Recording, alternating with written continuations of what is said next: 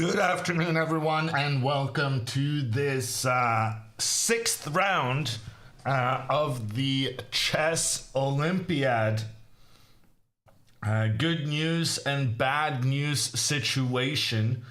Anna is not playing today, but that means we're going to be able to have her come on a couple of times during the games to let us know her thoughts on what's going on. My name is Jon Ludvig Hammer, and I will be guiding you through this match with Sweden facing off against Portugal. Portugal is ranked similarly to the Albanian team that we beat 4-0 just 2 days ago. Well, wouldn't it be a treat if we could repeat that success? Anna gets back-to-back rest days. Yes, important to note for everyone watching. Tomorrow is gonna be a rest day for everyone. The entire tournament takes a day off, and this is the only day of the tournament where that happens. So we will have no stream tomorrow, but the streams resume Wednesday, and it completes on Sunday. So Wednesday, Thursday, Friday, Saturday, Sunday, the final 5 rounds at the same time as usual, 3 p.m. Central European time and 9 a.m. Eastern. Do you think Sweden can win the gold? No. There is 0% chance that Sweden can win the gold. And frankly, it was pretty close to 0% when the tournament started as well. But Sweden can outplace their pre-tournament ranking. Sweden can become the best Nordic country. And these are the types of goals that are more,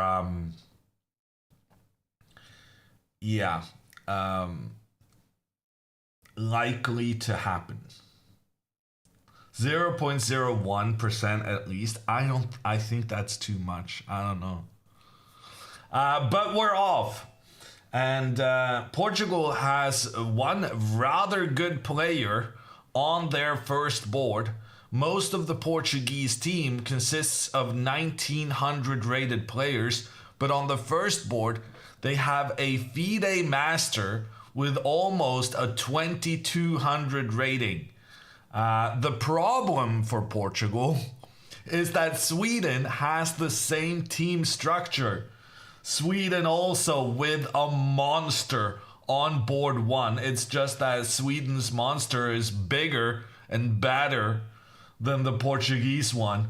It's Pia, and not only is it Pia, it's Pia with the white pieces today.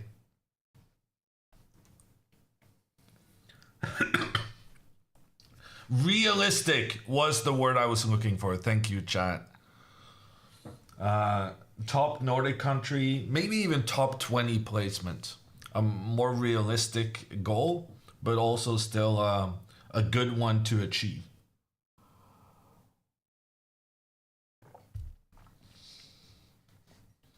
Wow, we have Portuguese in the chat. And when we faced Germany, the Germans were not very loud. They were quietly snickering about their 3.5 to a half victory. But the Portuguese, who's about to get absolutely hammered, squashed, Kremlinged, they're making themselves easy target in chats.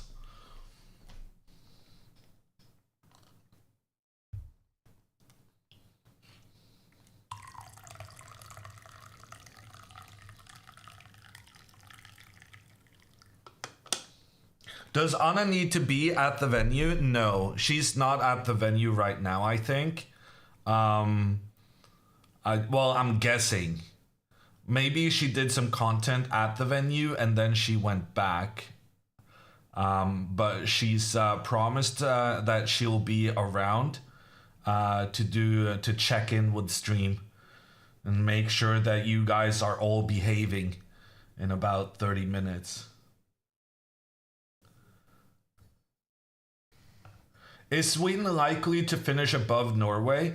In the women's section, the Swedish team is ranked 3 places above the Norwegian team. And the two teams have won and lost at the same time throughout the tournament so far. So the Norwegian and Swedish teams are very similar in strength.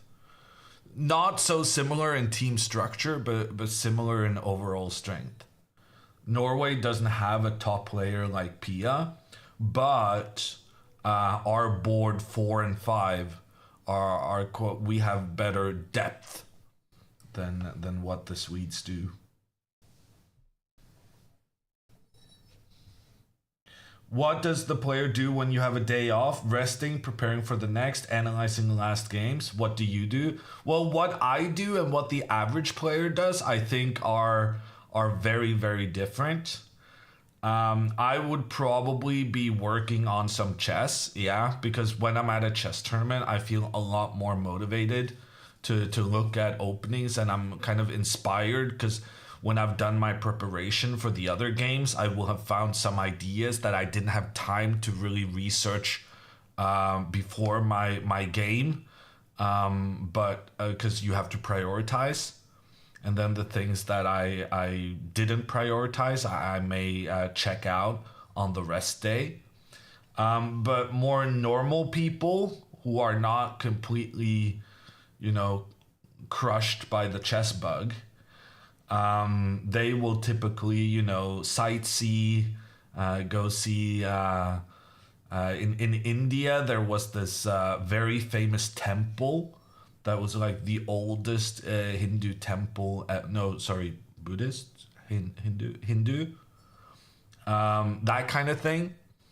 I know one of the Norwegian players who had a rest day went to a cat cafe where apparently they have a ton of cats that walk around and bother you.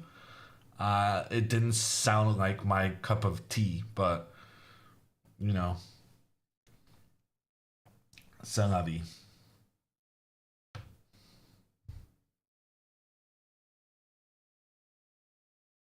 Sleeping, perhaps. Sleeping is an important part always, but not until 3 p.m., I think is fair to say.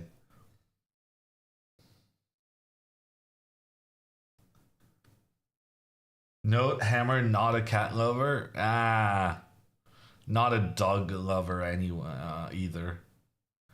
I kind of prefer cats to dogs because I think I'm more likely to beat a cat in a fight if things get real.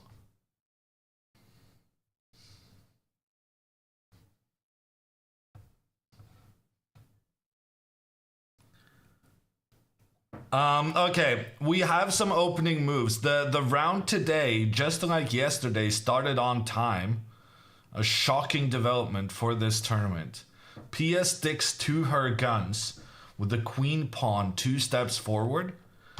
Black copies her strats and then pawn to c4. This is the queen's gambit. Gambit means sacrifice. Queen means queen. So this is the queen sacrifice opening, but it's only a sacrifice of a pawn, and it's not even a proper sacrifice because if black captures it, you have ways of guaranteeing you'll get it back. But the name Queen's Gambit stems from the fact that this is a gambit on the queen's side of the board, as opposed to the king's side.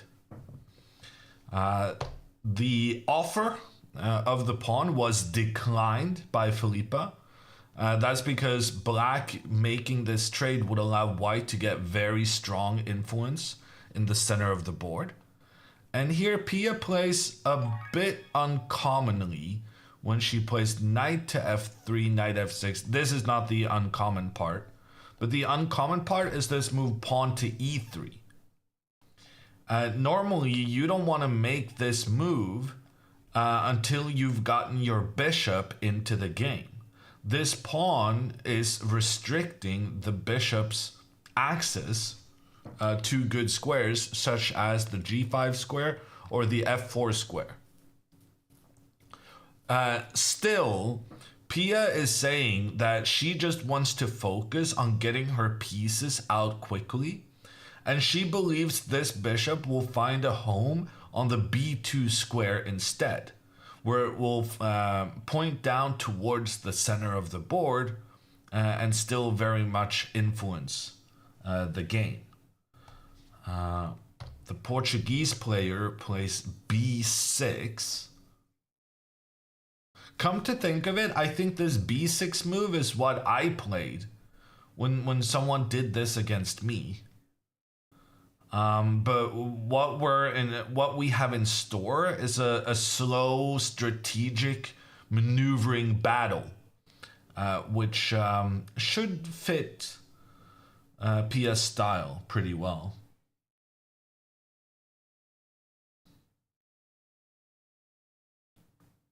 Let's take a look at the team as a whole, because now without Anna on the team, it means both Margot and Lavinia is playing. Ooh, and we got some drama already, I think. Because look at all the moves that have been made in Inna's game. Inna on board 2, she has a bishop pointing in towards her queen. And right now, white is rushing their pawns forward in the center of the board.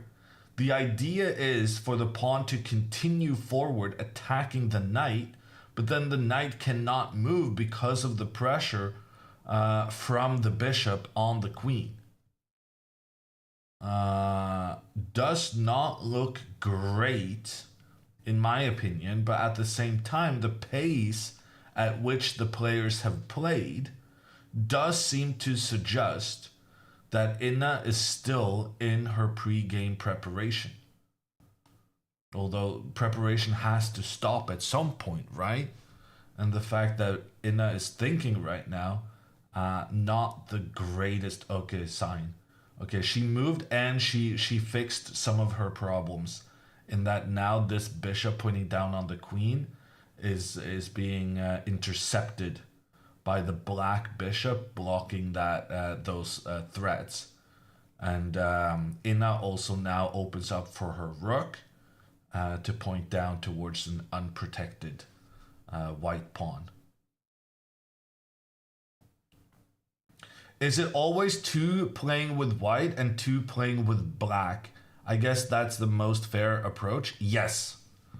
Every match, 2 players have the white pieces and 2 players have the black pieces. That's supposed to be completely fair.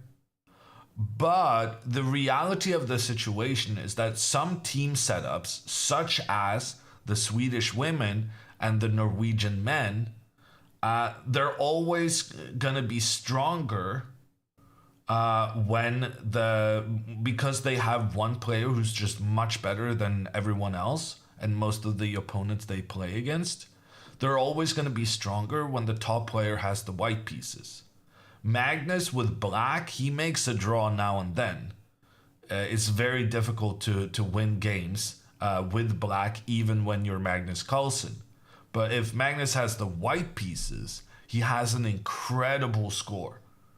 And he will often, almost always, put the team in the lead, which is a big help for the rest of the squad.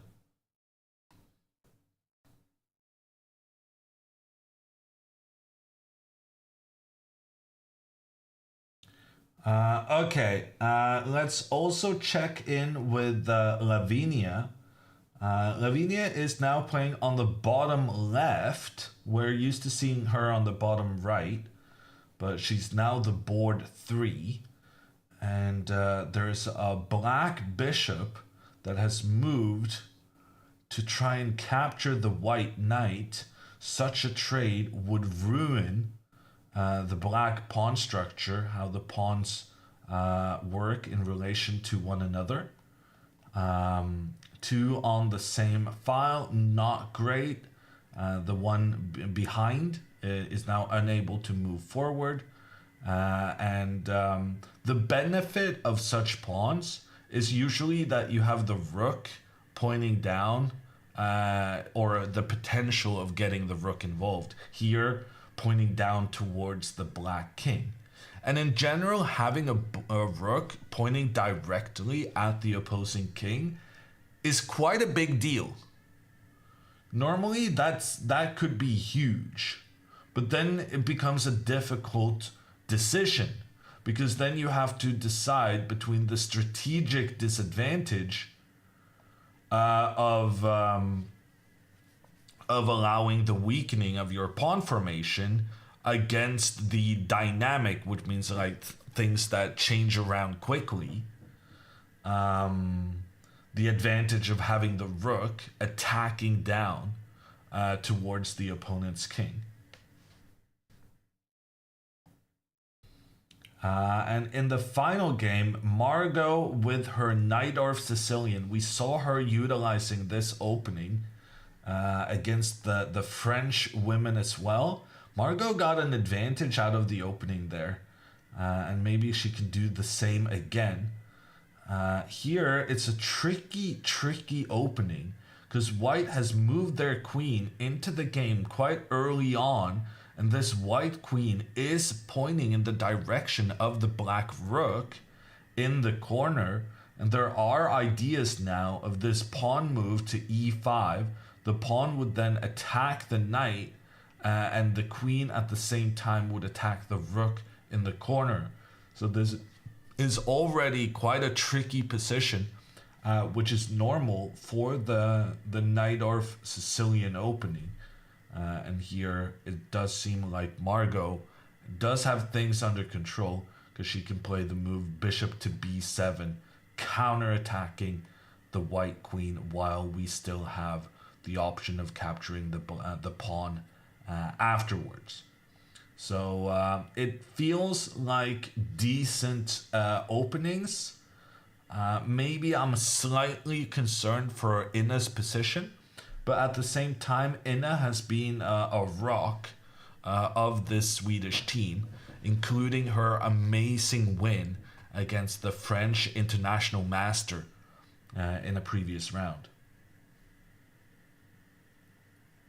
Okay, Pia has played in the meantime. Bishop to d3. We see this is her plan with going pawn to e3 on the previous move. The pawn is making sure that this bishop from the queen side cannot easily enter the game. But on the other hand, it means that the other bishop can very easily get involved. And she's now going to prioritize making her castles early on.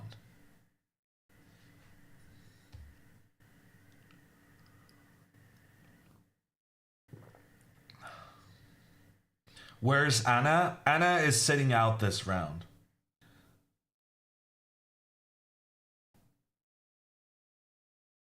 But she's coming by to the stream. I made her promise.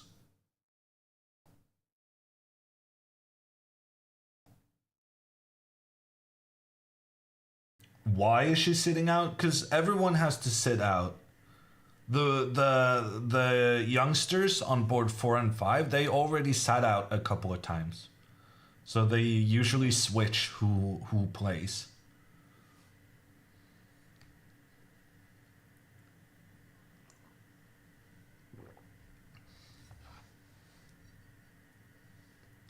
Forced Anna to appear. I like to think she still wanted to interact with you guys, her chat, her beloved chat. But you guys know what you guys are like, so maybe some forcing was involved.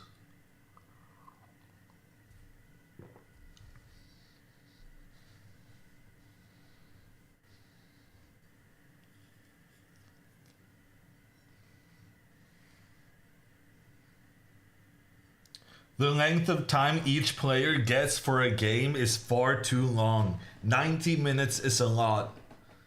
That makes each game a minimum of 3 hours, and that's not even adding additional time in increment. Claude! Dude! Controversial opinion. I kind of agree that the long time controls are not the greatest for televised chess. I will agree with that. But on the other hand, on this channel, I think we get kicked out if we don't promote even worse time controls. Because Anna has exemplified her need to get as much time as possible on every occasion she has ever played chess. The problem with chess players is that whenever you give them more time, they use more time. Chess players just have this, it's a very rare trait for someone to have a certain amount of time and be like, yeah, I'm not going to use all my time. If you give chess players 3 hours, they will use 3 hours. If you give them 5 hours, they will use that. The only thing that stops a chess player from thinking is losing on time. So I do sympathize with your opinion. I do think that the games could be a bit shorter, but it would be very punishing to the slow thinkers, of which I am one.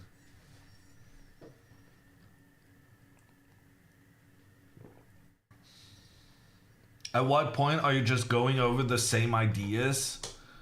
If you increase the time, frankly, you're already doing that quite a bit at 1.5 hours. But typically, when you just kind of rehash the same thing over and over, it's because you're not really happy with what you're planning, but you're failing to see an even better option. So if that happens, that you just go around and round and kind of trying to look for some nuance, some difference in a move you can make, you're normally in trouble already. Jonas Gomez, that is a very Swedish name and a very Portuguese name all in one. Against Portugal today, they say. I can't root for anyone then. Well, that's one way of thinking. The glass is half full. My preferred thinking. But let me reveal a sensational train of thought that other positive-minded people have. Maybe you're gonna win no matter what. You can say, I'm gonna lose no matter what, but you're also gonna win. Jonas.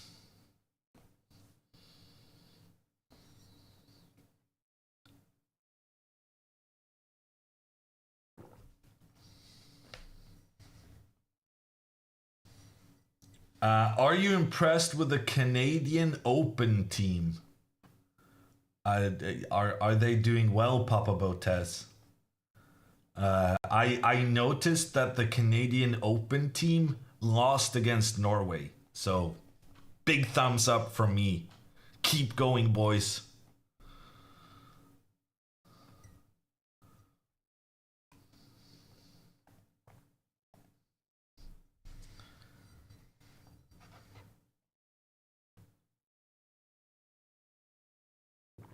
I thought they drew Norway? Oh.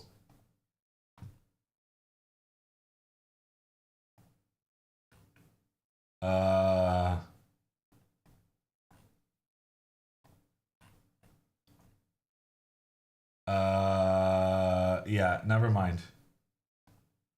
Norway has been doing so well. They won 4 matches and drew 1. So I was playing the odds. 20% chance Canada drew against them. I went for it. Okay, my bad. Well, then I'm unhappy about their performance then. Papa Bot, take your thumbs up and level it. Okay, done, Papa Botas.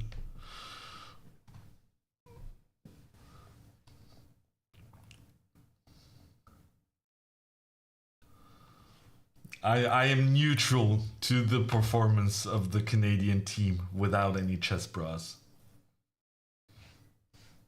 It was an exciting match. I was following some of the games. The Norway was up 2-1. It's coming back to me now. Norway was up 2-1, and then there was this Endgame, which was really my bad. Very tricky endgame where the Norwegian player was down a bishop, but they had a pawn that was rushing to become a new queen. And then the Canadian dude, he sacrificed his bishop to get the pawn that was becoming a new queen. And then there was a situation where white had a queen and a pawn versus a queen. And the Norwegian player was giving checks on the king pretty much non-stop. But he gave the checks in an incorrect manner, allowing the queen, the white queen, to kind of intercept. And somehow the white pawn managed to make its way to become a new queen. Norway has a chess bra in the team, though. Yeah, that's true. So the match was not bra-less. Can you say that?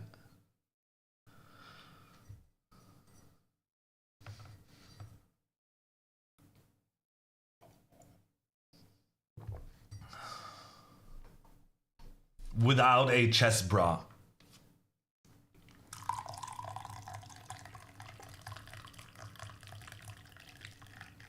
Okay, Pia has castled her king. The pace of this game is really... It's reminding me of Anna's games, honestly. We're not used to Pia spending this much time early on sensible developing moves. But after her bishop went to the d3 square, just getting the bishop out there, bishop to d6 was played, copying Pia's strategy. And now castles from Pia. She spent 7 minutes on this move, which genuinely surprises me. I felt like everything she had done was led to castling early on. Okay, and now Felipe has kind of found a good strat. She's just copying whatever Pia is doing. Pia moves the bishop out. Felipe moves the bishop out. Castles. The problem now is that black's best move is probably bishop here on the next one. And, well, Pia's not going to move her bishop there. So it's not going to be the identical move. That being said, Pia probably now, because we talked about this earlier, because Pia put this pawn in the path of her bishop, she's going to need to have the bishop move one step to the side to point in towards the center of the board. And frankly, there's still going to be a pawn standing in the bishop's path. So it's not completely optimal. And then after black goes for the same kind of strat with the bishop pointing in to the center, Pia does the same, and now black could go with their pawn 2 steps forward. And then this would be an identical position with both players having made the same moves throughout. And despite it being pretty identical, the computer still prefers white. And the reason is quite simple. There are 4 pawns here targeting each other in the center of the board. Yes, it's an identical position, but white is the one who gets to move first. And having that advantage of moving first counts for quite a bit when it becomes a capture-heavy situation. So in this kind of position, Pia would be able to capture the black pawn. Black would not be able to just copy the moves. Computer says here, bishop takes h7 check. This is such a classic way of illustrating that just copying your opponent's moves are not going to be working out. Because once your opponent says check, that's the end of the fun. And the idea was that the black pawn was going to capture the white bishop anyway. So the black bishop sacrifices itself, and then you capture the white bishop, sorry, sacrifices itself, and then you capture blacks. And then you end up with this extra pawn here. Yeah, computer says white has a winning position with the extra pawn. This guy being 2 squares away from becoming a new queen is also helping the situation.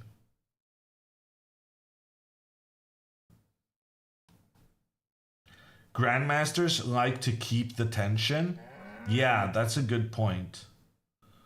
Oh, sorry. I moved away from what I wanted to do. Yeah, sometimes you like to keep the tension, but sometimes it's better to release the tension first.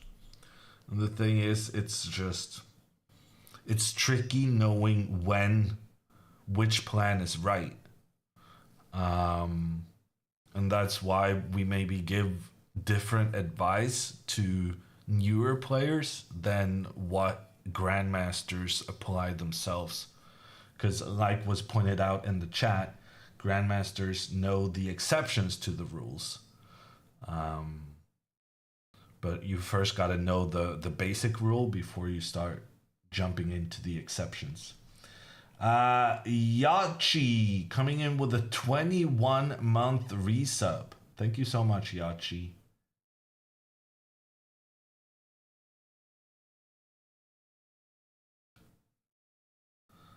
On a scale from 15 to 47, I really enjoy your commentary. Thank you, Guru. 80%, I'm sure.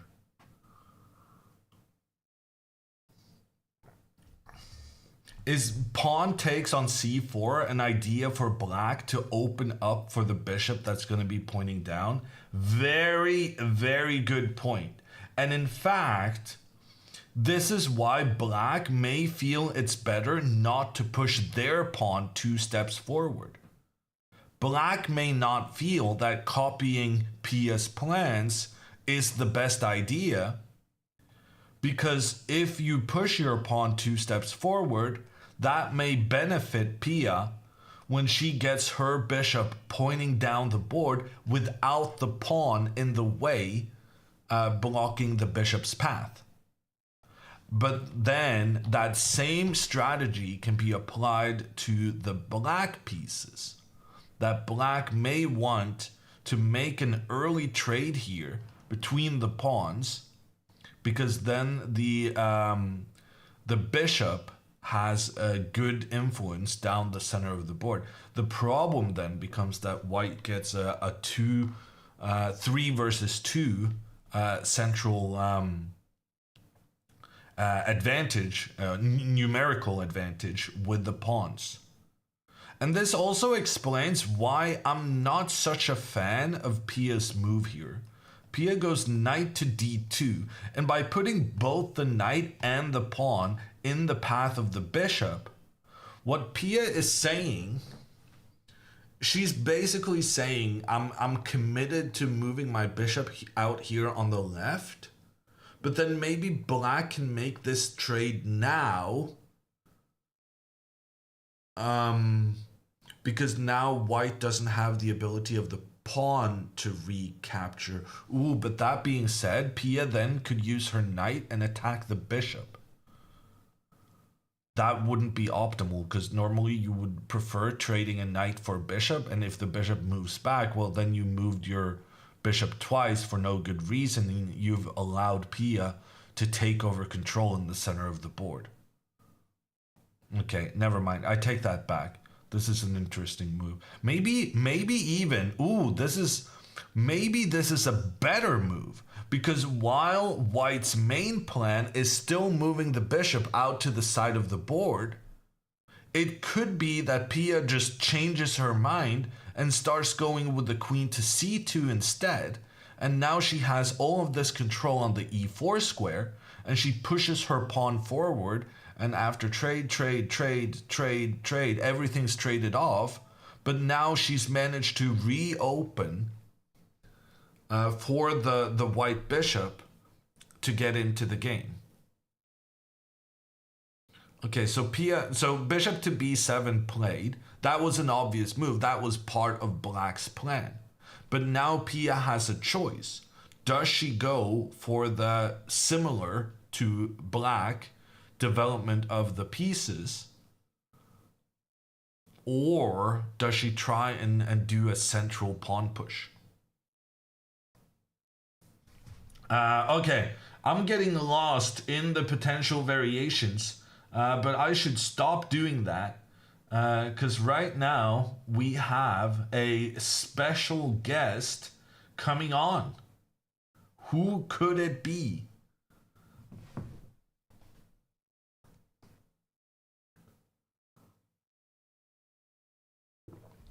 Magnus Kramnik, Papa Botez.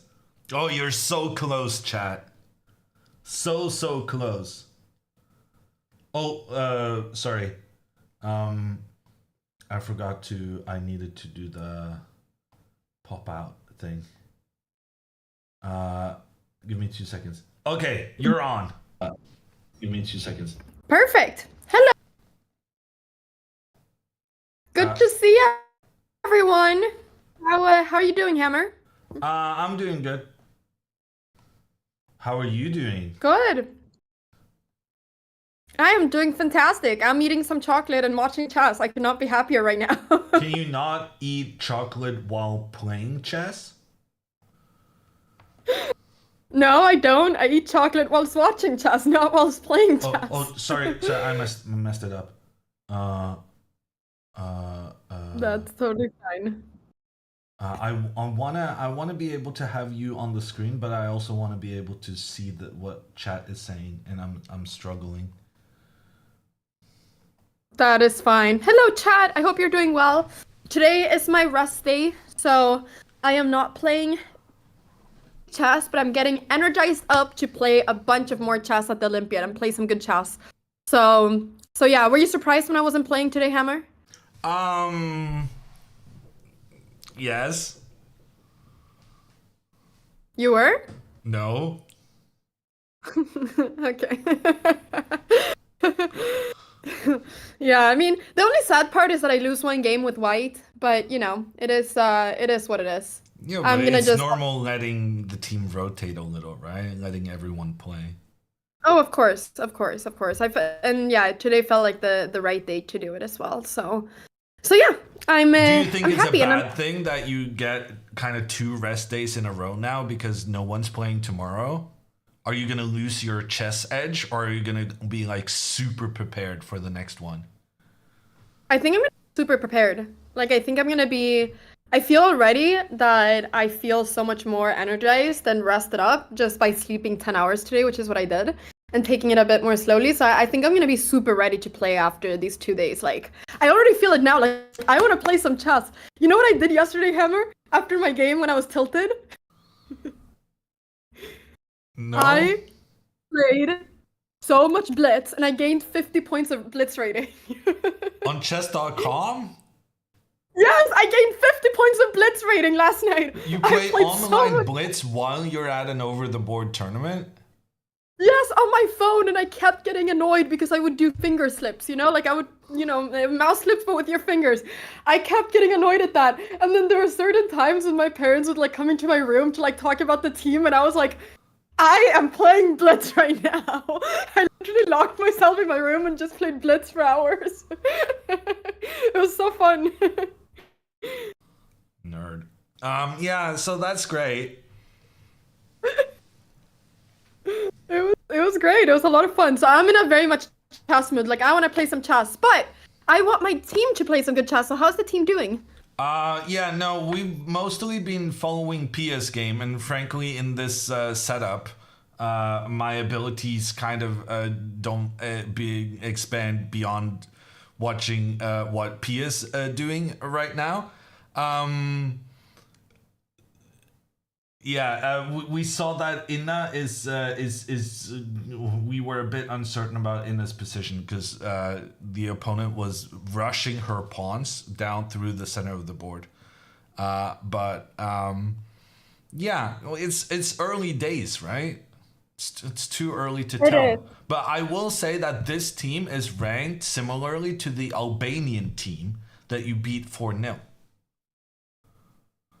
It is. So I'm hoping that we get, a big win today. I really hope so. But also, I did hear. Did you call me a nerd? I mean, if I said something, then you would have heard it. If you didn't hear anything, this is like the classic tree in the forest.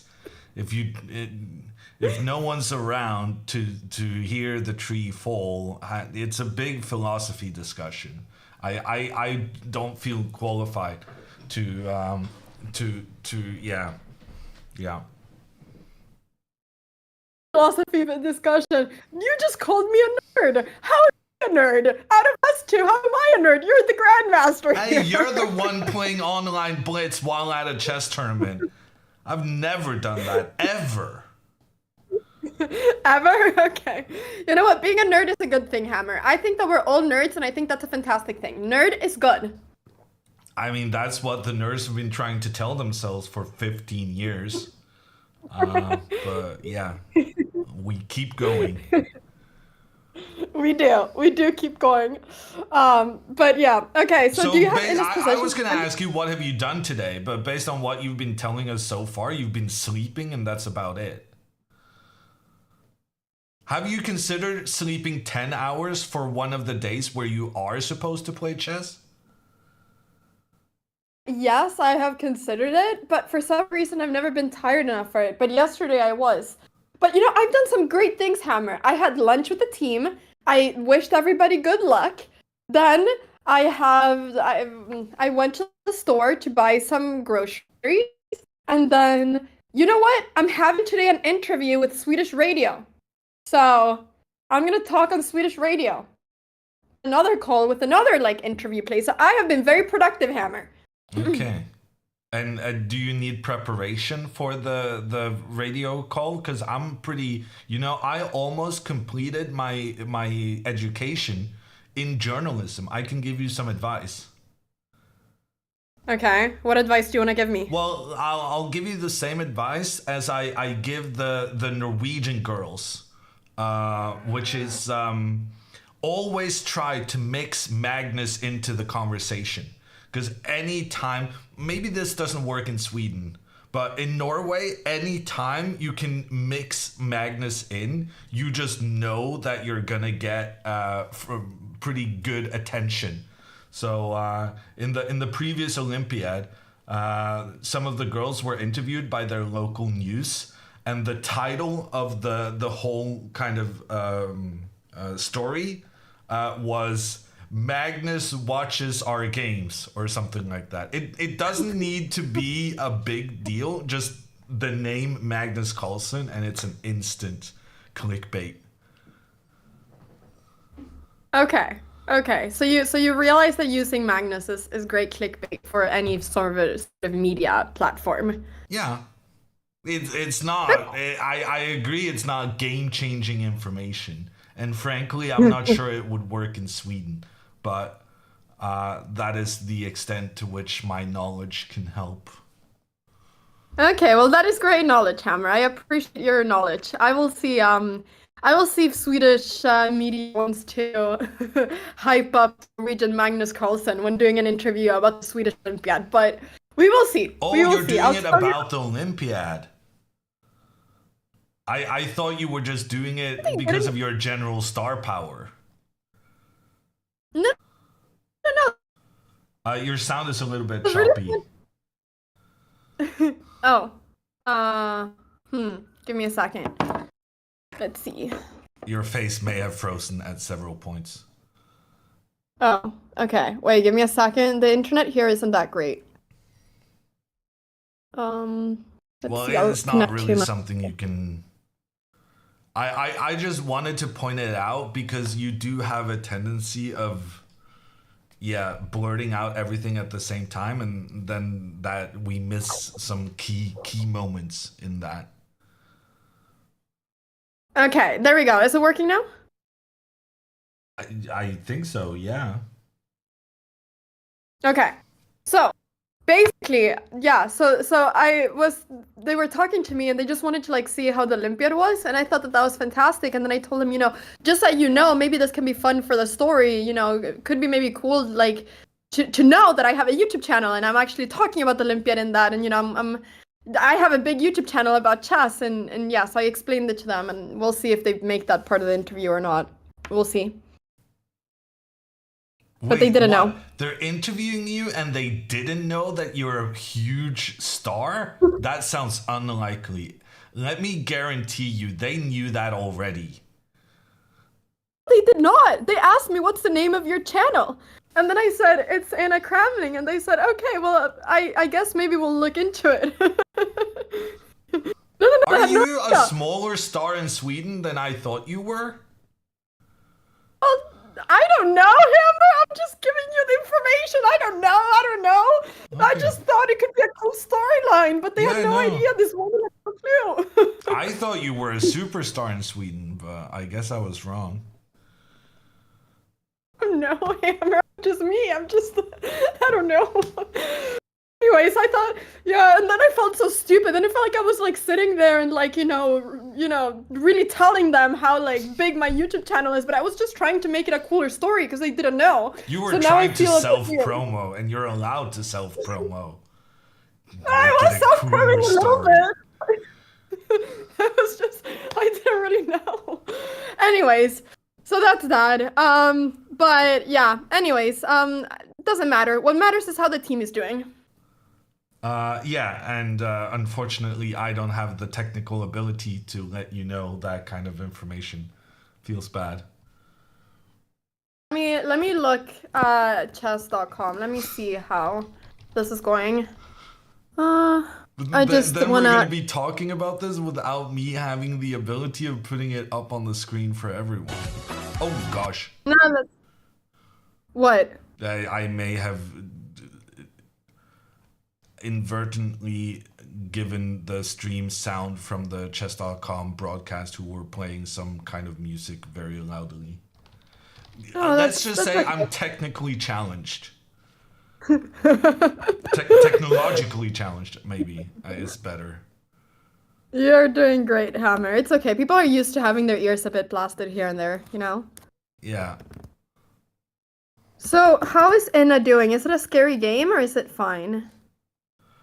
Oh, it's a little bit scary actually for her, no? I don't know. I think it's unpleasant for Inna, and also her opponent is playing reasonably quickly and playing sensible moves. 9% accuracy for opponent so far, 99.1. Did you say percent? I mean 99.1 accuracy. Yeah. Right. Yeah. That's good. Yeah. Unfortunately. That is really sad. Okay. We'll see. I have trust. And how are the other girls doing? Margot and Lavinia? Margot, I think I kind of like her position. And Lavinia, I liked her position. And now it's looking kind of equal-ish. But Okay. the thing is, you have Pia on board 1. Having Pia on board 1 it helps quite a bit. Of course it does. Yeah, there she is. Yeah, that's the idea that, in great shape, hopefully, we can have my mom getting a win, and then the rest of the team just needs to get 2 draws just for us to tie the match. Like, that is what Sweden's strategy is. Pia wins, and the rest of the team just needs to not lose, and then we're fine, Then we at least tie the match. I'm But, familiar. I played with Magnus. We had similar strategies. We just need to survive the rest of the team. That is our only goal. But then the problem becomes when we don't survive, or maybe when Pia doesn't win, of course, and then that's when it goes a bit downhill. But it was very nice that she was able to save a draw yesterday. I'm really happy about that. Yeah, we were talking a bit with chat about what the goal for the team is. Do you have like a set goal within the team? I think it's to get top 20. Like our starting rank is 33rd. I think getting top 20 would mean that we've all like overperformed and that it's been a pretty fantastic result. So I think that's the most realistic, really good result we would like to get. Yeah, I was saying that maybe your goal was beating Norway. Oh, of course. Oh, if we play against Norway, we've been very friendly to them every day. But if we play Norway, Hammer, I you on Sweden's side. As my official commentator, you cannot be on Norway's side in that match. I want you to know that. Okay, I meant more like beating Norway in the standings, but I guess I forgot that you could play them as well. We absolutely can. And do you want to know something funny? The team captain for the Norwegian female team, Linus Johansson, he's Swedish. So they have a Swedish captain. Even Norway wants Sweden leading them. Do you know why he's the Norwegian captain? Why? Because he thought Sweden was such a bad country that he moved to Norway in search of better future, because Norway, appreciates chess and is just generally better. Got a job in Norway doesn't mean that it has anything to do with the chess. Yes, he got a job in Norway. Sometimes people move for jobs. Doesn't mean that his heart is with the Norwegian chess team. It just means that this is what his practical choice is. He lives in Norway. If you end up getting a job in a different country, it's probably because you were looking for a job in a different country. You don't just miraculously decide, I'm looking for a job, let me move halfway across the world, or, well, in this case, across that border without too much police. But anyway, one border, Hammer. Of course you can cross that border for a job if you like the job. It's not specifically that he said, oh, my lifelong dream is to live in the country of Norway. No, he had a job, he had good opportunities there, he went there, he crossed the border, easy peasy, 5-hour car ride. Not a big deal. Okay. We've noticed yesterday that you're sponsored by a Danish bank. Danske Bank, yes, the Swedish team is sponsored by Danske Bank. These things happen. It's thanks, Danske Bank. So Norway is hiring Swedes. Swedes are getting money from Danes. I mean, I'm glad there's any Swedes left to play for the Swedish team then, even if they had to import some from Spain.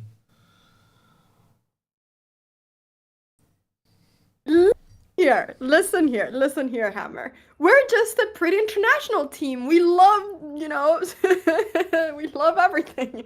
So we're just a bit more international. But it's a good team, and you are supporting this team. Yes, support. Thumbs up. Okay, we lost her.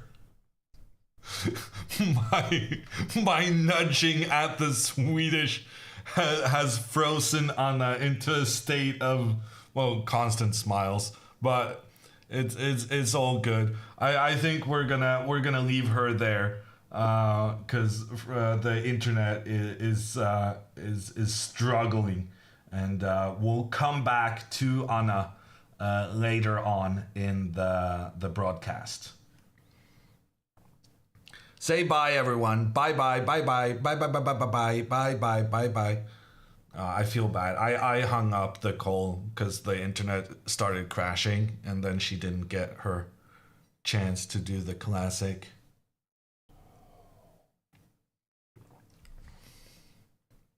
I have been promised that she's gonna be back later on when we're in a better situation to tell what's going on with the team.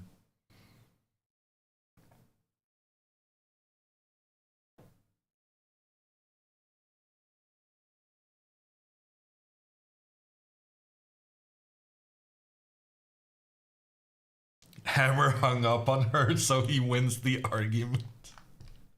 what can I say? Having the power of the stream control is it's a weapon that that should be utilized if you have it. Okay, let's check in with Pia's game. And we talked about how she had two different plans in this position. Either she could go for the same kind of fianchetto, which is what we call it when the bishop are out on the side of the board, pointing in towards the middle. But her problem with that plan was probably that she felt that she was just making the same moves as her opponent.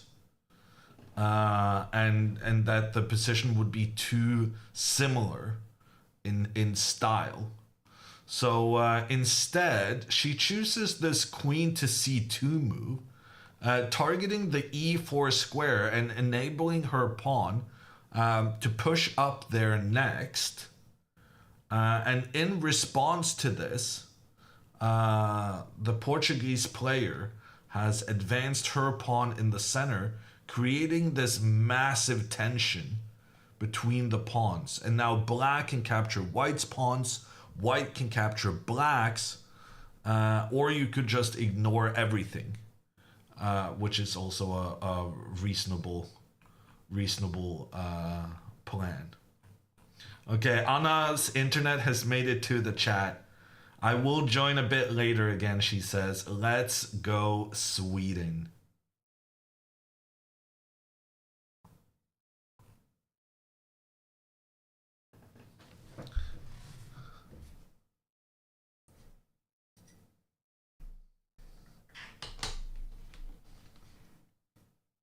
And by the way, Pia took this pawn. I forgot that she had made a move. Yeah, Pia captured black's pawn. And I think the most concerning thing about the current situation is that Pia is down to 1 hour on the clock. Frankly, I have never seen her spend this much time so early on in the opening. There is some definite Anna tendencies in this time management right now, which is usually not the greatest of signs. But there's tricky decisions to be made. Do you recapture with the pawn? Black would then have good control with the pawns in towards the center of the board.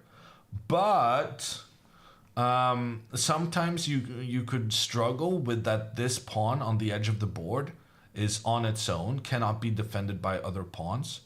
And also there's some interesting situations that can arise where if white now pushes forward in the center, you can get this kind of situation where black actually ends up having two single pawns.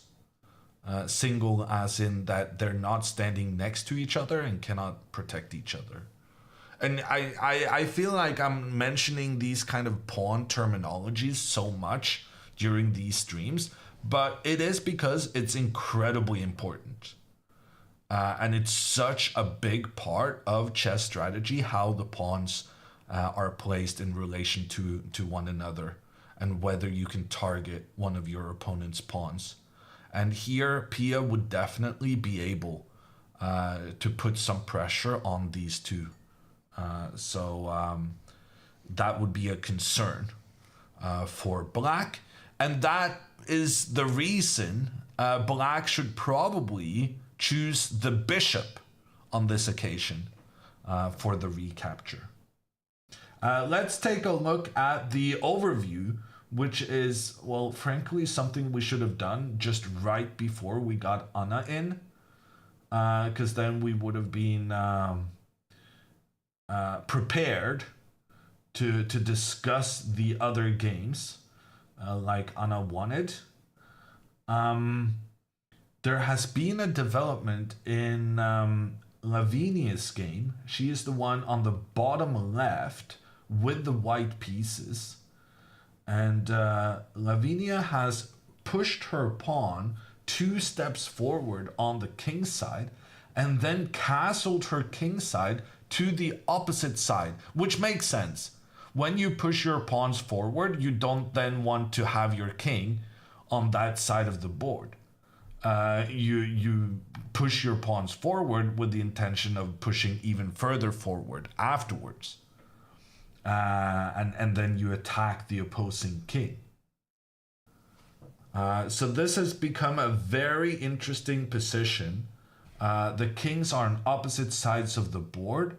Lavinia is the one who's closer to getting this kind of pawn rush down towards her opponent's king. But in the meantime, there are some interesting possibilities for black through the center of the board.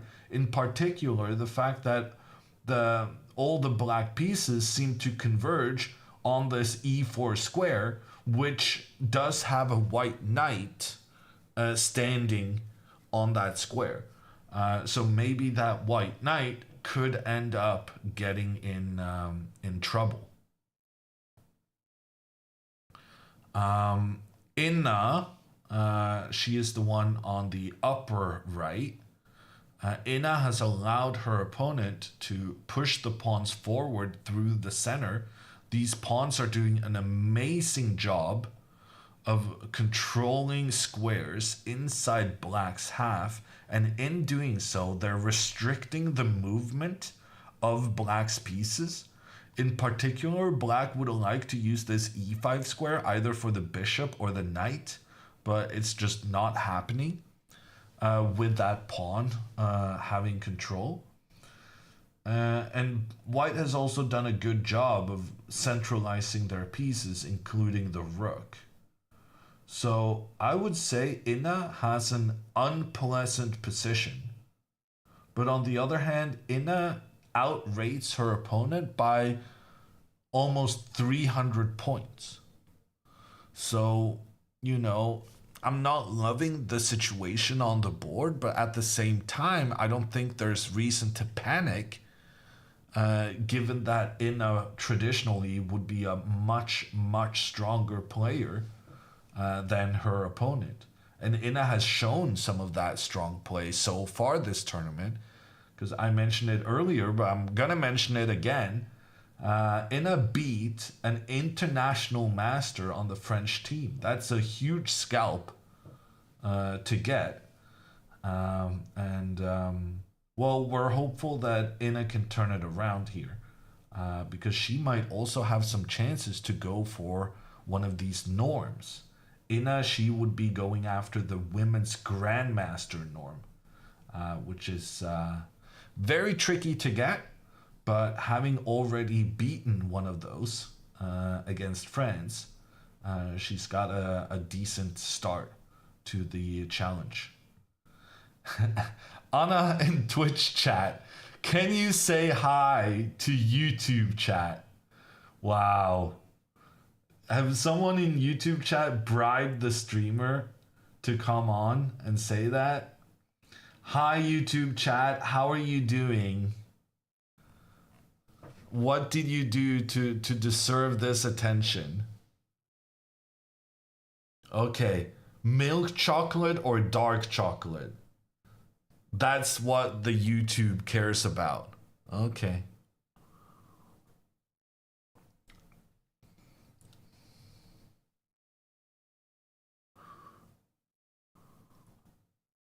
Milk? No, that's the wrong answer, Alfred. Dark chocolate is the right answer. It's both healthier and it's frankly better. At times, at least. Because all the milk chocolate, they don't make any effort to do flavors. Because they just expect people to be like, oh, plain old milk chocolate, that's okay, we'll eat that. But the thing with dark chocolate is that you have these with chili, and then you have the sea salt and that kind of thing. And also just the classic, which nut do they usually use? They're very good. The dark chocolates are always the more kind of exclusive brands. which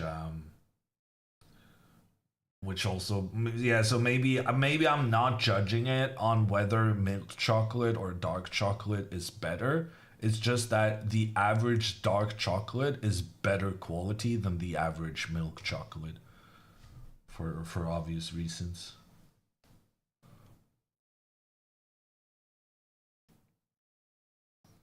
Okay.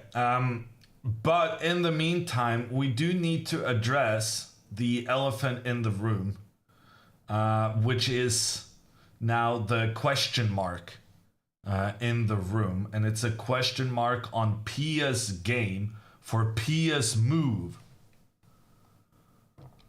The good news is Filipa, she recaptured with the pawn, which I basically categorized as a mistake.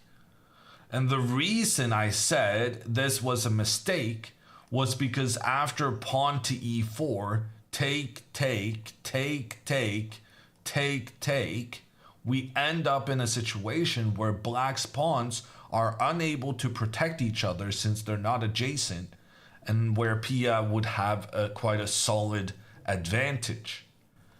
And Pia, being a grandmaster with a grandmaster mind much like mine, she goes pawn to e4 because this is her idea. She wants to create that pawn weakness on c5, and the way to do so is to get a trade here. In order for this pawn on c5 to be on its own, we need to get rid of the pawn on d5.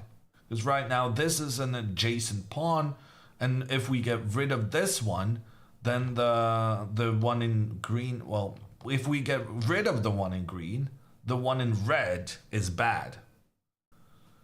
Red bad, green good. I don't make the rules. Someone decided that's how the world works, and I'm just copying them. However, the problem that the computer is now pointing out or feeling is the move knight to c6. What does this move? Well, two things. Pia was not only threatening to trade off the d5 pawn, she's also, so say if the d pawn just moves forward, then Pia can go forward as well, forking the bishop and the knight at the same time. And winning one of them, winning the game. So what does this knight to c6 move? Well, primarily, it takes control of the e5 square, so there's no ability to push further forward. However, there's also an extra idea, which is that if Pia now eliminates that pawn in the center of the board, black will have knight to b4, attacking the queen, attacking the bishop. The queen has to move. The queen still keeps the bishop defended. But in this situation, despite black having some weak pawns, black also has two very nice bishops pointing down towards the white king, while the white c1 bishop is yet to get into this game. I don't think this is the end of the world, but it's not promising if we're hoping that Pia wins the game. That being said, number one, knight to c6 is not an obvious move. And number two, yeah, it defends here, but the main idea is to go after the queen and bishop. What if we just play pawn to a3 to prevent that idea? And then black could play pawn to d4, which the computer is unhappy about. But in my experience, these kind of pawn structures are not the end of the world.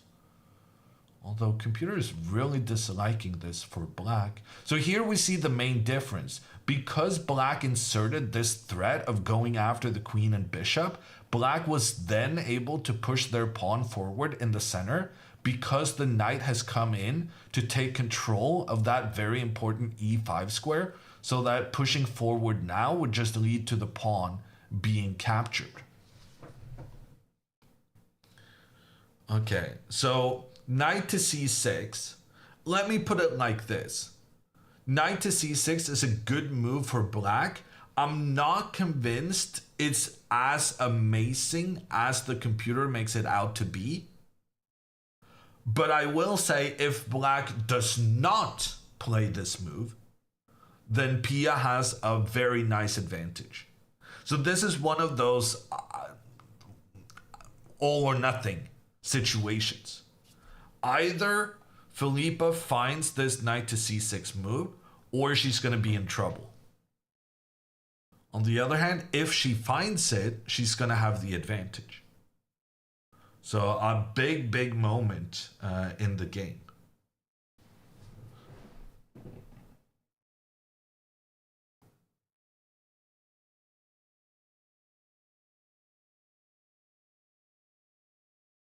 Is Anna's game over? Anna is not playing today. So in the chess Olympiad, it's like a world team championship, but all the teams have 5 players. So they rotate who is playing. Anna played all the first 5 rounds, but now she's sitting out for the 6th one. She'll be back though for the next. Okay. I don't know that, but it's very rare to have the same player sit out twice in a row. So I'm pretty confident she's going to be back for the next one. And that game is actually not going to be tomorrow. So you may want to check your calendars, because tomorrow is a rest day, which means you can go out and touch grass, frolic in the sun, or whatever it is you people do. And you'll just make sure to be back Wednesday at 3 p.m. Central European time, or that's 9 a.m. Eastern.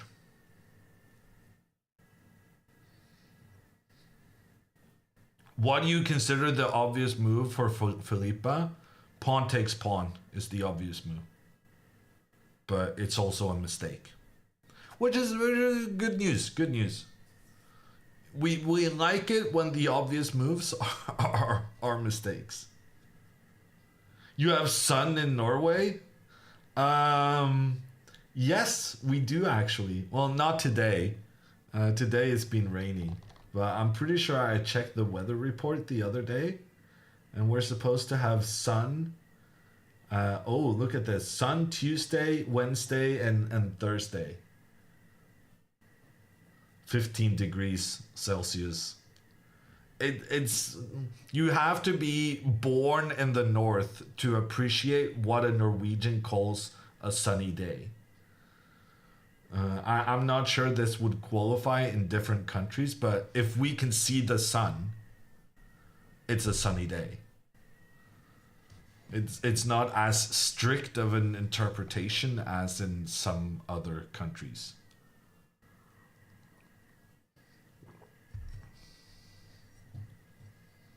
Is that similar to London? I don't know. Maybe. I heard that Norway has more sun hours than London. But I'm sure that is a fact that can be researched. 15 degrees Celsius is winter in my country.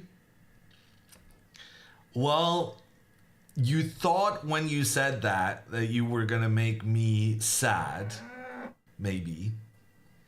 But what I will say is that I much prefer minus 10, minus 15 in the winter to having 30 degrees in the summer. Because, as the Nordic people all know, it's easier to take on clothes to keep yourself warm than removing your skin to keep chilly in the worst of the summer months.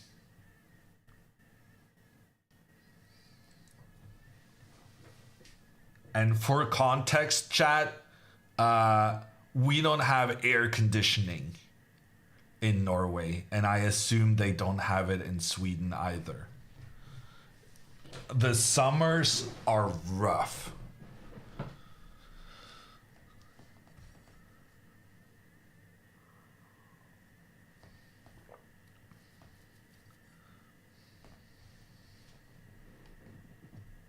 Why no air conditioning? Because back in the day, we didn't need it. But yeah, times have changed.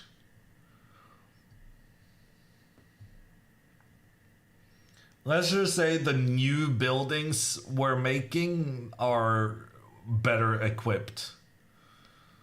But yeah. Maybe Norway could just move further north. Well, fortunately, we have plenty of land further north. So we're going to be good.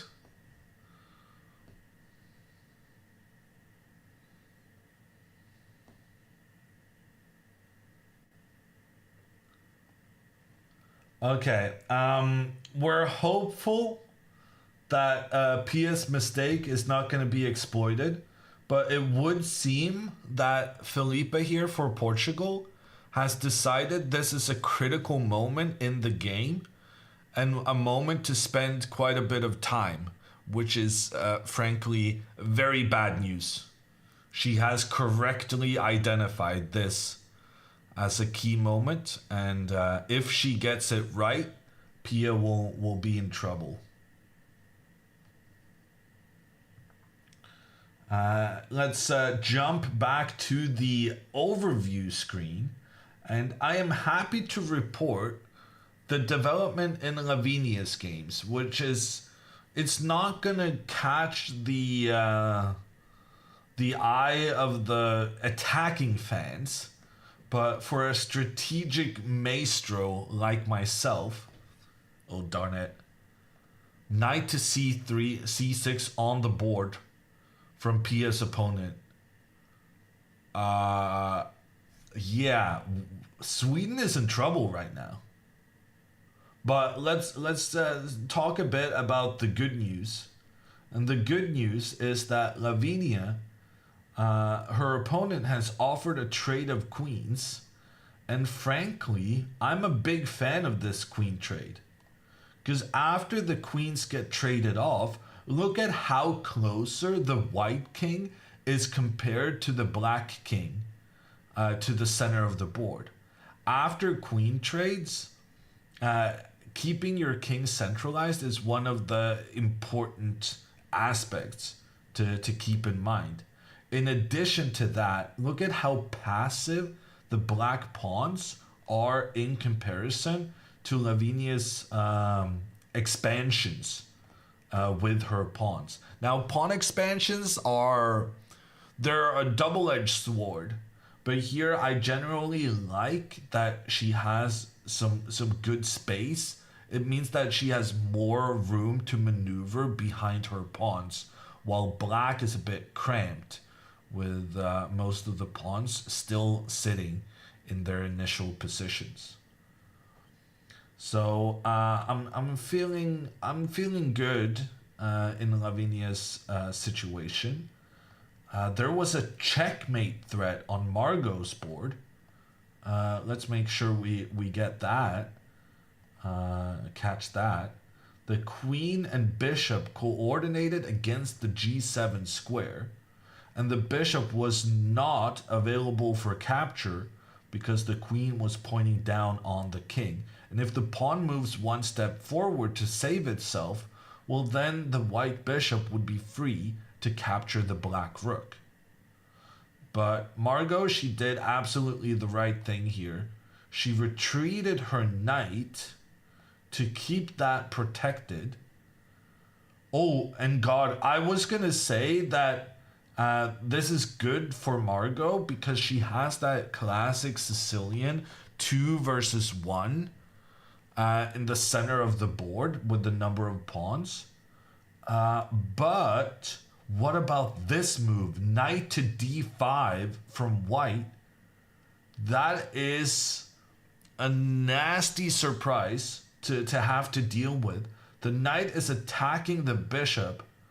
The bishop doesn't really have that many squares. The bishop could move back, but in that case, Margot is being forced back with all of her pieces. And the key point here is that the knight cannot be captured, despite the pawn being perfectly placed to do so. Because then the bishop comes in, attacks the queen. The queen has to move to save itself. But as the queen saves itself, the rook behind is going to be lost. So I was liking Margot's position, but the more I'm looking into the details, I'm thinking that white may actually have a very nice situation here. And that leaves Inna's game as one of the ones we haven't looked at yet. And Inna being kind of desperate about the lack of good placements for her pieces, she's now moving her bishop into enemy territory, trying to provoke a trade. But if that trade happens, a black pawn is then moving inside white's half of the board, and this pawn could be a major weakness in the long term. Ooh. But the computer actually says that this is good for black. Ooh, maybe Inna is very, very clever. She's trying to provoke white into making this trade, making white think that this pawn is gonna be in trouble. But in fact, the pawn is controlling some of the retreat squares for the white knight, and now the white knight is struggling to get back to safety. So the trade between the bishops would actually be a big mistake for Portugal. Okay, so that's good. I'm liking Lavinia's position, and I'm kind of also liking Inna's situation. Inna right now is definitely worse, but the position is quite tricky. And Inna being the big rating favorite, I like her chances of using that trickery to win the game. Okay, we're gonna have to jump back to Pia's game, because there is stuff happening pretty quickly, and it's not good news at all. After this e4 pawn push that got the question mark from chess.com, Felipa spends 14 minutes, but she spent that time well. She finds the key move in the situation. The only move to give black the advantage, but also the only move to avoid white getting the advantage as well. And now Pia has traded off the pawn in the center of the board. She gets 2 green stars in a row there. So Pia has accomplished what she set out to do, which is splitting up the protection of these black pawns. She eliminated the black pawn that was adjacent to this other one, and black now has a weakened pawn formation with 2 pawns relying on protection from black's bishops, rooks, and so on, because they cannot protect each other. That being said, after knight to b4, the attack on the queen, the attack on the bishop, the queen has to save itself while remaining protective of the bishop. But the problem here is capturing that bishop is a huge accomplishment for black, because now you get an unopposed light squared bishop pointing in the direction of the white king, and black can be happy with the outcome of the opening. I don't think Pia is in as much trouble as the computer makes it out to be. Computer is saying that black is like pleasantly better. It's giving minus 0.4. But I think the weakness of the pawns are gonna basically well, not outweigh, but compensate equally. There's an equilibrium between the weakness of the pawns and the advantage of the two bishops, and in particular the bishop on the light squares, since that's the one Pia doesn't have in her arsenal. So I guess basically what I'm saying, it's gonna be difficult for Pia to win this game.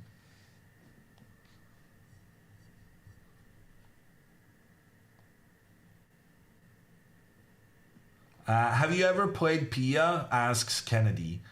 Yes, I should start researching that because people are asking it at a reasonably frequent rate.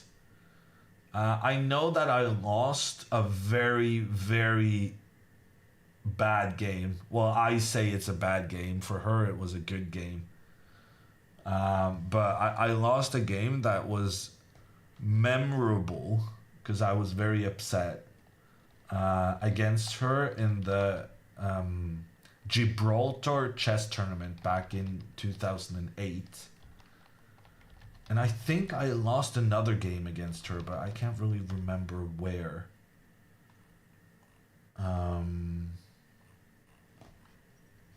But I have since beaten Pia a couple of times. I beat her in the Siegemann chess tournament, which is like one of the main tournaments in Sweden, in Malmö. And I also beat her in the Swedish league. So I think maybe it's 2-2 or maybe 3-2 in my favor. Were they tough games? I mean, the ones I lost, I would say, were very tough. The one I won most recently in the Swedish league, I was super happy about. I thought I played a brilliant game. But I don't know how to respond to your question of whether it's tough or not. It was a great game, but then maybe it wasn't a tough game because I found it easy because I was playing well, right? But it's not easy to play well. This I have learned over many, many years of chess experience. Do other people think it was brilliant? Other people don't really care about a singular game you play. I think the people on my team were very happy because Pia's team is one of the strongest in Sweden. This is not like a national team competition, it's a club team competition. And when I played Pia, it was like the fight between the two top teams in the league. And me getting the win there was super important for us to win the league overall, which I believe we did.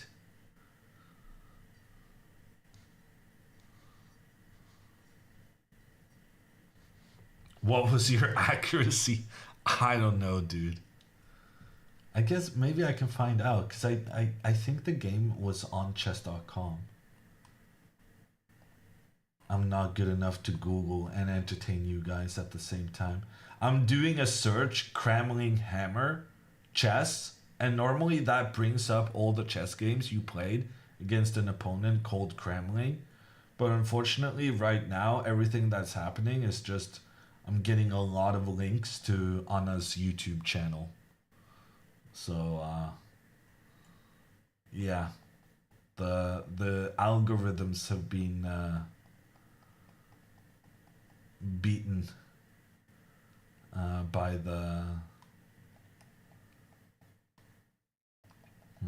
yeah, no, this is the problem. If you talk about chess with a chess player, now I'm playing through one of the games where I managed to beat Pia back in 2010.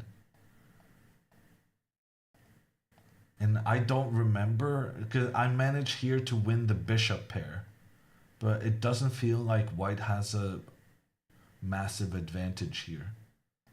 Ooh, I managed to win a pawn. I don't remember this game at all. I have no recollection of this. Pia got a really strong bishop in the center of the board.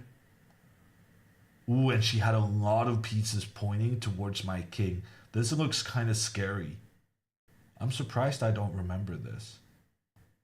Ooh, she made a mistake allowing me to sacrifice my rook for the strong bishop. Now I have an extra pawn. I'm giving away the extra pawn, but I'm creating a counterattack. Ooh, we go into the endgame. I still have an extra pawn. Ooh, I managed to win another pawn. No, we're still in the endgame. Extra pawn for me. Ooh, I bring my knight in to attack her king. Okay. I genuinely... This is the scary thing. People think that chess players remember every game they ever played. I just played through a game I played 14 years ago and I can't remember any of it. And the fact of the matter is, games I played, even just last year, I don't remember it. I don't know if that just me being a bad chess player or what it is, but chess players' memory is massively exaggerated.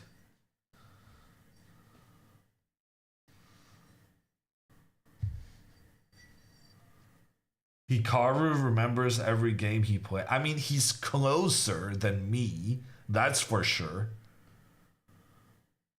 And in fact, people should be incredibly impressed how good I am at chess considering how bad my memory is. But I refuse to believe that Hikaru remembers every game. That is just no. If I can't even remember games I played last year, that guy can't remember every game he's ever played. No. I no, that's not possible.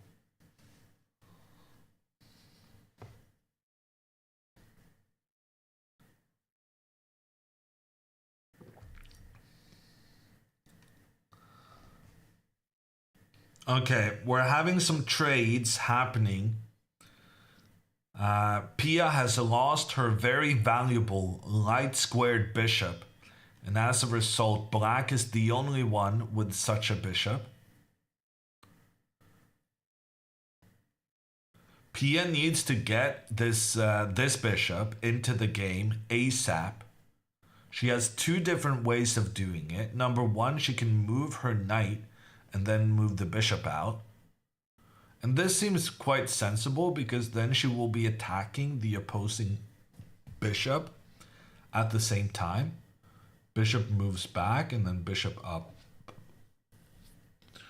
Yeah, computer prefers black's position, but I am not very concerned on Pia's behalf. I think if she feels like she needs to defend towards the draw, I think she will manage to do so. Dorizo coming in with the first time sub. Thank you. What happened with Anna? Anna is not playing today. There's 5 players on the team and they switch who plays.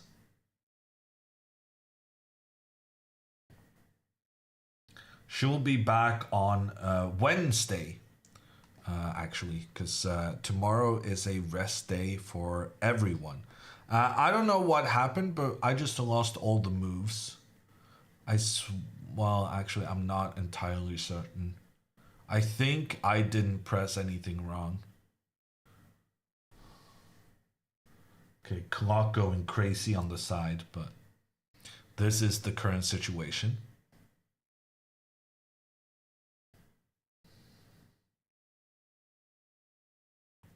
Is Budapest still a swimming pool?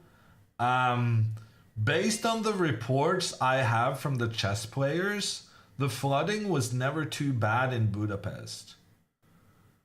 But I saw this Polish village that was just water everywhere. So some of those Central European areas were definitely hit worse than others. Jeff coming in with a prime. Thank you, Jeff. What was the final score yesterday? Schlurp, Sweden lost 3.5 to a half.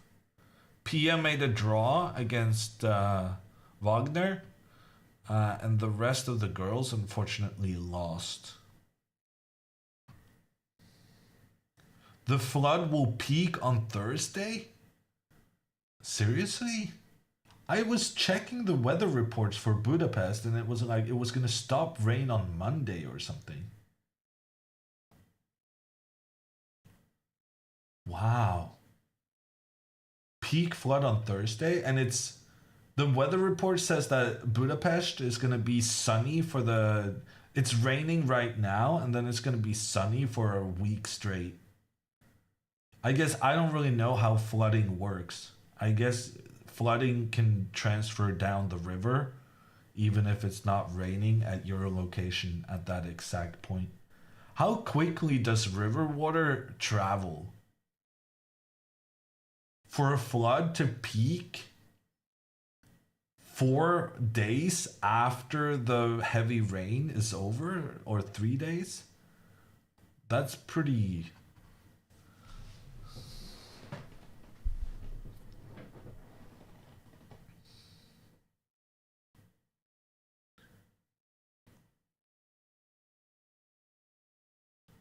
Usually pretty quick.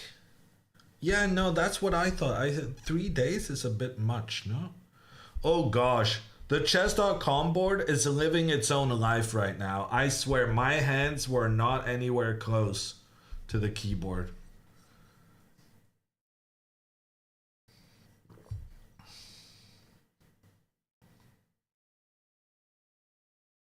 Hammer only knows iced water. Well, we're more familiar with. Well, actually, flooding does happen quite a bit in Norway as well, but it happens more in the a bit further from the coast. I don't know why that is though. Wouldn't it make just as much sense as with the rivers overflowing by the coast? Are we saved by the water kind of just going into the sea?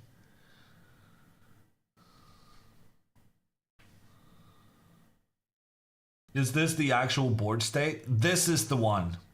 Pia just played knight to c4, which we were talking about. She needed to get this bishop out, and in order to do that, the knight had to move away. But as an added bonus, Pia is now also putting pressure on black's bishop. So black is going to have to move that bishop to avoid it being captured.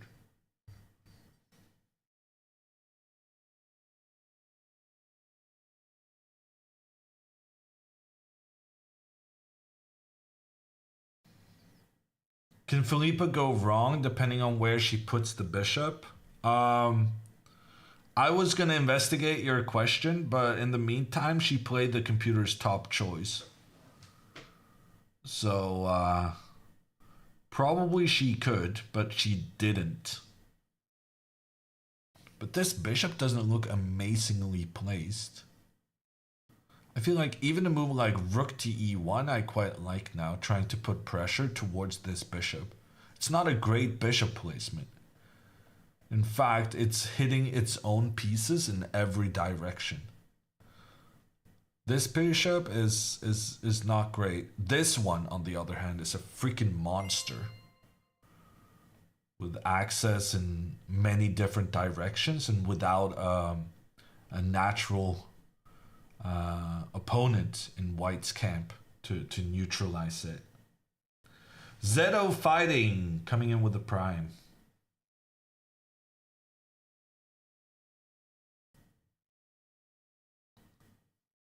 Flood water travels about 10 kilometers an hour.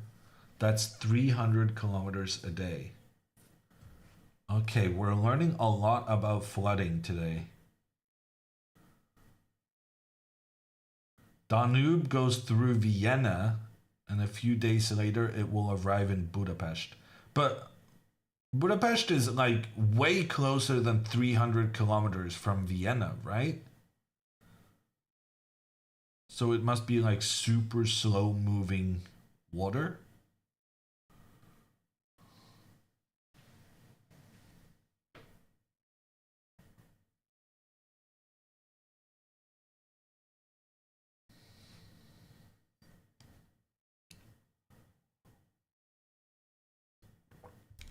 $210 kilometers from Vienna to Budapest. Yeah, I think we're still just.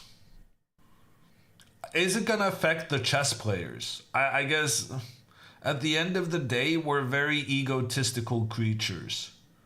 There's massive flooding happening in Central Europe. Is it gonna affect the tournament?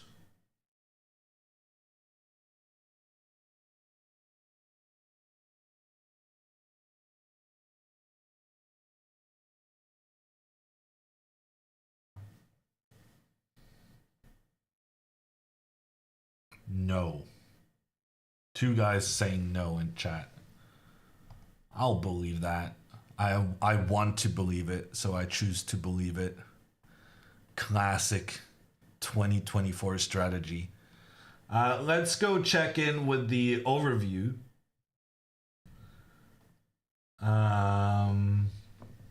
Because we've had some developments here. In particular, I'm intrigued by Margot's position and the fact that her opponent just got a question mark on the latest move. Margot is board 4 on the bottom right. And frankly, we were not feeling great when we noticed this opportunity for white to go knight to d5. And that opportunity was not only spotted, but awarded with a double exclam. The knight sacrifices itself, but it cannot be captured due to the pressure then towards the queen. And when the queen has to move, the rook is lost behind. And when your opponent plays these brilliant moves, you assume you're in trouble. Margot did what she had to do. She moved the bishop to the only square available where the bishop would not be captured. And then after bishop moves back, computer gives that a question mark and says that Margot has the advantage now. Oh, and this is a very nice move. Pawn to a5 is actually threatening to trap the bishop. If now the knight moves away, the pawn can continue and the bishop has nowhere to go. And if the bishop tries to create an escape path, that's also bad news for white, because the key difference of this pawn to a5 move is that the queen now has the a6 square available, and this time we can capture the knight in the center, because when the bishop recaptures, the queen is able to both move out of the way and protect the rook. It wasn't able to earlier because a pawn was on the square, then queen needed to go. But as that pawn moves forward, this opportunity presents itself. And here, even though Margot has collected an impressive passive situation with all the pieces moving to the back rank, Margot is winning in this position because the bishop and the knight is traditionally much stronger than the pawn and the rook, which is the current material trade in this example variation. So that feels promising for Margot. At the very least, it's good that her opponent made a double exclam move and that Margot is still in it. Because sometimes when your opponent gets those brilliant moves, it's just game over. But here the game is still very much still going on. Ina has, I think, gotten a time advantage on board 2, where Ina made this very tricky bishop into white's territory move. And what we found out earlier was that a trade would not be in white's favor, because the black pawn would then take out some of the options for the white knight to retreat, and without those retreating options, the knight is gonna be in big trouble. So Ina's looking okay, Margot's looking okay. Then Lavinia on board 3 on the bottom left, she has gone into the endgame. And we talked about how she benefits from having her king in the middle of the board. And the king is an important piece to get involved as the queens get traded off. With the queens off the board, it's much less likely to be a checkmating attack against your king. And that means the king has to contribute just like the rest of your pieces. So I think Lavinia has a nice advantage there. And that actually leaves Pia as the only player where we're struggling to see how she's gonna win the game. In many ways, Pia's position is the one we like the least at this point. But then at the same time, it's not like Pia's in massive trouble and is gonna lose. It's just very difficult for her to win, since the opponent has the very nice 2 bishops working together. So there were some cautious pessimism an hour, maybe half an hour ago, but I feel like the trend is definitely in Sweden's favor, and it does feel like Sweden has the upper hand right now. Okay, I'm gonna take a little break, and we'll sit here with. Are we gonna do PS board or the overview? I'm gonna do the overview, and I'll be back in a couple of minutes.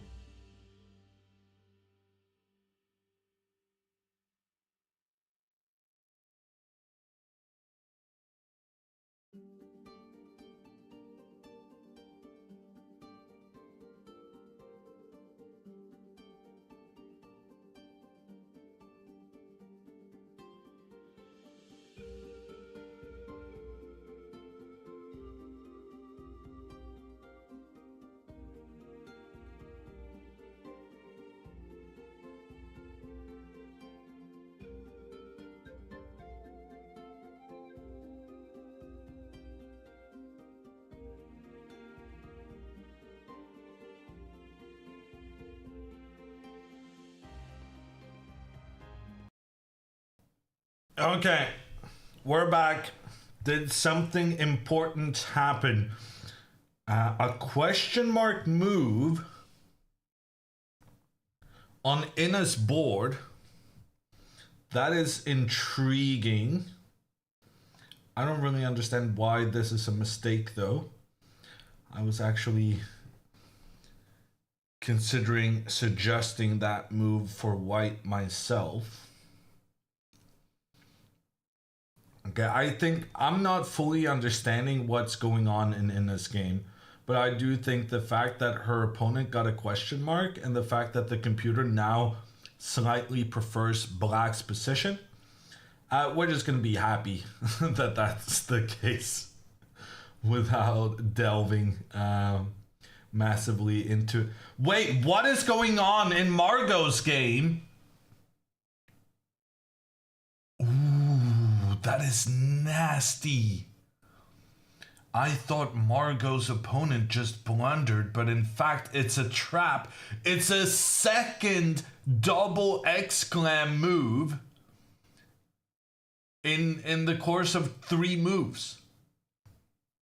The idea is that now, if the knight in the middle is captured, you don't recapture with the bishop, because the bishop is no longer threatening the queen and rook exclusively. Instead, there's a black bishop in between taking care of business.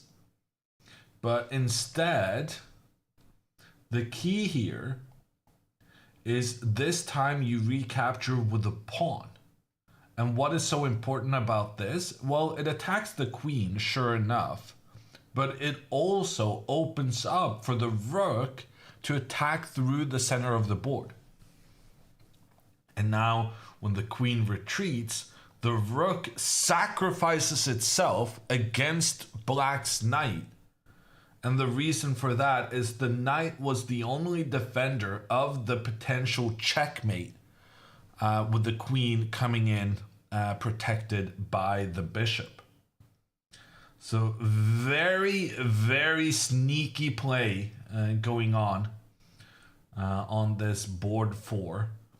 But at the same time, I'm not too concerned on Margot's behalf, because basically what these double exclam moves are all about, it's just saying that, well, now Margot cannot capture the knight.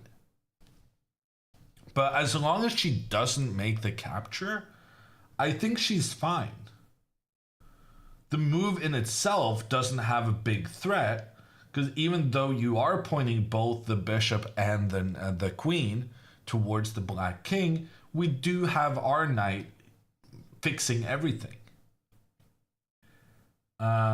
So I do think Margot is fine, but she has to navigate some slightly tricky waters here and make sure she doesn't fall for any of the opponent's sneaky ideas. Let's jump into Pia's game, because Pia has developed now her pieces. So she had this knight to c4 move attacking the black bishop. The bishop retreated. And then bishop to f4 gets the green star. That was the best move. And queen to d7.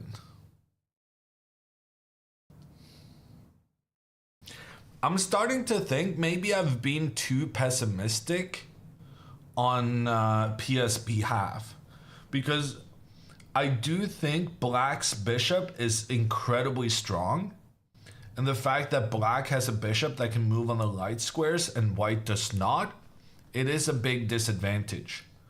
But on the other hand, it is also a big disadvantage of having the pawns like this, where they are not protecting each other and can be targets once Pia coordinates her pieces. So yeah, I'm thinking maybe the weakness of the pawns is bigger than I realized, or that the bishop is not such a big deal as I thought. And even though the computer here very, very slightly prefers black's position, I think as Pia improves the positioning of her army, I do think it's gonna be a concern for black once Pia starts targeting these pawns. So previously, I was very pessimistic about Pia's potential of winning this game, but I think I was exaggerating the problems. And right now, it comes across as an equal position, but an equal position in which there is a clear imbalance. Black has an advantage with the bishop, white has an advantage with the pawn formation. Two very different type of drawbacks and or strengths. And then the player with the best maneuvering might come out on top. Does Pia have a knight on e5? Well, she might get one. She could move a knight forward. But if I'm Pia, my main focus is going to be the pawn on c5. I'm going to try and point some stuff towards that. Because if Pia's going to win the game, it's because she's able to capture one of these black pawns. And frankly, the one back here is just very difficult to get to.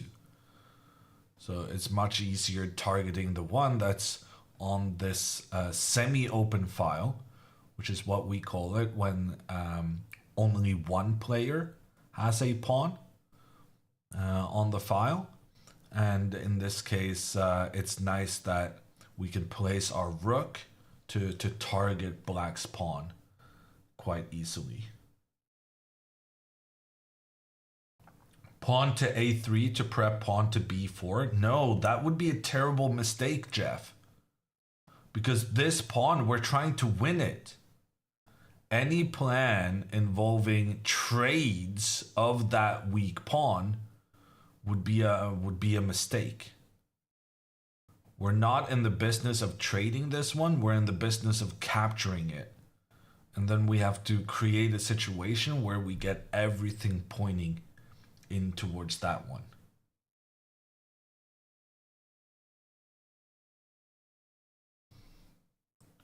But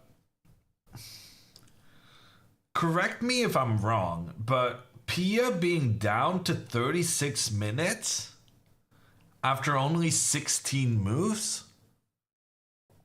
That's an incredibly rare occurrence, no?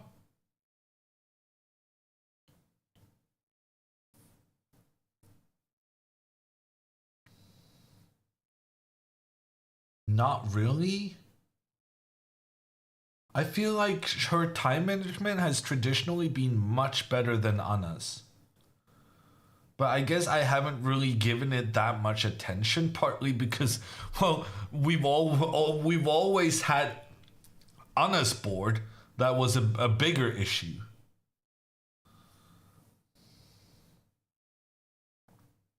Her time is close to the opponent's, which seems okay. Yeah, no, it's not going to be a major issue. But there are kind of like, there's two different schools of time management. It's those who feel like as long as you're close to your opponent, you're doing fine. And then there's those who say like, well, you should have this amount of time left with this many moves remaining and so on.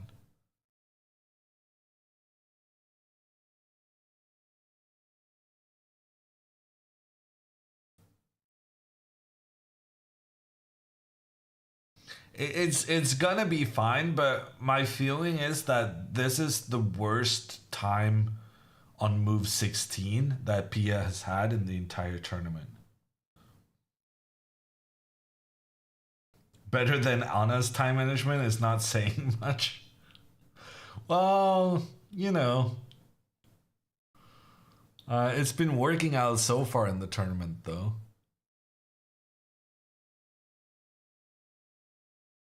Speaking of, like, how many moves do we have on the different boards? Inna just made her move 18, but Inna also has 51 minutes left, which is way better than Pia. So she both made more moves and has more time remaining. Lavinia has 43 minutes remaining. But it's okay because she's already on move 25. So yeah, also there. Better time than Pia, but also 10 moves ahead. Okay, 9 moves ahead. And then we have Margot. And Margot, they're still on move 16. Which is Pia's on move 17. So these are the two games that are progressing the slowest. And Margot has 1 minute more than Pia. So the games are, I guess what I'm trying to say is that the games are progressing quite slowly. And what's good about that is that when the drama starts happening, the drama will happen everywhere. I guess that's not really a good thing. I'd rather prefer one game being dramatic and then reaching its conclusion, and then another game becoming dramatic. Having to watch out for 4 dramatic games at the same time, that's going to be a bit of a challenge.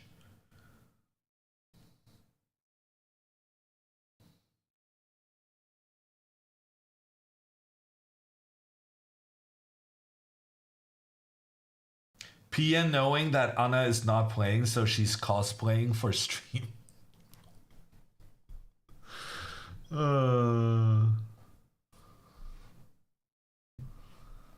I think, honestly, I think the truth of the matter is that Pia doesn't really like her position. She's gonna have decent chances to win, but I think she's kind of unhappy with how things unfolded. In particular, how she ended up losing that bishop.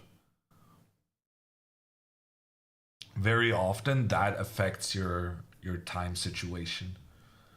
Whether you think the obvious move, the best move is obvious to find, because then you're gonna make quick decisions. And when you're hesitating, it's because you're uncertain about the direction you want to go in. Where's the chess Olympiad? Coda, we are in Budapest, Hungary. And when I say we, I mean the Swedish team, because I'm at home.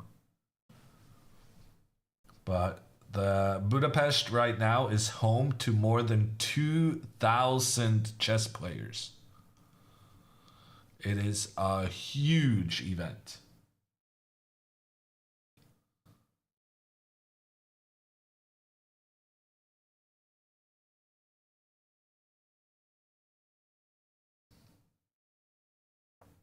Is Hungary good at chess? Yes. I would say very much so. They have some big heroes, big names in the world of chess. The biggest is Judith Polgar, the best female player of all time. She was also, I think she was number 5 in the world at one point. And they also have they have old school masters, they have fresh masters these days. Chat is saying Rickard Rapport as an example. But there's also for instance, the Maroxy system, which is like a pawn formation in chess, a very important pawn formation that you need to know at the higher levels. I believe Maroxy was Hungarian. And also Rickard Reti, which he invented one of the most important openings, and he's considered a pioneer within the fianchetto movement. Back in the day, fianchettoing, which means, well, the strategy that we saw in PS game today, right? Moving your bishop to the edge of the board to have it point down through the center. Fianchettoing was considered uncultured in the early 1900s. And then some players back then realized that it was actually a really good way of getting the bishops into the game, because the bishops are different to all the other pieces in that you normally being on the side of the board is a bad thing, but the bishops, it's all about where they point, not about where they themselves are located. And so the fianchettoing has gained a lot of renown these days. And Ricard Reti was one of the key players to Reti was Czech. Oh, was he? He was born in Hungary, though. Okay, my bad. And Petr Leko. Yeah, Petr Leko was a world championship challenger in 2004. So they got tons of great players.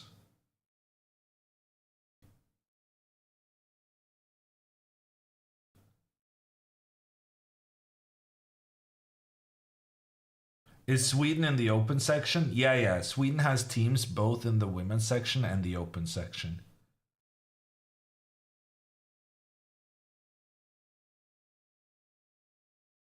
Reti born in Hungary? Yeah, but he might still be Czech because the borders today might not be representative of the borders or how ethnicities or how people identified back in the day.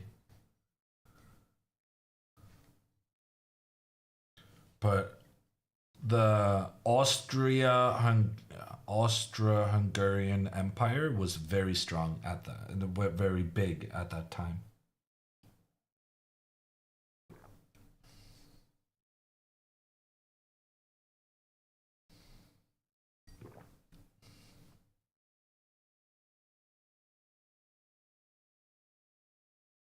He identified as Czechoslovak. Okay, I didn't know that.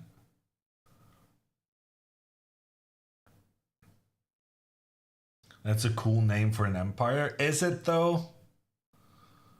It's basically just mashing up two names.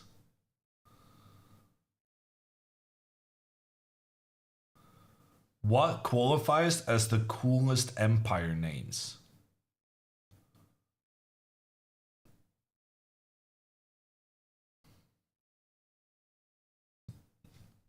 Okay, for the first time in a while, the computer thinks Pia's position is fine. The trend is definitely in Pia's favor. Because like 4 moves ago, the computer was very unhappy about her position. And now it's gradually becoming more and more accepting of Pia's situation. One thing I am a bit concerned about, though, is the time. Yeah, good on Pia. Pia makes a quick move here, centralizing her rook, pointing down towards the black bishop. I think that's very good that Pia started going a bit faster, because Pia's previous move, her pawn to b3, that took her 16 minutes, and her opponent came in with a response in just 1 minute 30 seconds. So right now, I feel like Pia's opponent is trying to use the time situation to stress Pia out. And then the question is whether you can remain calm in the face of what is objectively a stressful situation.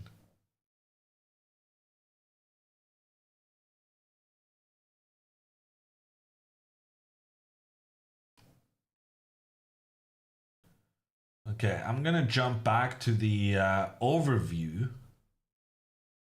Do we have any big developments? Ooh, there's quite a big one in Lavinia's game. Lavinia's opponent pushed the pawn 2 steps forward, attacking the rook. But now the rook is capturing the pawn. The problem there is that now the rook abandoned one of the white pawns on the right side of the board, which can then be captured, and also putting pressure in against the f2 pawn thereafter. This does not look great for white, yet the computer believes white to be better in this situation, which I'm having trouble understanding.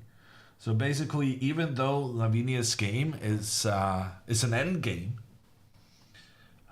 it is very tricky at the moment, and captures are being made. Also, Margot unfortunately has made a mistake on board 4. Margot was unhappy with the placement of this very strong knight, and by moving her queen back, she made sure that she would now be able to capture the knight on the next move. However, this was quite a big mistake in my opinion, because now the knight was allowed access to the b6 square with the queen no longer having the pressure there. And after knight to b6, well, there's not really any choice. There's pressure against the queen, there's pressure against the rook. The knight has to be taken out by the black bishop, but then in the remaining situation, white has the bishop pair in a position where the bishops working together could be very, very effective. So not a fan of Margot's position. Don't really understand what's going on in Lavinia's, but I do take comfort in the computer being optimistic on her behalf.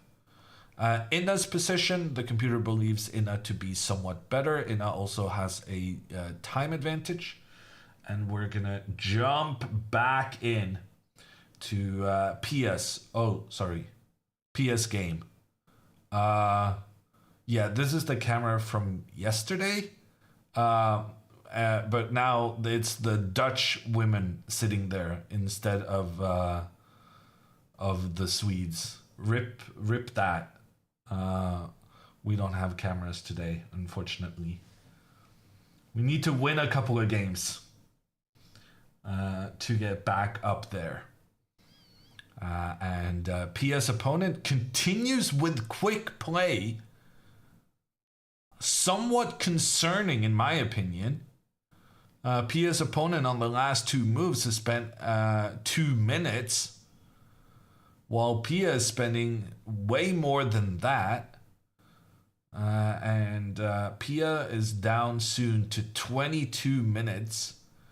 And why am I rounding it to 22? Well, it's because she has another 22 moves to make before she makes it to move 40, which is when you get an extra 30 minutes on the clock. Where can we see those cameras? I don't think they're publicly available, but I'm not certain about that. You would have to go and ask the organizer's stream or something like that.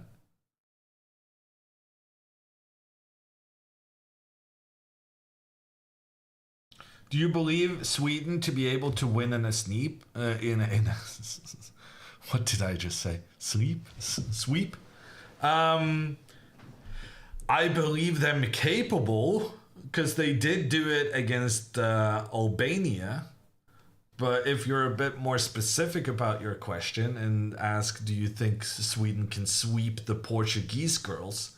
That is a definite no at this stage. In fact, the Portuguese girls are putting up such a big fight that right now the priority has to be just getting something out of this match.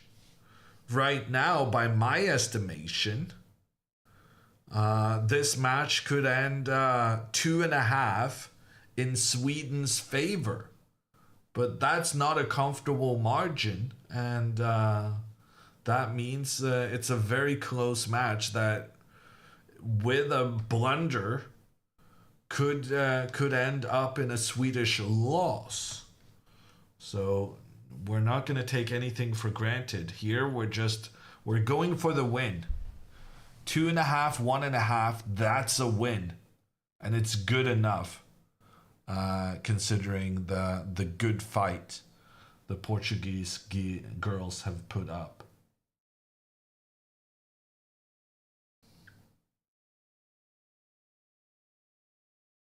How has India been doing so far? India is doing very well.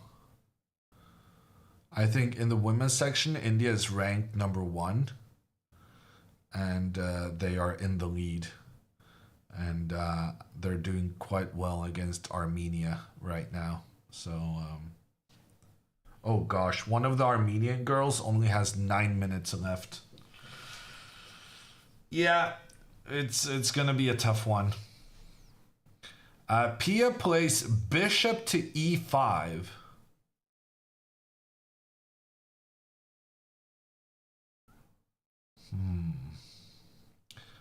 I mean, we're not going to trade for the knight. I refuse to believe that.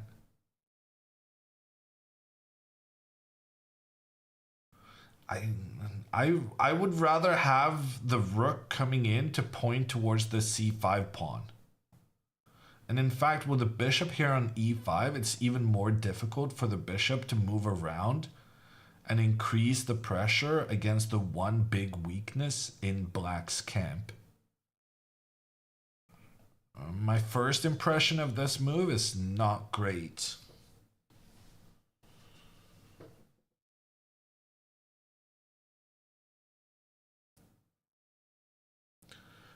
Pia spent 6 minutes and 24 seconds on this move. And she just doesn't have that kind of time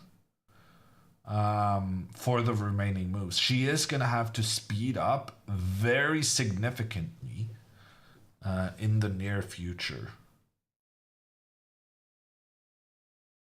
I think Pia is fine. We talked a bit about, you know, the difference between the weakness of the black pawns versus the strength of the bishop in the center. And I've been recently advocating that they are of equal value. In that the weakness for black is as weak as the strength is good. But the thing is, black has done such a good job of playing quickly the past couple of moves. And that's kind of terrifying. Because that's putting a lot of pressure on Pia. Actually, I'm starting to think maybe this is a trap. Because one of the most obvious moves for black is going to be queen to b7, having the queen work together with the bishop on the diagonal. However, if you do this, I was going to say then Pia is going to capture this one and then recapture. Then she can go for the trade, and then her knight jumps in with an attack against the queen and an attack against the rook.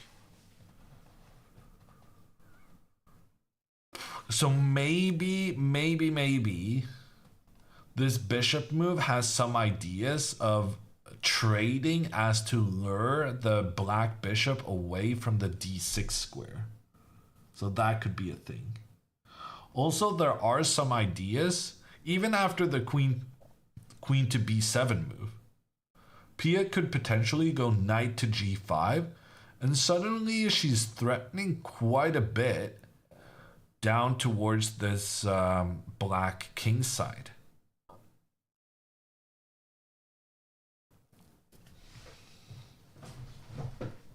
So that could be an idea as well.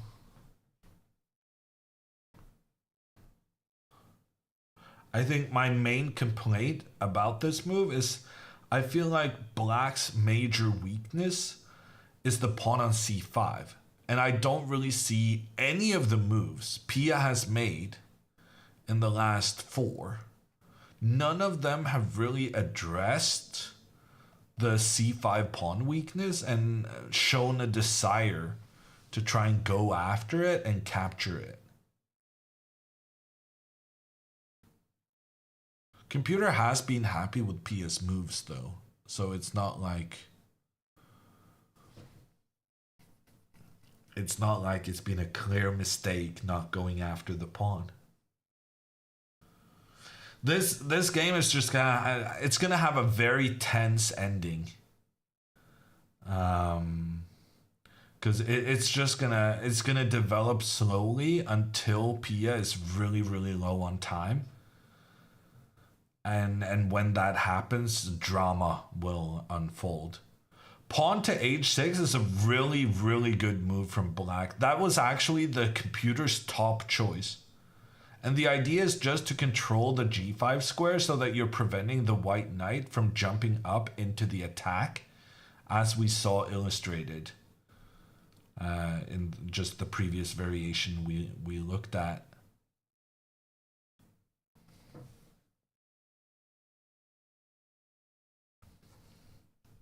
Good with tense ending. Everyone likes drama.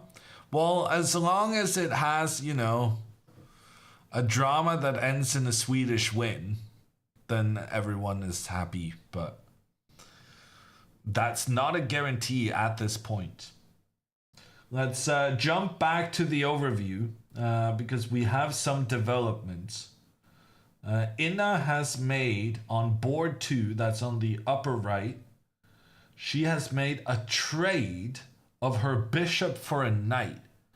Now, these are the trickiest decisions to make in chess. When do you trade a bishop for a knight? The two pieces have distinctly different features, but they are valued at approximately the same. So one of the most interesting situations in chess, when to trade a bishop for a knight. Normally I say you never do it voluntarily, giving up your bishop, but that is the golden rule when your opponent has two bishops working together. When your opponent only has one bishop, the situation changes a little bit, because then you can sometimes create situations where the opponent's bishop becomes ineffective. And Inna makes the trade here and gets an exclam for that trade. And then she follows up with a knight attacking in the center. And now if white creates a pawn chain, pawns working together, protecting each other up the board, that looks great. But what all of these pawns have in common is that they all they're all on the light squares, which means that, for instance, the bishop's ability to access the right side of the board is severely restricted as the pawns are blocking the bishop's activity. Also worth mentioning is that Inna has quite a sizable time advantage. So I'm feeling optimistic on Inna's behalf. We have board 3 with Lavinia and the Endgame. Lavinia seems to have figured out what I could not, and she just plays a passive move, yes, but it's a passive move that defends the pawn that's holding everything together for white. And now there is the tension between the two pawns on the queen side here. But if these pawns are traded, it just allows the white king to get closer to one of black's pawns on the queen side. The king just gets higher up on the board, and potentially that king could continue its journey further forward, chasing after not just one, but both of the black pawns on the queen side, and see if the opposing king can help out anytime soon. Spoiler alert, it cannot. It's way, way far over on the other side. And we might very well see a race here where black is trying to benefit from having the king on this side, white is trying to benefit from having the king on the opposite side, and then white will start capturing black pawns. Black somehow needs to start capturing white pawns, and then black tries to get a new queen here, white tries to get a new queen here, and then it's a question of who is first. But I'm gonna say the favorite of winning such a race is gonna be this pawn, which is already further advanced than the black pawn, but also has an easier way forward because it's easier for white to surround this b7 pawn than it is for black trying to capture the pawn in h4. And you need to eliminate this pawn in order to give your pawn that access to rush forward. So I'm feeling good about Ina's position. I'm also feeling good about Lavinia's position. And then the question then is Margot, who I criticized for giving away the bishops that can work together. However, look at this. On the previous move, Margot has just captured a very important white central pawn. And if we move back a little bit, bishop to d4 gets a double question mark. The bishop tried to point down in towards the black king, causing problems in that fashion. But Margot very simply just pushed her pawn forward to avoid this pressure from the bishop. And after the retreat, Margot then could be happy to capture a central pawn. And Margot now has one pawn more than her opponent, which is pretty good. So that means everyone is now looking great except Pia. So I'm feeling very optimistic about the match right now. But Pia is in some trouble, and we can tell based on her time management. She keeps spending an average of 6 minutes per move in a position where, well, she's not going to be able to do that very much longer. 17 minutes remaining for Pia. She's only going to have 3 more moves to spend 6 minutes on, and after that, it's rush hour. That being said, the move Pia chose here is the move that I've been looking for a while. I wanted her to move her rook here, pointing in the direction of the black c5 pawn. This is an isolated pawn because it cannot be protected by other pawns, and that makes it a good one to target with an attack. And here the rook tries to get that attack going.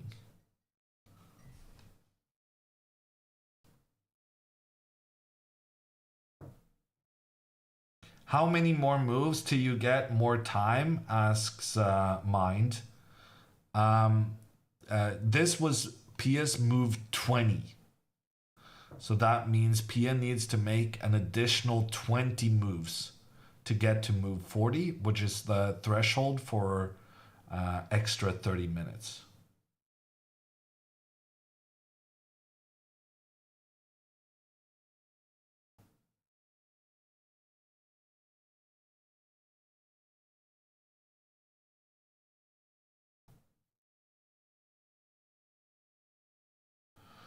What's the difference between the Taimanov and the Khan? We're gonna have to do that some other day, Raskart, because well, Pia plays the Khan, and well, Anna plays something that resembles the Taimanov. I think it makes more sense to have that discussion when we actually have those openings on the boards that's being played.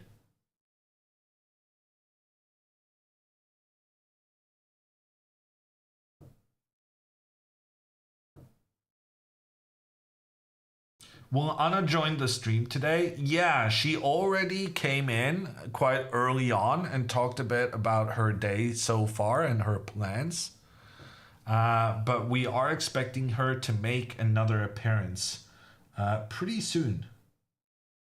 And by pretty soon, I mean potentially right now.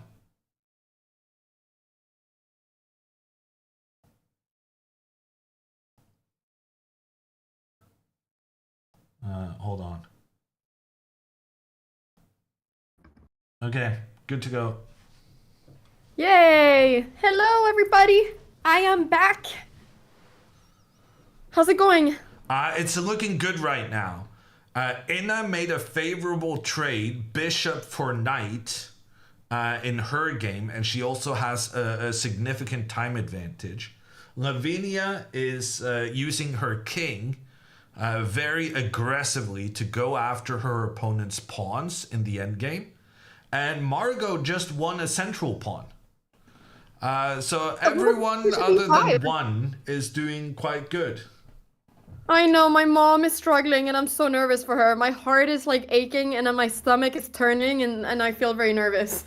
I think she's gonna be fine though. It's just You that do? based on her time usage, I don't think she's liking what's going on.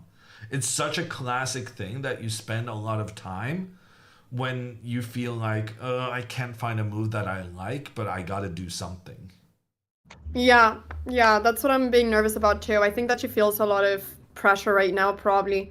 So I really hope she gets out of it and that she manages to do something good. The good news right now is that Pia's opponent has been playing very, very quickly for a couple of moves, but now started taking her time again. So it's not like Black has made all the obvious moves to try and improve their position. And now we're moving into the not completely obvious territory. And yeah, I kind of feel like I actually feel like the computer is overestimating Felipe's situation. I think Pia is fine. I'm just a bit nervous about the time. Yeah, to be honest, I don't really understand. Why is it that black is slightly better here? That c5 pawn is a bit weak, and there's a kind of a pawn that could be weak in endgames. What is it that is? I'm not really understanding what it is that is making black's position better, apart from maybe piece movement. It's just the bishop, right? Black Oh, has this okay. incredible bishop on the light squares, and white doesn't have a light squared bishop to oppose that one. But Yeah. I could see this game turning around because like you're saying, the long term weaknesses are in Black's camp, and I can imagine some scenario where Pia's opponent decides to make a trade of this strong bishop in order to give Pia very bad pawns and give Pia a doubled isolated pawn.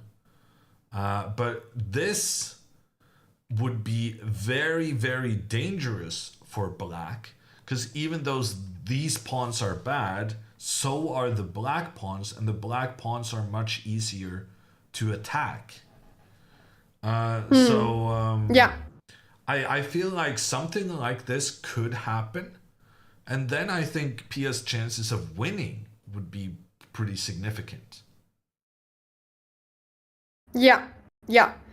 I mean, of course, I'm hoping that she gets that, but I mean, yeah, a draw is also like obviously never horrible at team events, right? No, I'm no. seeing some people in chat asking how big of a disappointment it would be, but it's fine. As Like long these as the things team happen. wins, So as long as it doesn't really matter. yeah, that's what matters. What matters is the team winning. So we just want Sweden to win, and that's like that in all the matches. We just want Sweden to win as a team. So the individual results don't really matter as much here as they do in individual tournaments, you know? It's good for confidence. But For sure. But at the same time, it's a good thing that you can just be like, okay, I didn't play amazing, but the team won, so I can feel better about my game. even if it wasn't my best. Sure. And I mean, also one thing in chess is that it's always so easy to look at, oh, this person is lower rated, so it's going to be an easy win. Like, everything's rating, but everything is not rating. Everything is chess. And chess games are never easy to win, no matter who you're playing. So, yeah, you shouldn't be like too rating focused, I think, because it's always hard to win a chess in some way, I think. Yeah, I agree. Winning chess games very hard. I agree. In my previous tournament, I couldn't win as many games as I didn't win. That's how it goes. Exactly. It's a lot easier to not win than win. So even like for me, when I'm playing 18, 1900s, like they're lower rated, but I'm still really happy when I win because it's not like I'm just coming in there and getting a free win. You have to fight for the win and you have to prove yourself to be able to win. So it's not easy to beat. Are you scared when you play against the kids? Not necessarily, because I think in a way, yes, it feels like, they're good and fast and whatever. But in another way, I feel like they're not so experienced. If I get an endgame, for instance, I feel a lot more comfortable. Or if I get like a positional position, I feel a lot more like I have better chess understanding than maybe they do. Is that like, do you think that's a real thing that just kids are not as good at end games and strategic play? That kids only are good at, the puzzles and the captures and the attacks and that kind of thing? That I think does seem that to be the general consensus. I think that studying tactics gives a lot more dopamine than studying endgames, and I think that most kids like you do things that you think are fun. So most 12-year-olds that are really good at chess, the first thing they study is not extremely long positional strategies. I think that's yeah, just naturally not the first thing you start studying. So I think experience gives that without having to study it, which I think is why the more experience you have, no matter the age, the better you typically become at it. How did your interview with Swedish radio go? Good, but they called me a grandmaster. They said, "Hello, everyone. We have now Grandmaster Anna Crafting joining us." And I didn't know if I should interrupt them and say that I'm not a grandmaster or if I should just let it go. So I was like, hopefully they don't mention this again. But then when I was gonna leave, they said, "Thank you so much to Grandmaster Anna Crafting for being here." And I was like, this is the first time I ever hear someone calling me a grandmaster. So now all of Sweden thinks I'm a GM in chess. Well, then you kind of gotta you gotta get the title then to avoid being accused of falsely patting your own back to the media. That was them. They patted my back. What am I Nobody supposed to believes such do? a thing. Where did they get where did they get it from? You must have told them. That's what the story's gonna be. Well, then they can write that fake story, because that is not the truth. I never said I was a GM. I never used those words. But imagine how awkward Hammer's starting the whole thing. They're like, how are you doing? And it's like, hey, I'm doing good as a non-chess grandmaster. I'm not a GM. Like, can you imagine me saying that as the opening line of the whole thing? It'd be so awkward. Yeah, I think you made the right call not correcting them, but honestly, I'm not super impressed by the fact that they made the mistake to begin with. I agree. Was it But oh well. live? It sounds like it was actually live. It was live. Yeah, it was live on Swedish radio. So there's people here that have probably heard it. Did you hear it? Chat on YouTube and Twitch. Did anyone hear it? I mean, if you were listening to Swedish radio, you would have heard it. Oh, that's yeah, no, live content is different. Like that's so much trickier than just doing an interview where they can edit stuff afterwards and stuff like that. Yeah. Yeah. But oh well. It was now they knew at least that I have a YouTube channel. They introduced me as a Swedish chess grandmaster and YouTuber. So at least they got that part after I told them, but they just failed on the grandmaster part. But yeah. Do you ever you always introduce yourself as a YouTuber, not a Twitch person, right? Because no one still knows what Twitch is. When's that gonna change? I introduced myself as a content creator. But yeah, most mainstream people know what YouTube is and not really as much what Twitch is. Like out of my friends, a lot of them don't have any idea what Twitch is. At least my female friends. I don't know. I don't know when it's gonna change, but it's become a lot more mainstream. Twitch in general has become a lot more mainstream the past couple of years, so it's still becoming a lot more mainstream than it was before. It's just that YouTube has been around for so long, I think. Pia just traded the queens. How do we feel about this? Pia in endgames? That's usually solid, right? Yeah, I feel good about this. I think she knows that she's probably not gonna lose this game after trading queens, and that's gonna give her some sort of confidence as well. And then the question becomes, how do you get your pressure in towards this c5 pawn? This kind of comes back to me not being too happy about the bishop to e5 move, because now it's way more difficult to get the bishop lined up towards that Mm. pawn. But now that I think about it, maybe we can go back and then put it out here on the side and then point it in Oh, an towards the pawn. A3, yeah. And hmm. I guess time. I mean, any move as long as it comes fairly quickly is what we're looking for here. Yeah. Yeah, I agree. What's the time situation? We don't have the clocks here, I realized. Uh oh yeah, not on this screen. It's 15 minutes for Pia and 24 minutes for Felipa. Okay. And they're move 21? You would be roasting me so much if this was my game. They're at move 20 and only have 15 minutes left. I You know see, you've been busy with your interview, but believe me, Pia has gotten a piece of my mind over the past couple of moves. okay. Because I'm saying, like, when I have I'm these things, not people say that I'm closer differentiating. to No, her. I'm being fair. I'm being fair. She's gotten some critique. This is where I get it from. I told you that it's normal to have like 20, 30 minutes at move 20 in the Kremlin family. This is what happens. But this is like the first time she's done this in the Olympiad, no? She's always low on time. My Is mom is an she expert though? in it. The thing is, Less lately.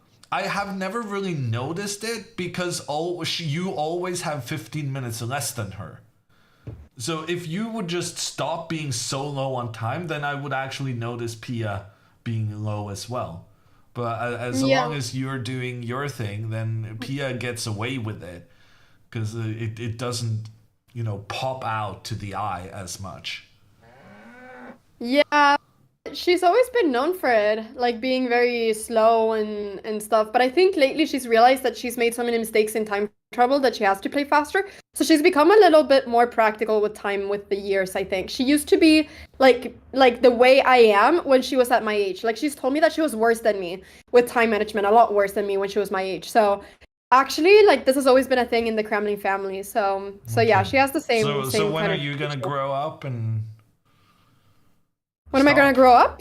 stop doing this? Well, you said that she got better with age. So I'm asking, when are you gonna get better with age in Well, your time I management? am getting better with age. Hammer, you have no idea. I've actually Oh, improved you a lot were the past worse than year. this before? Yes! I was a lot worse than this. I would have 2 minutes at move 20 a lot of times. I have improved significantly the past year. I don't know if you've noticed this, but I have improved significantly. Okay.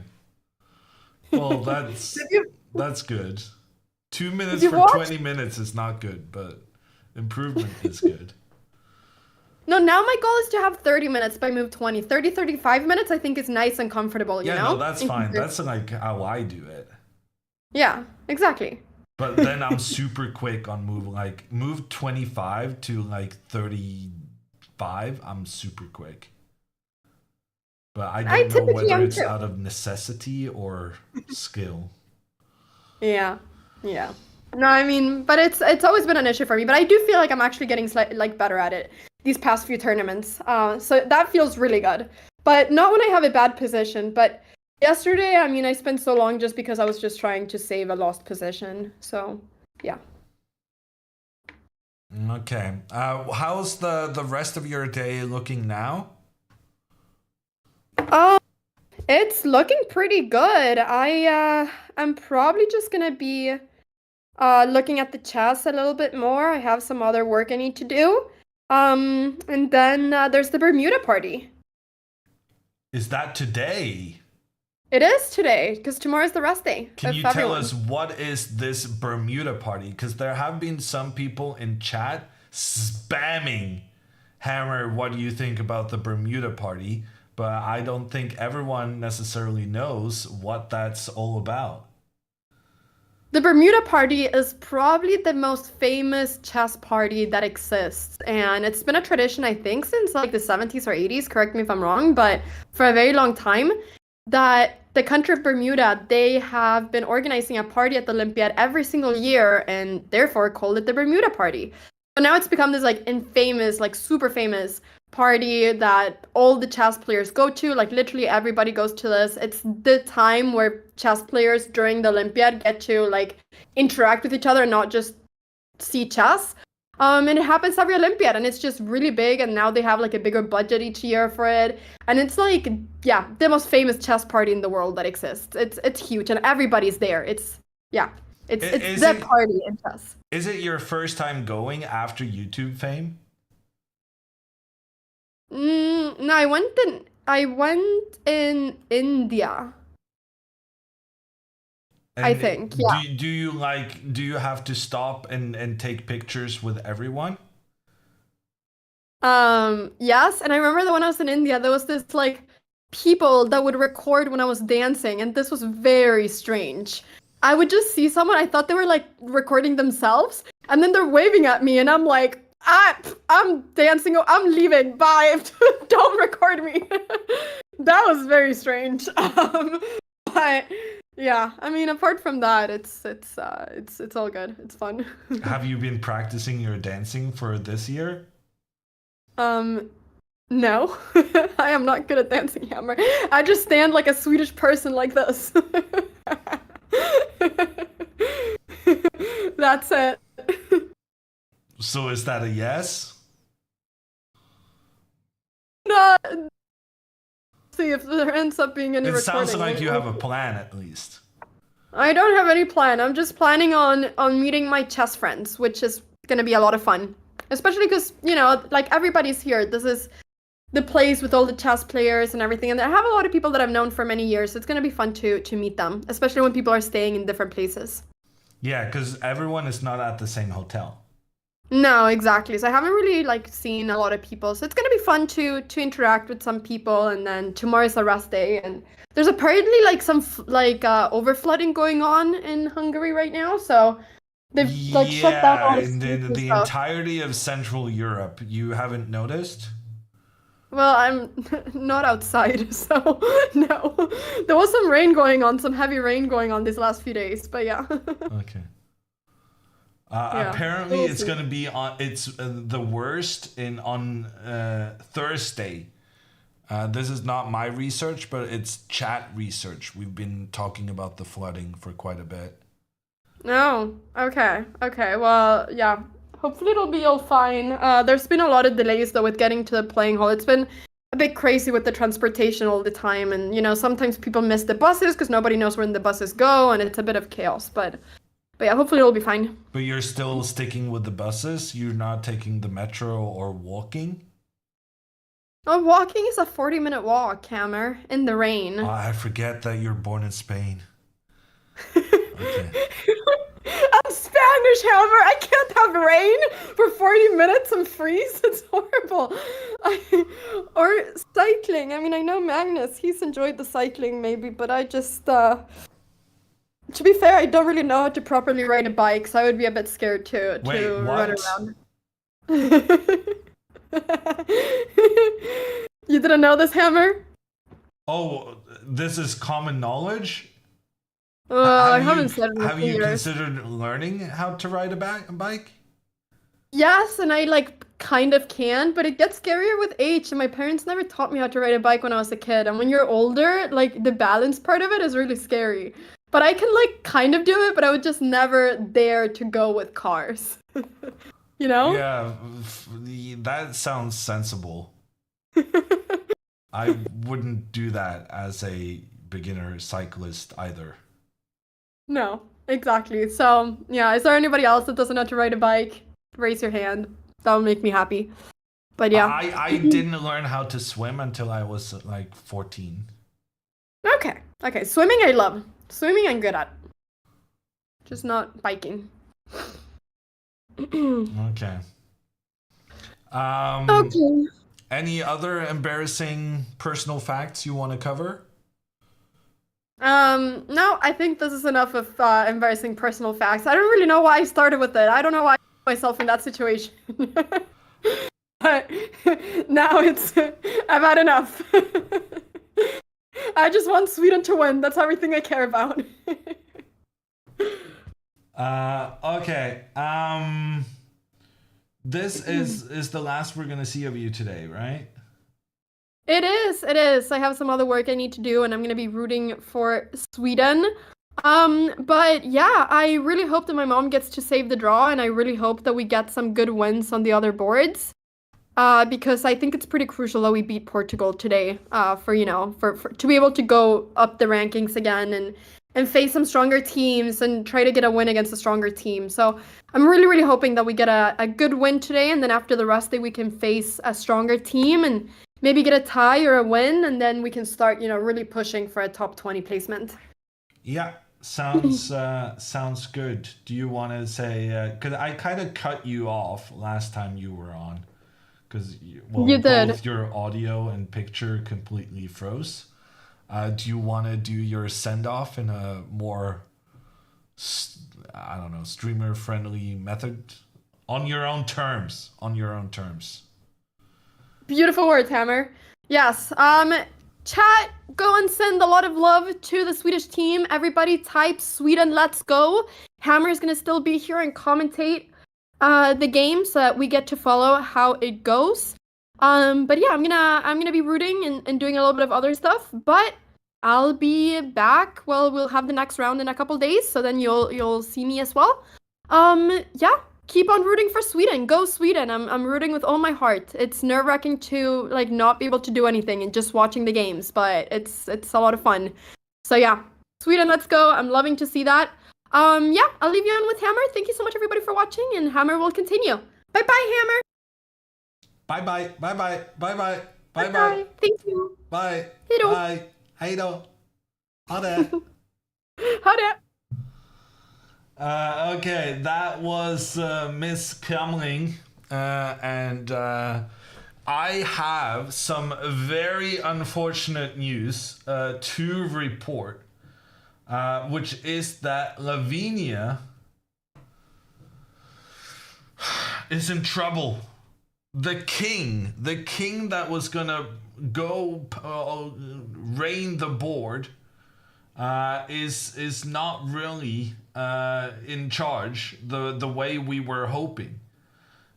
In fact, right now, Black has a very nice opportunity to take out the Black C5 pawn.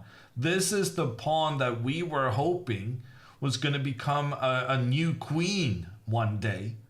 But here, Black can capture it. The idea is that when White recaptures, the knight will come in, check on the king, pressure on the rook.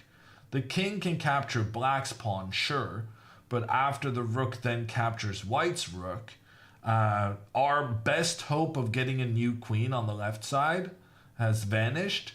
The Black knight is in a threatening position, targeting the pawn on f2, which means that the rook has to stay defensively.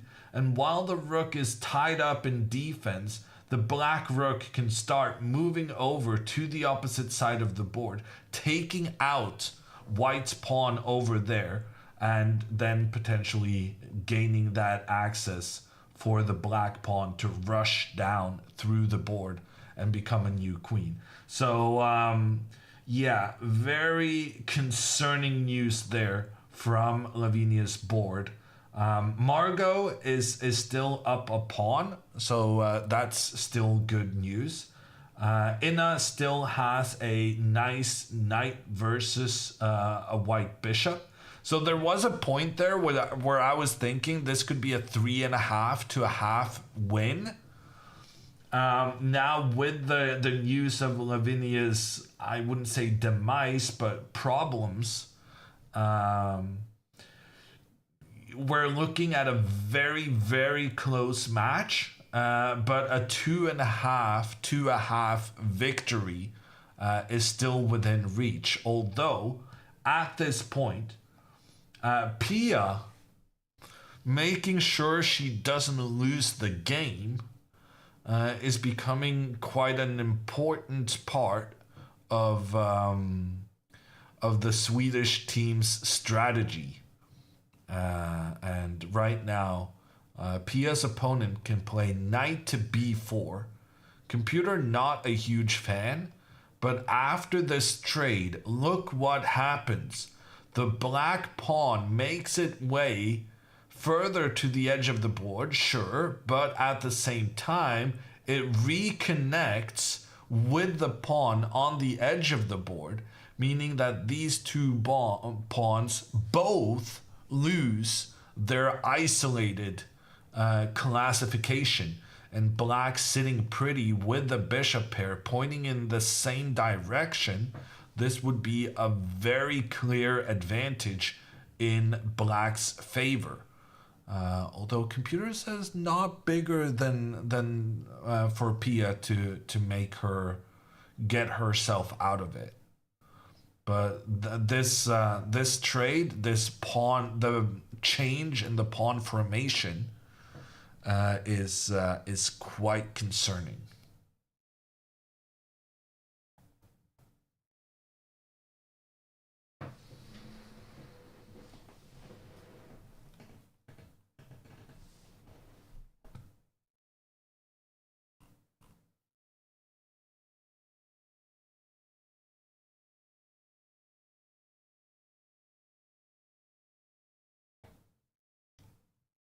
Okay, chat is having some chats that are not related to the games.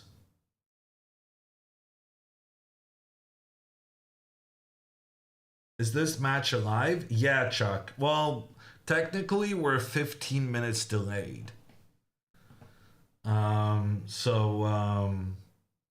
What's happening right now is what happened 15 minutes ago. But that's for anti-cheating measures.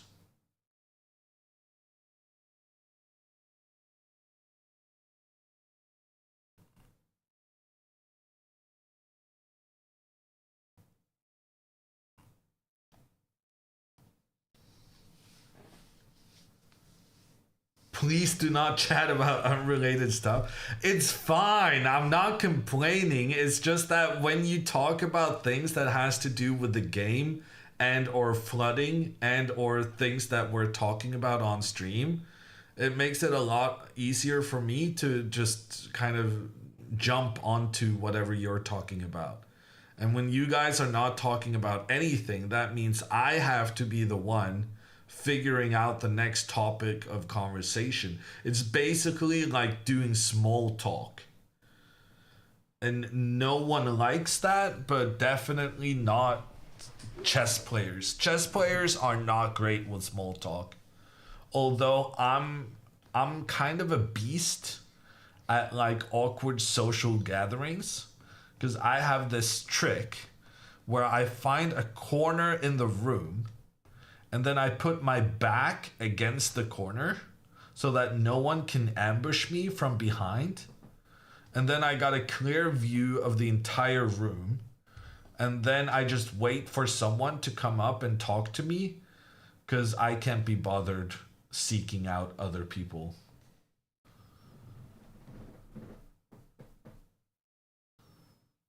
And because I'm super famous, I always get someone coming over.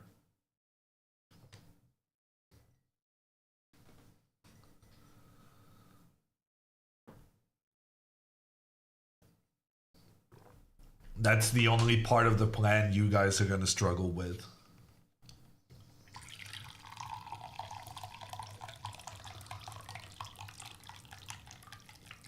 Literally the definition of a wallflower. Could have been worse. Why do you need to be in a corner for this strat? Because otherwise someone's going to sneak up behind you. I don't know. I guess that's part of the famous part of the strategy. Hammer, what are you drinking? Water. Important to hydrate, everyone. And then tea. Today, I've gone a bit wild in my tea selection. And I don't have neither 4 red fruits nor Lady Grey. Today, I'm doing an old school English breakfast that I think I stole from a hotel a couple of weeks ago.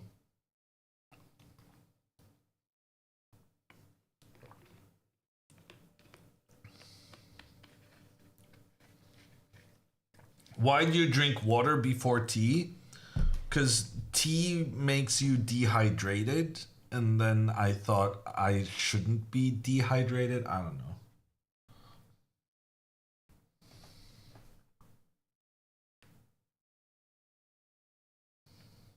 What happened to Margot's time? Oh my gosh! I didn't even realize that was a thing. Margot is down to 3 minutes.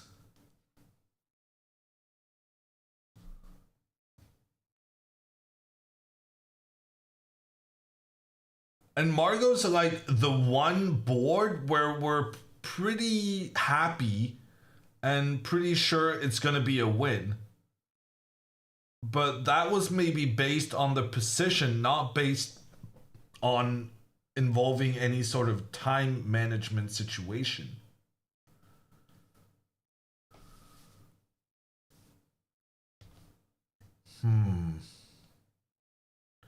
Okay, so maybe my optimism is... Maybe I need to be even more pessimistic. I don't know. I think Margot, though, with that extra pawn in the center, look at the center. It's not just that she managed to snag a pawn in the middle. It's also now Margot has 3 pawns versus 1 on that side. Surely that's gonna be enough to win the game. But on the other hand, if white suddenly starts rushing their pawns on the opposite side, the bishops are very well placed to give support to such a pawn advance. Actually, I'm starting to think Margot should try and avoid the trade of queens. But the problem is she can't really avoid it. Her knight is under attack, so she has to move it back, which she did. But now white can go with the queen and force a queen trade. And after the queen trade, white is going to be able to try and push their pawns on the queen side to become a new queen with the support of these very nice long-range bishops.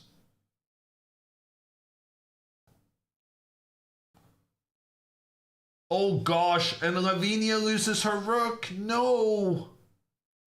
It's over. It's 1-0. Kind of out of nowhere. Portugal 1, Sweden 0. And we talked about the issue. We talked about how Black had a very simple plan of using the rook over to the other side, going after that white pawn. Lavinia thought that if Black is getting my pawn and having then a clear path for the pawn to become a new queen, I need to capture the black pawn to create the similar situation on my side. But that was a huge mistake. Capturing that pawn led to the knight coming in, check on the king, attack on the rook, and she just had to resign. And in the meantime, Pia's opponent has played that knight move I talked about earlier. The good news is that the computer believes that move to be a mistake for black, But the bad news is that I now see no way for Pia to win this game. Computer was liking black here, and it was liking the maneuver with the rook to try and attack the pawn on a2. That was giving a big advantage for black. Knight to b4 does not give such an advantage. However, it does force this trade because the knight is both attacking white forward and backwards. And now after the trade, black no longer has a weak pawn formation. So now it's just a question of whether Pia can save the draw or whether she will lose the game. It's very, very difficult to imagine that Pia can win this game now that the pawn weakness in black's position has been corrected. Ooh, and also big news now in Inna's game, because Inna's opponent on the upper right hand side has made a controversial decision, pushing their pawn forward on the queen side, creating a lot of tension with the black pawns.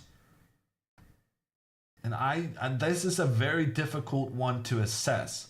Ooh, good news though. Inna's opponent is down to 1 minute and 30 seconds.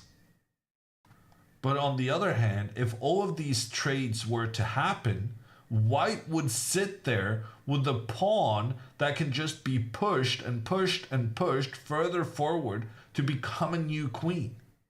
This looks highly unpleasant for black in a position where we kind of assumed it was just a question of whether Inna would win or not.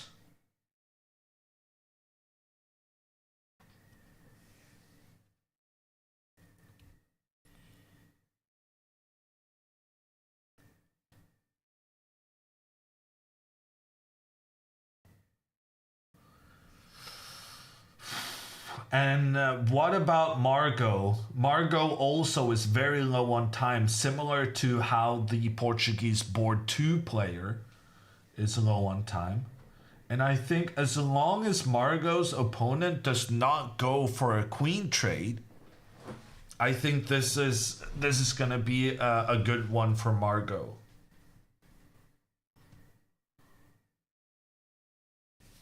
Okay, Pia centralizes her knight, trying to capture the opponent's bishop.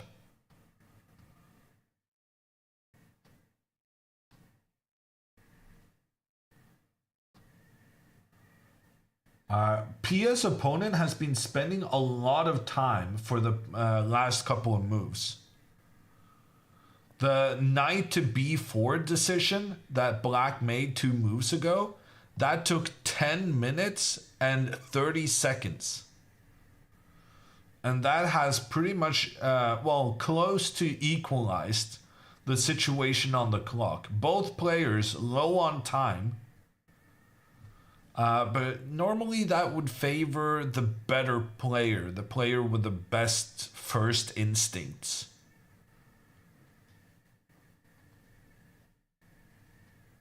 But now it's very, very important, not just for Pia to get a draw, avoid the loss. At this point, Pia might try to go for a win. I have no idea how she's going to do it, but it's kind of necessary with Sweden being down 1-0 already. Are they close to getting extra time? Pia needs to make an additional 14 moves before she gets an extra 30 minutes. So she has an average of less than a minute per move, even if we include the 30 seconds she gets per move that's made.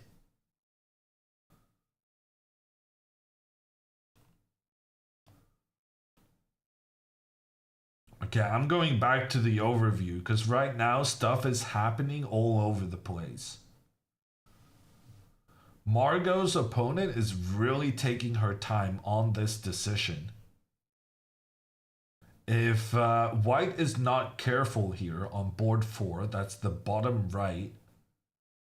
If white just tries to involve their rook in from the corner, Margot would win the game instantly since she has her queen pointing in towards the white king, allowing the bishop to come in, capturing the white pawn, and there's no method to recapture due to the threat against your king if that happens. So queen to g5 is really the only thing we fear. There's been a move. Queen to g5 was played. Good move from the Portuguese player. Margot trades instantly. No time to waste here. Afterwards, she goes rook to c8. Question mark. Question mark. Computer says advantage for white. And that's because the pawn on f5 is now undefended. And the pawn is captured. And Margot loses the extra pawn she had on the board. And not only does she lose the extra pawn she had, now white has the two bishops working together. The rooks are perfectly placed, targeting the black pawns. This is serious trouble right now for Margot. And that was a blunder because of her time.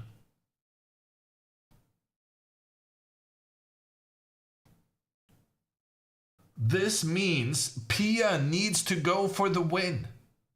Pia has to go for the win. I have no idea how she's going to do it, but she needs to make the miracle happen if Sweden's going to get out of this with any points whatsoever.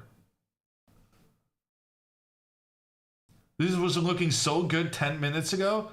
10 minutes is a long time when we're in the time scramble phase. That's for sure. Can Pia get the information she has to win it? Yes, Kennedy. They're playing next to each other. So Pia can just look over and see the problems Margot is facing and realize that I'm going to need to win this somehow.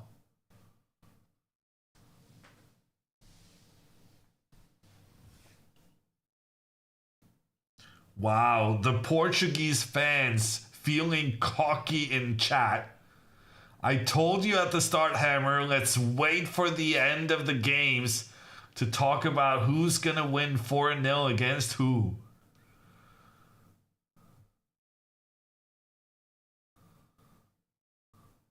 Can their coach talk to them during the games? I'm not entirely sure. I think in theory, the coach is allowed to say you need to win your game. But then you have to contact the arbiter and say that you want to convey a message because you can't give a hints on moves, right? So, but the arbiter needs to listen to what's being said to make sure that no rules are being broken. And then you need to get the player when the team captain and arbiter. It's too much of a hassle. Normally, you'd rather just have the players are not idiots. Normally, you would just expect the players to realize that to have some control of what's going on in the other games.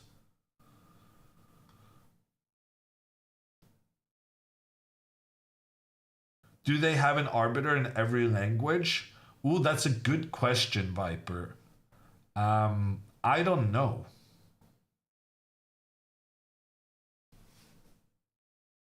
Yeah, that's a very good question. I don't know what they do if one of the players don't speak any other languages.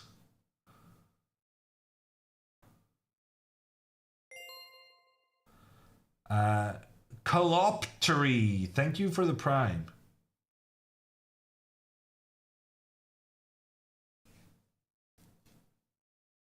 If they don't, maybe they have an interpreter. Yeah, but then the question was, can you find a different referee, different judge? to who speaks the language. It's a bit of a hassle, but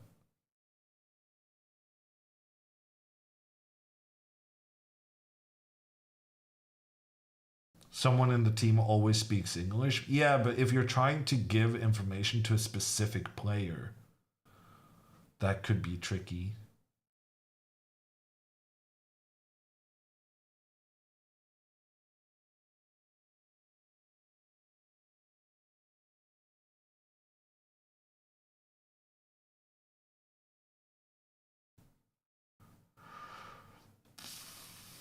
Suddenly, it's quiet before the storm again. There's been a development in Ina's game. Ina's opponent has moved her queen away from the protection of the c3 pawn. The queen is trying to make its way through the center, but whenever an opponent gives away a pawn, we should always check whether the capture is possible. Although here, I think Ina is just going to go king f8. Because the queen is targeting these two squares, and you can just so easily cover them by moving your king over. If queen takes pawn, then queen comes in, pressure on the knight. The knight has to move, and then queen takes pawn. And yeah, once the queen comes in behind, it starts grabbing one pawn after another, which is very annoying.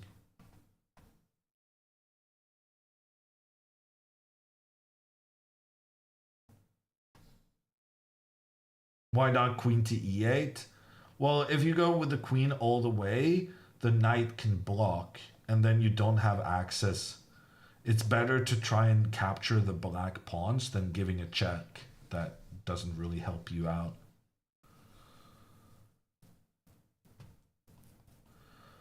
But I'm liking Ina's chances, and Ina's opponent has 44 seconds remaining, so I think Ina's gonna win. I think Ina's gonna win, and then it's a question of Margot. Margot needs to save a draw, and then Pia needs to somehow win. I'm not sure how that's gonna happen. Did Pia just blunder? No. Okay. We're gonna have to go to Pia's game. Knight to b5 was not among the computer's top choices, so I'm a bit nervous. But at the same time, her knight is now making its way to attack both the rook and the bishop. Her opponent responds in just 25 seconds, and frankly, I don't like the move that was played. Rook here was an interesting move, because then both rooks would be pointing against the bishop. The bishop cannot move because of the rook behind, but then Pia was planning a counterattack on the black rook in that case. Engine not really working. Engine wanted bishop to b7, pawn to f6, rook one step up to e7. Pawn to a5 was not on any list over the best moves. And, well, the reason is obvious, in my opinion. Now, Pia can go knight to c7 when she will be attacking the rook and attacking the bishop at the same time. And Pia's going to be able to eliminate the advantage black had with the two bishops working together. And that is precisely what she has done. The knight coming in, attack on the rook. The rook is going to move to the side. Pia is going to take out the bishop. And look at the transformation of the position, because now the bishops that are remaining, white's bishop is more centralized than black's. And in fact, black has a lot of pawns on the dark squares, which is pretty beneficial for Pia, who can use her bishop to attack those black pawns and try to win with that. And in fact, this is precisely what has happened. The rook moved away. There was a trade. And now Pia needs to stop this rook from coming in and attacking. the pawn on a2. Yes, rook, bishop f4, logical move. She's taking control of the d2 square, making sure that the rook cannot cause any problems. Computer says black can now make a draw if they find pawn to a4. The idea is to just trade as many pawns as possible. If a trade happens, then white will not win a pawn because you cannot defend afterwards. We're on move 30 right now, both players with 5 minutes remaining.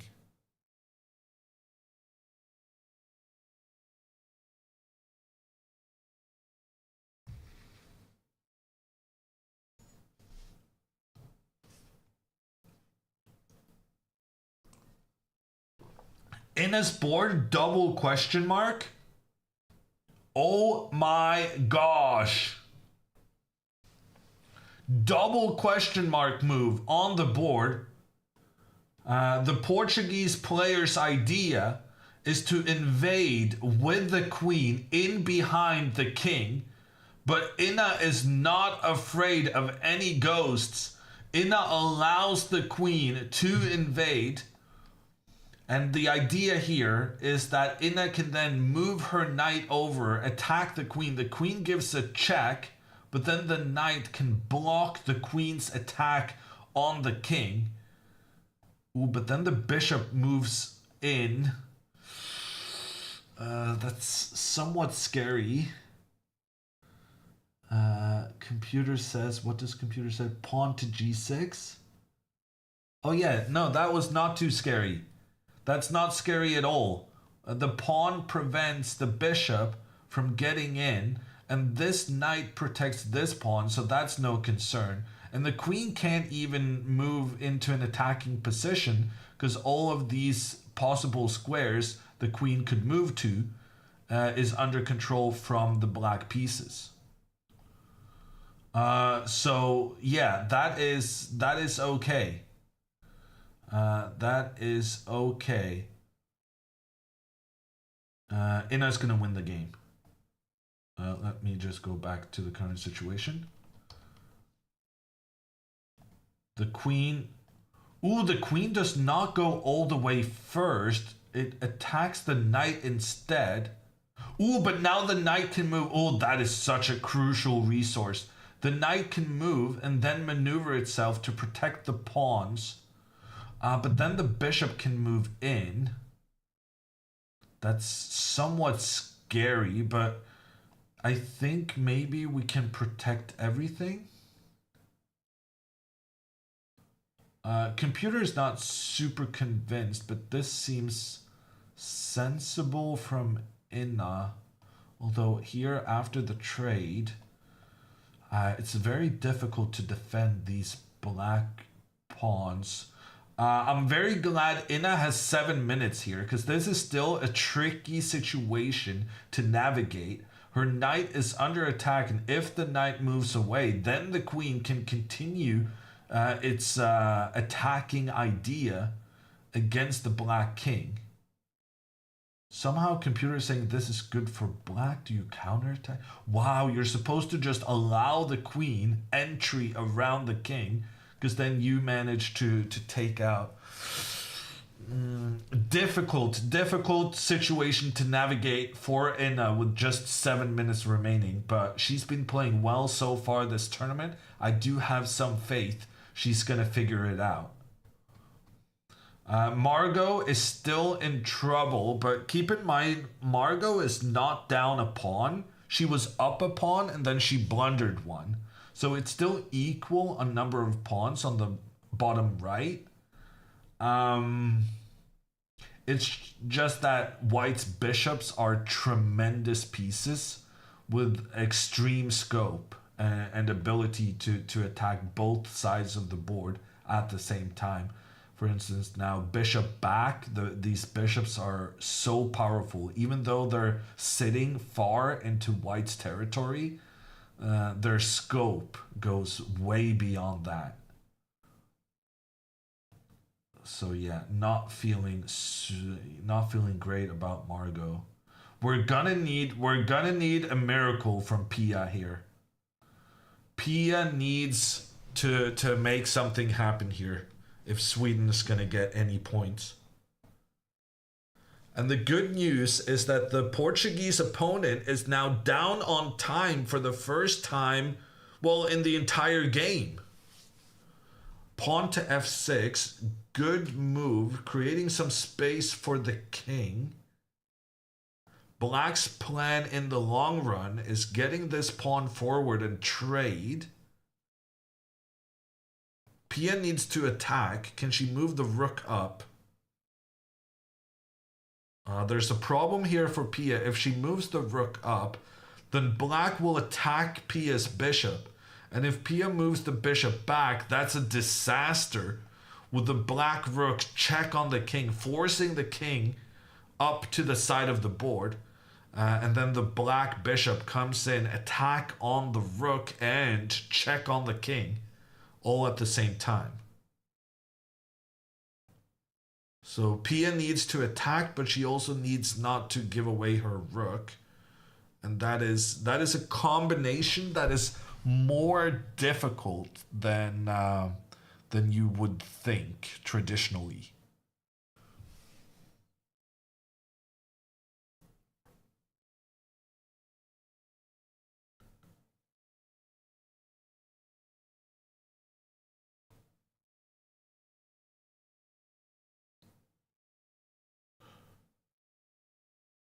Rook to d2. Well, if you just trade rooks, then you're not going to win the game. We need to keep the rooks on the board. We need to win. Pawn to g4. Aggressive move from Pia, but it also gives the king the opportunity to move to g2. So that means now she can move this rook up afterwards. The problem is having a rook attacking in towards the Black king is pretty ineffective as long as Black has this incredibly good defensive bishop. The bishop is actually doing a great job of defending the Black pawns, and then it's going to be the task of the rooks to start attacking against the white pawns.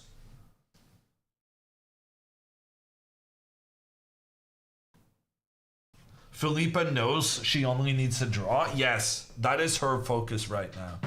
She's not going for the win here. Okay, Pia captures. That's a good decision. Because if Black now recaptures, that means Black moves away from pointing in towards the king. And that's going to allow Pia to come in with her king, her rook. Ooh, but there's a trick here. After the recapture, even though the rook comes into the attack, pawn to b3 opens up for the pawn trying to become a new queen, but it also creates an attack on the bishop. So you have to take the pawn to make sure the opponent doesn't get a queen, but then the bishop is lost, and then you can counterattack on the Black bishop, but it just ends up in a draw because Black has a good counterattack in the meantime. What complications right now? Rook to a5 instead. Is that a mistake? No. Very clever move. Very clever move. Black keeps the positioning of this rook to defend the king, making sure that Pia can't even get her rook in to make that attack. And in the meantime, these two rooks are going to work together on the side of the board to put pressure in against the white pawn. Yeah, Pia is not winning this. I would be very, very surprised if Pia somehow can get a win from this. The eternal pressure of the Black rooks against the pawn on a2. In order to win this, Pia would have to somehow get her king over here, but then the king is not going to be entirely safe. Black should just move their king up and pawn forward. Okay, let's wait a little bit with this one because we have news from the inner game. Ina's opponent has sacrificed a bishop. So the white queen managed to infiltrate against these black pawns. But now Ina can capture the bishop. And she did. Ina now has a knight in return for a pawn. And that is a good deal. Good deal for her. Ina is about to equalize this match. But in the meantime, Margot on board 4 has fallen victim to the power of these bishops, and the white bishop just captured the pawn on the edge of the board, meaning that white now has an extra pawn. But also, the bigger concern is that the white pawns can work together to make their way up the board and become new queens. It looks as though Ina's going to win her game, but Margot's going to lose. And that means in order for Sweden to get a tie, Pia needs to win this game.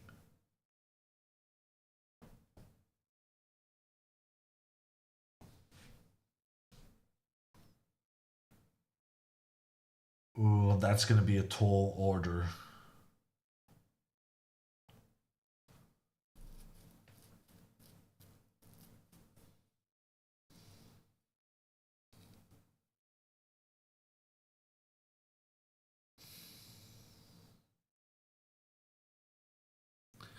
Could always unplug your modem.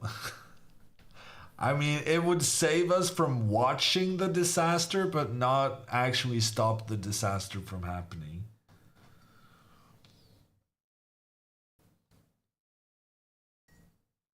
Wasn't Sweden big favorites? Hey, don't come rubbing it in, Meister. It's already rough.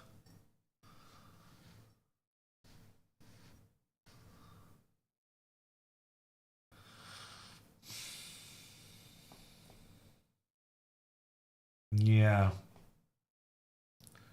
I felt like I saw some scenarios where the score would be 2-2. But losing the match, that was something we didn't expect. And it is just a clear illustration of that. In time scrambles, anything can happen. And anything can happen means that it could have been 4-0. Because, weird things happen when you're low on time. But in this case, it meant that Portugal has managed to get, or is gonna manage to get 2 wins on the lower boards where we were feeling very confident about the situations.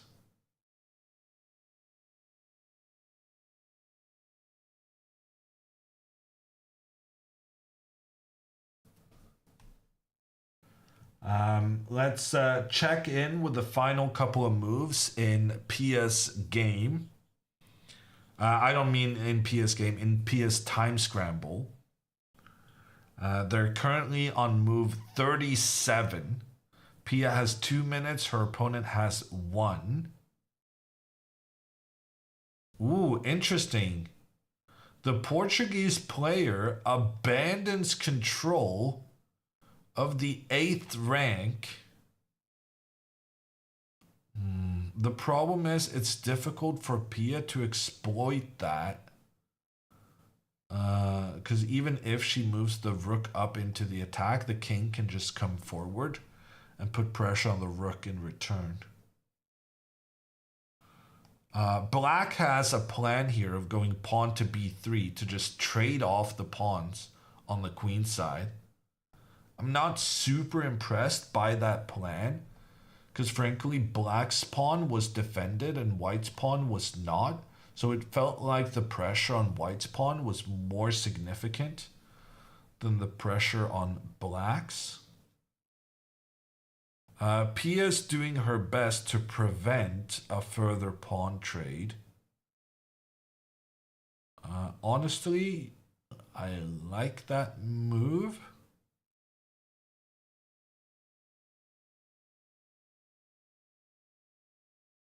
I don't know why her opponent... Yeah. No, Pia's making sure that the trade doesn't happen. And for the moment, she's just preventing her opponent's plans, but frankly, that's good enough. Preventing the opponent's plan when they have just 30 seconds remaining, that's going to be annoying for them.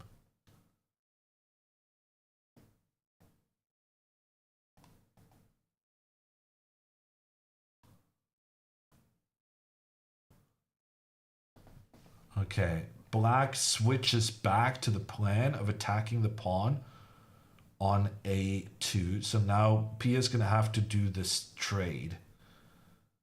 She can't move back to protect because then she's going to lose stuff on the other side.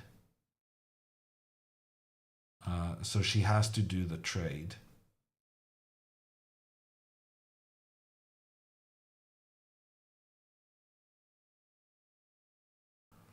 Yeah.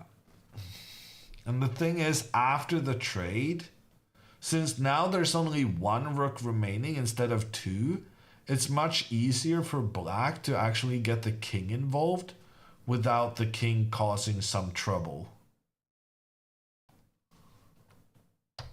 Pia goes for the trade. Now black gets an easy move in response. Can you take with the pawn? Is this clever?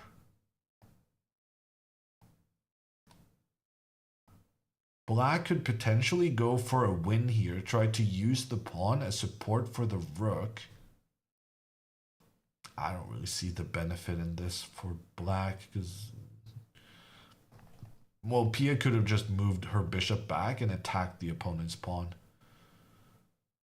So it's too easy to prevent that plan for white, for it to be worth anything as black. Because now what you lost out on this is that black no longer has the easy pressure against the white pawn. Ooh, she does take with a pawn. That feels like a slight mistake. Well, it's probably not a mistake, but I will say that if Pia wants to win this game, this was the way it could happen. Because now the pressure the rook had against the pawn was super annoying. And now that that pressure is gone, it could open up some opportunities. Although I'm not a huge fan of Pia moving the rook into the attack, because now that's going to enable black to do a counterattack. Although black wants to move the rook over and down here, but since Pia has this c7 square under control, the rook maneuver is not so easy to make happen.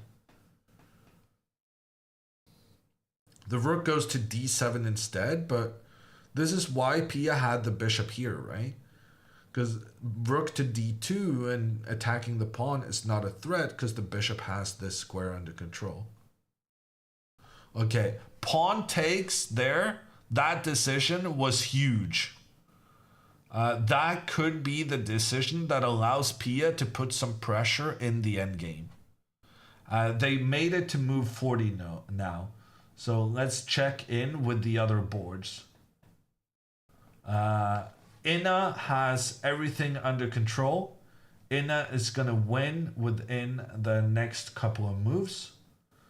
And Margot's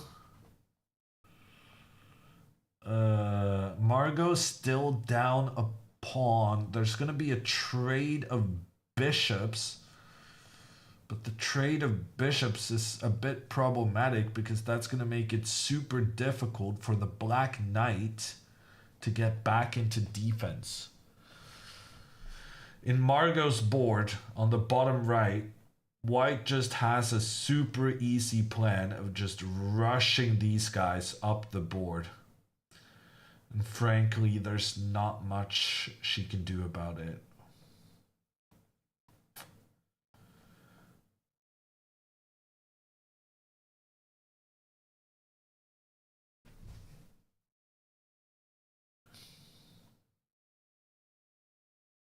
What happens with PS board? It's just the relay software being weird. It has a tendency of going back and forth a couple of times.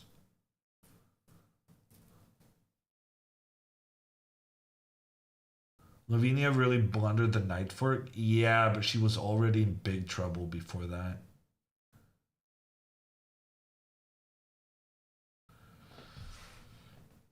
Okay, so we're gonna be able to put 1-1 on the board very soon. Ina's opponent is gonna have to resign. The explanation for that is pretty straightforward. The queen is under attack, and when the queen moves, the black queen will attack both the king and the pawn. So the only danger in this position is the white pawn 2 squares away from becoming a new queen, but Ina has that completely under control. And then, well, Margot is, yeah, she just doesn't stand a chance against the pawns on the side of the board. And then it becomes a question of whether Pia can make a miracle happen here. But Pia's chances have been significantly improved by this decision to get the black pawn to the a3 square. The pawn is closer to becoming a new queen, but what black lost was the ability to put pressure on white's pawn.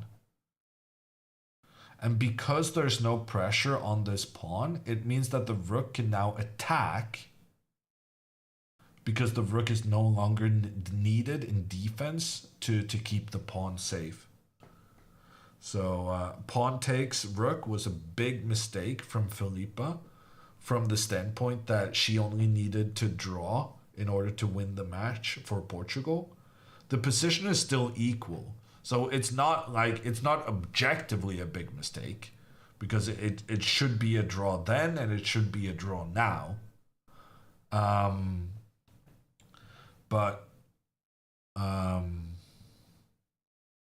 Yeah, it gives some hope.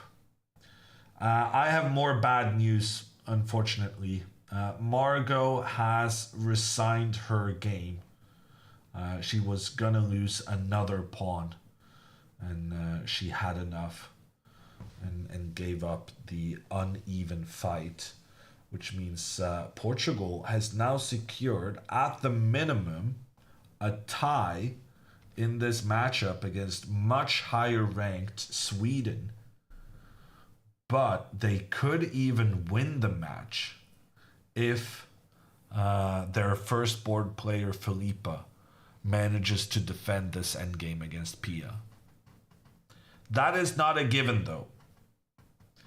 That is not a given. Pia could still make it happen, but it's gonna be a long one. So I think I'm gonna take a break here, get ready to settle in for another hour of Pia endgame play. And I assure you, Ina on board 2 is gonna win her game. She's just gonna trade off the queens now. So it's gonna be 2-1 for Portugal, with only Pia's game remaining.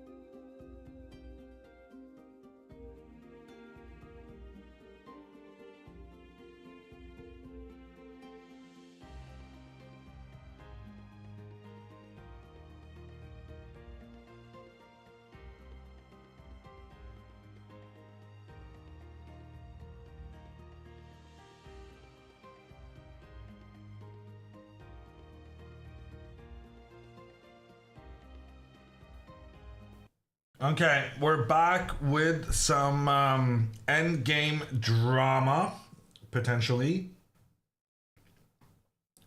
My biggest surprise is that Inna has not moved yet. I guess she has a lot of different winning moves to consider, but from where I'm sitting, just trading the queens is going to be very, very effective. I think. Yeah, I don't really.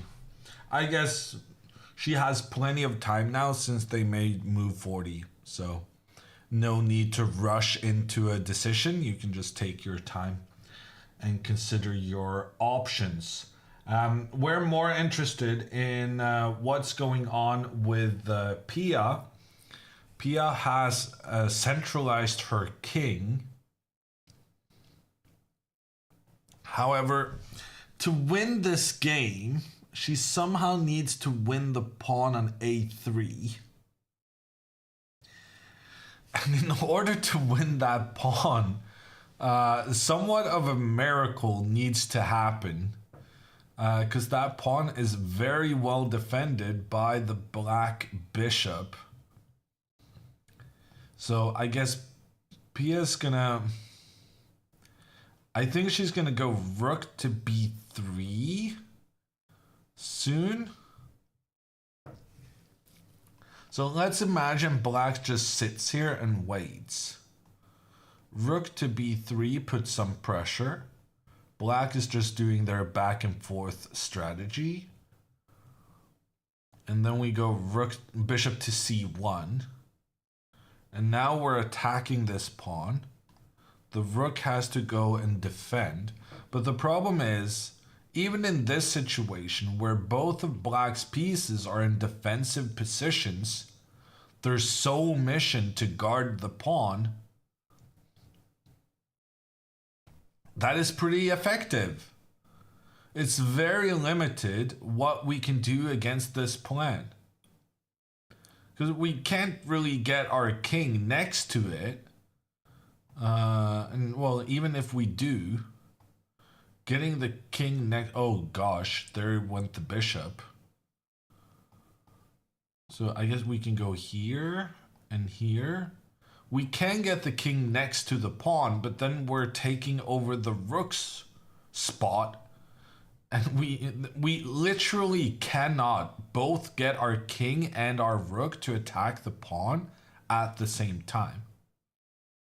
So actually, this is interesting. The only way Pia can win this game is by trading rooks. So imagine black going back and forth here.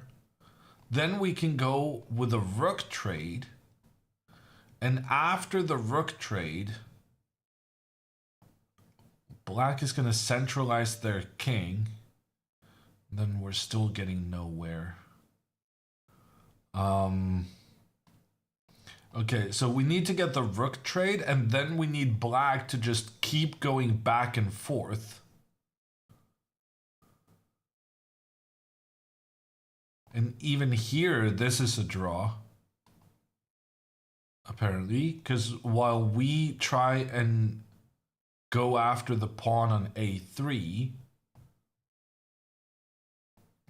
there seems to be some situations where, yeah, actually this is bad news. Because now the trade of the pawns, the trade of the bishops, white is managing to win that elusive pawn on a3. The problem is that in the meantime, while capturing that pawn, we've given black a license on the opposite flank to just absolutely rush forward. And frankly, our king isn't even close to stopping that pawn. We would have needed 2 more moves to stop it. And that was despite being pretty cooperative with black going back and forth every move. I think it's Yeah, it's fair to say after that analysis that a draw, getting more than a draw here would be a bit of a, yeah, it's not likely to happen. But the thing is, in practical play, with the stress of the tournament and with the stress of your teammates looking over your shoulder, wanting you to decide the match in your favor, you sometimes make inexplicable mistakes. And frankly, that is what we need right now. We need inexplicable mistakes because frankly, everything that's predictable is fine for black. So we need the unpredictable to decide this in Pia's favor. What's the percentage chance of a draw? I would put them at over 95. But Pia's opponent has been spending some time now. And on her latest move, she spent 6 minutes.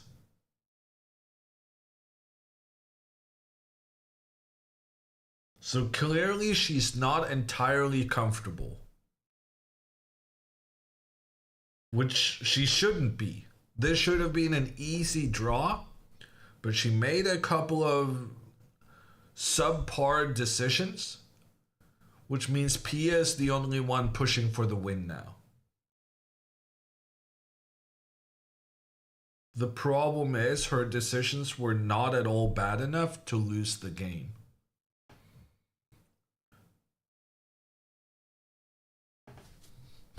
Actually, moving the rook over here, so black already now adopts a defensive strategy. But maybe Pia can benefit from moving her king up here. That is an option now because the rook is no longer controlling down the center. So king up. King up. Darn it. That's the second time I blundered the bishop.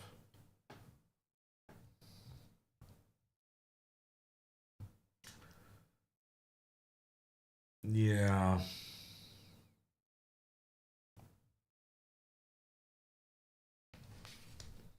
It's going to be a tough one.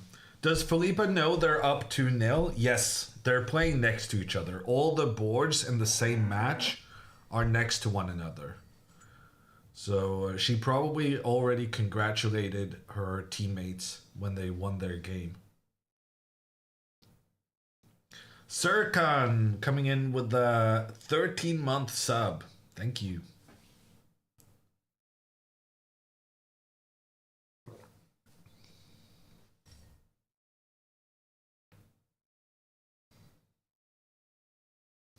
Isn't trading the bishops the way to go? Bishop trade is interesting. Primarily because it's the only thing we haven't tried yet. And all the other plans kind of didn't work out. Yeah, maybe bishop trade.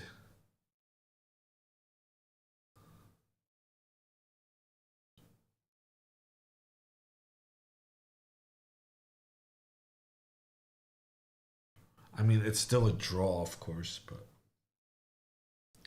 you need to try something. To be frank, the thing that has the best chance of winning this game for Pia right now is just having her opponent think. Right now, Felipa has 20 minutes. She's not going to make a blunder with 20 minutes. But in 15 minutes, she's going to be down to 10 minutes. Now, she's not going to make a blunder with 10 minutes, but in half an hour, she's going to be down to 3 minutes, if not less. And that's when the pressure starts piling on. And you make inexplicable decisions. For Pia to win this, she needs her opponent to get low on time. So right now, we're not really cheering on a particular plan or anything like that. We're just cheering on for the clock to keep ticking.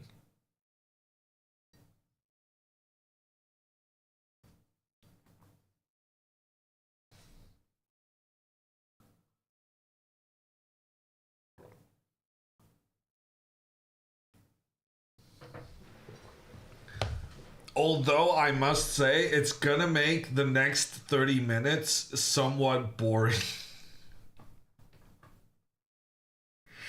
I'm just gonna find the good lean. And we're just gonna sit here for a bit, waiting for the Portuguese player to panic. Well, first get low on time and then panic. Let's look at Ina's game. Ina's winning. Ina decided to go for the queen trade. She's winning easily.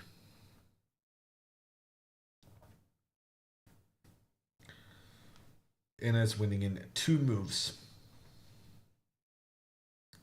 Ina's gonna move her king. Then she's gonna move her knight. And then her opponent is gonna resign.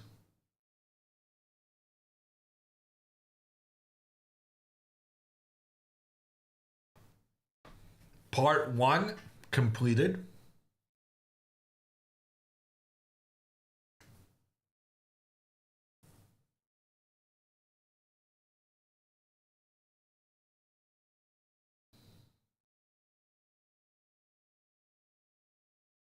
I was kind of expecting Ina's opponent to move a bit quicker. There. And now part 2. Ina needs to move the knight. And then part 3 is that when Ina moves the knight now, her opponent is going to resign.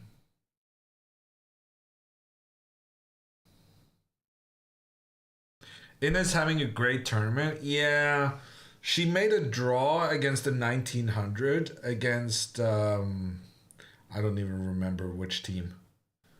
But she made up for it and then some by beating the international master. Ina's winning. She's doing very, very well. Okay, Ina moved her knight, and it is time for the resignation. This way, maybe.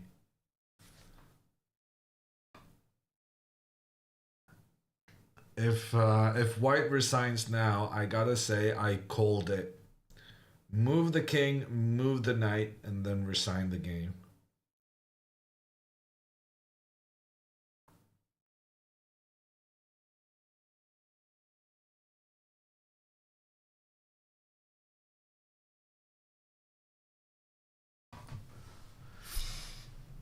Okay, we're just waiting for the final confirmation that Ina Agrest on board 2 has won her game. That's gonna put the score at 2-1 in Portugal's favor. And that's gonna put everything down. I mean, you could say it's down to Pia to win the game and equalize the match, but frankly, it's just as much up to Filipa to make the draw. And that way of thinking about it is making her a lot more stressed than thinking it's up to Pia to win.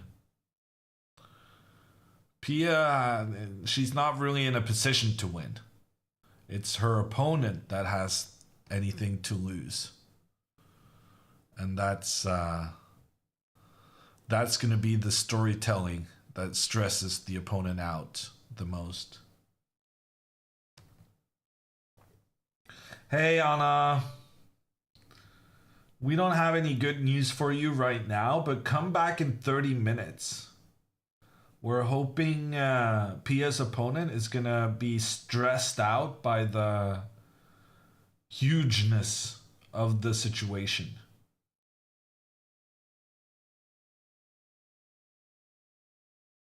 No resignation, you didn't call it.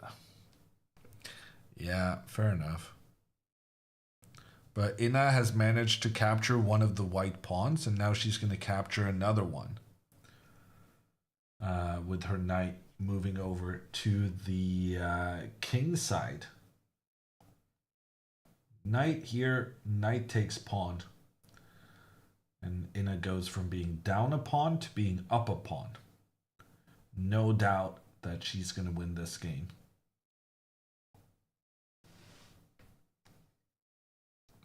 Any chance for 2-2? I think so. I think even though we cannot find a winning plan for Pia, what she needs to do now is not search for a winning idea. She just needs to kind of like move around a little.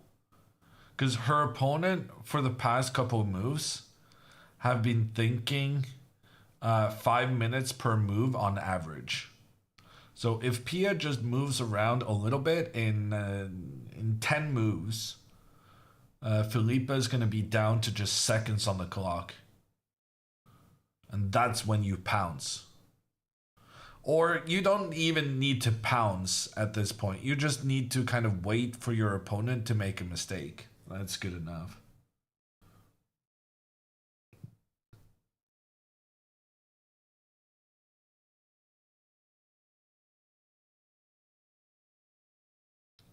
Should Pia move pawn to h4, pawn to h5 to fix that black's pawns cannot move beyond their dark squares? Maybe. But the thing is, that's a very committal decision. So considering the fact that the opponent still has so much time left, I would wait. And I would... There's this famous saying in chess that you wait to do the best plan until the end. First, you try all the bad plans and see if your opponent manages to defend against them, because it's gonna take them some time to defend. So you're basically just trying to run down their clock. And if they do find the defense against your bad plans, then you start your best plan. So this is a good idea, but I don't see the necessity of making the commitment right now. You can try and move around a bit before that happens. Oh, I'm on the wrong board. Is a new lesson to you? Well, it doesn't apply if you're actually winning. It only applies when it's an equal position where you're trying to grind out a win. Because then your opponent is much more likely to make a mistake when they're low on time, so you don't want to make any committal decisions early on. You want to keep them wondering what your next move is going to be, what your next step is going to be. Did you once manage to win such an equal position? I mean, many times. It's not uncommon to win positions you have no business winning. And it helps that your opponent is very stressed in the moment. Imagine being the Portuguese girl right now. You're playing against one of the most famous grandmasters. You're about to make a draw and be the hero for your team, securing match victory. It's a lot of pressure.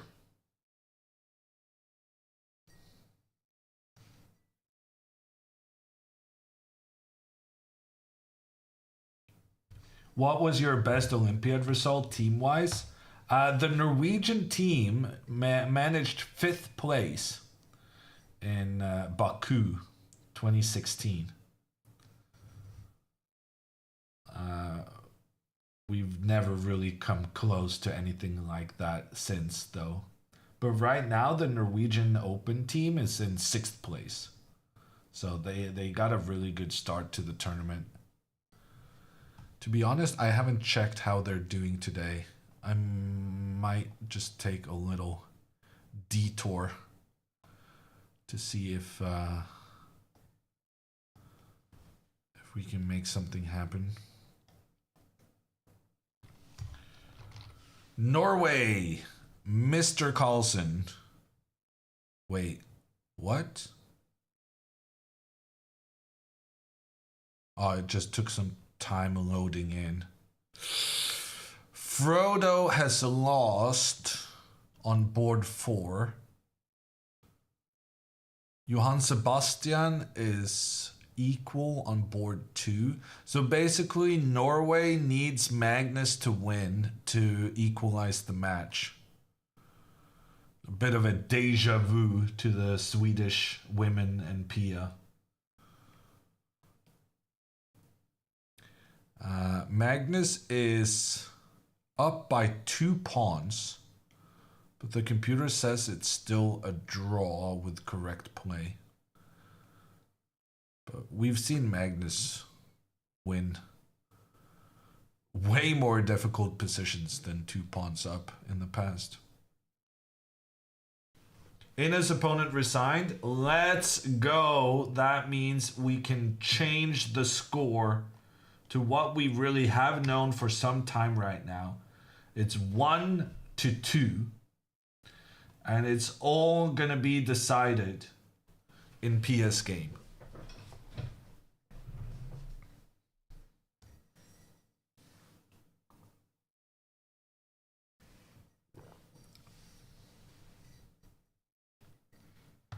No pressure, some pressure. But more pressure, I think, on Pia's opponent than on Pia herself. Okay, don't mind the chess.com boards as they play through the entire game for no reason whatsoever. Jibbity James coming in with the prime.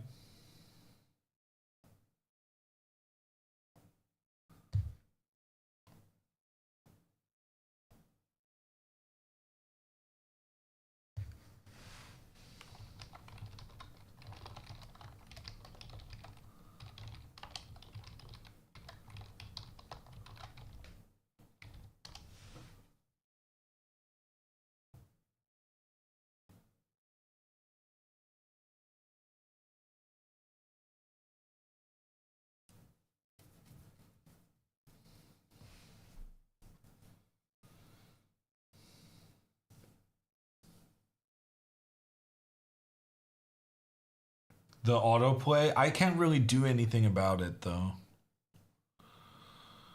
C'est la vie.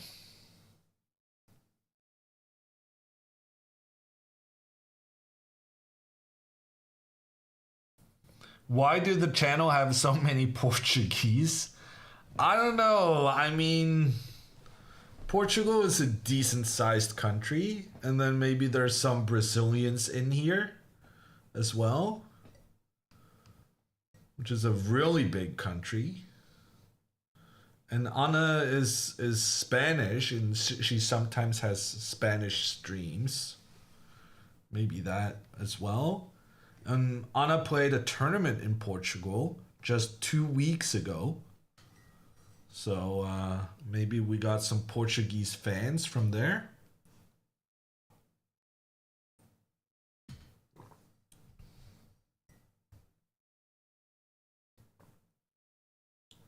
Filipa has drawn all her games in the Olympiad so far.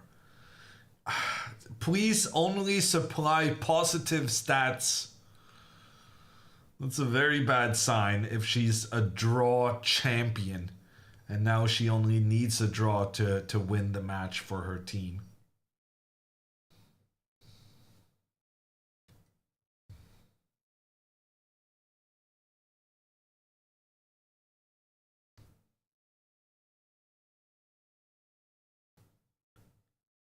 In a game that looks very drawish. Well, to be fair, like, Pia has been able to bring her king over towards this pawn. I don't really see why black has been allowing this. And Felipe keeps spending 4 minutes for every move she plays. And frankly, this rook check was not... It's not gonna change things majorly in her favor. In fact, she's kind of just chasing the king for closer to the pawn. That being said, Pia can't actually get the king further up right now, because then the rook would be able to give a check and attack the pawn on the opposite flank.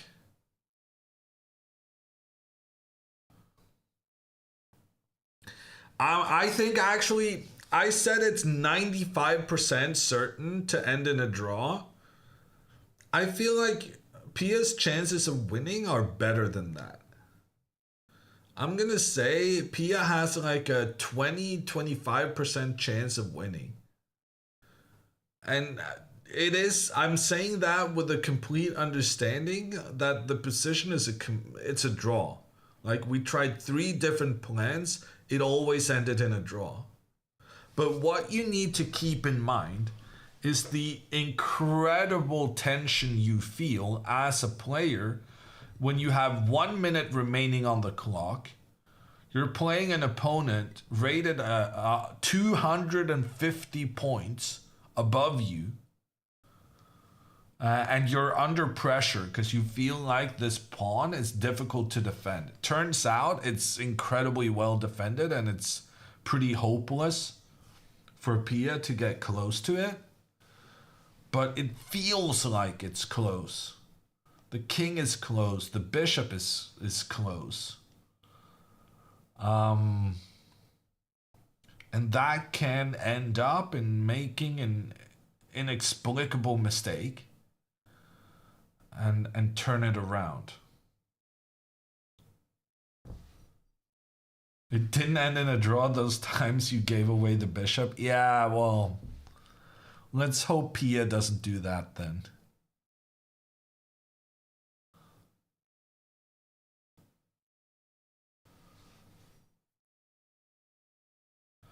Can someone have very high rating if they always draw their game? I mean, if you only play the top tournaments in the world, you can be very, very good. Not losing is a superpower. Except if you play against, you know, Chess.com, Papagas, that kind of thing. How does g5 change anything? Well, now black can go pawn to h5 afterwards. So Pia's going to have to move her bishop back. And I assume black is going to go king here. And then pawn to h5. And black, basically, whenever you're defending, you want to trade off as many pawns as possible. And this plan was not possible for black when the rook was pointing towards that h5 square. So by playing g5, you're basically just trying to cut this rook off from the h5 square so that you can trade off here afterwards.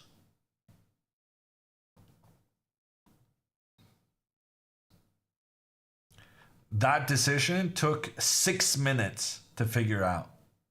Black has, on the last 4 moves, spent an average on 5 minutes per move. She went from 29 minutes to 9 minutes in just 4 moves. This is what we're talking about. If chess players have time to think, they think. Not worrying too much about the future, a future which may hold a situation where you're going to need that extra time. But chess players, you know, carpe diem, they live in the now. And that's not always a good thing.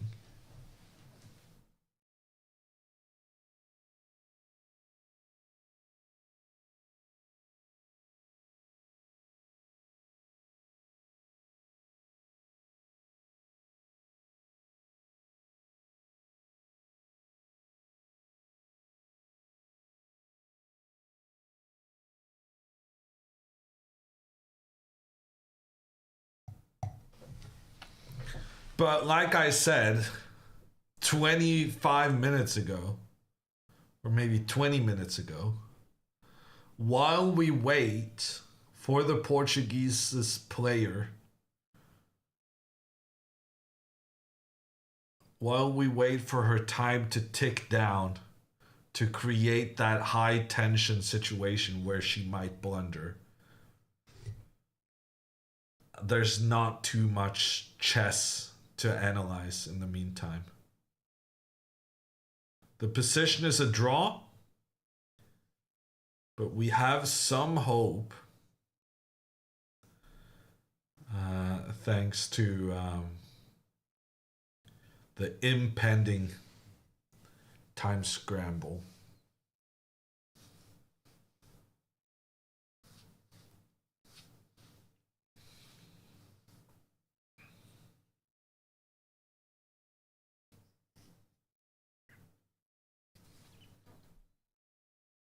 Pia moves the bishop to a different square than the one I was expecting.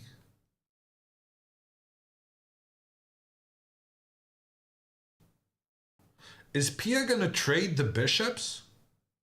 Someone in chat earlier said, what about just trading the bishops? Is that what Pia is doing right now? King here, planning to trade. Bishop here, trade bishops. Take, take. Now there's no defender of this pawn. And if black just continues trying to trade, then white wins the pawn. There's no way for black to defend this pawn now. And white is going to have an extra pawn. Computer says it's still completely equal. But this is the kind of situation we're looking for. We're looking for Pia to win this pawn at a time when Felipe only has 30 seconds remaining, so that she doesn't have enough time to figure out a good defensive plan. Here's the thing though. We can't win this pawn before she has 30 seconds left, because we need her to be in a slight state of panic in order to get the win. Okay, rook to d4. The rook, it controls the b4 square, so now we cannot trade.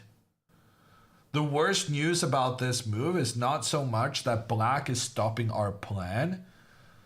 The worst problem with this is that black stopped our plan in 55 seconds, which means Felipe has realized the importance of just playing more quickly and not worrying too much about the small nuances, the small differences between her choice of plans.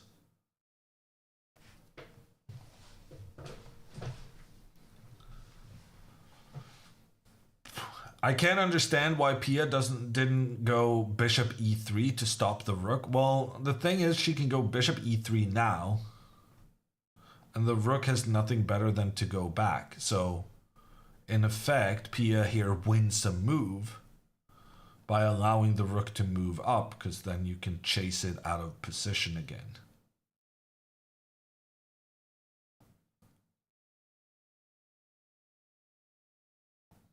Still a draw with correct play though. But I like this move. I think this is the best one now.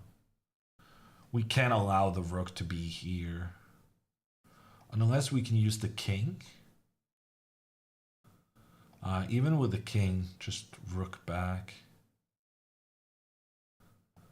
Can we try and move the rook to point towards the black king now that the rook moved out of its defensive positioning? To be entirely honest, it doesn't really matter what Pia does. She just needs to do it reasonably quickly.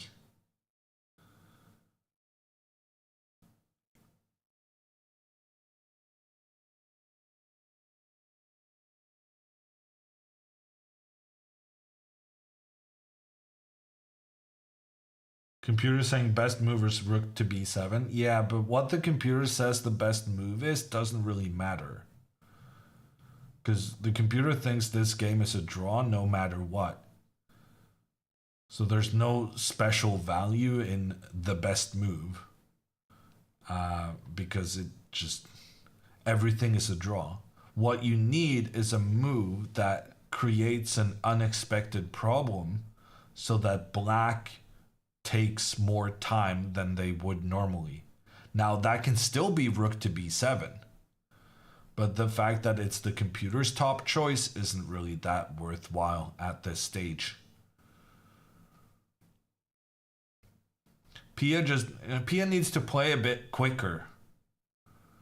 And she needs to get this game into a circumstance where Felipe has a minute or less remaining. If Pia's going to win this, it's going to be because of time pressure. And then she needs to move. Is there also extra time after 60 moves? No. No more extra time. Well, they still get 30 seconds extra per move they make. But other than that, there's no more time. That's why the plan of just going after the opponent to get them low on time is so effective.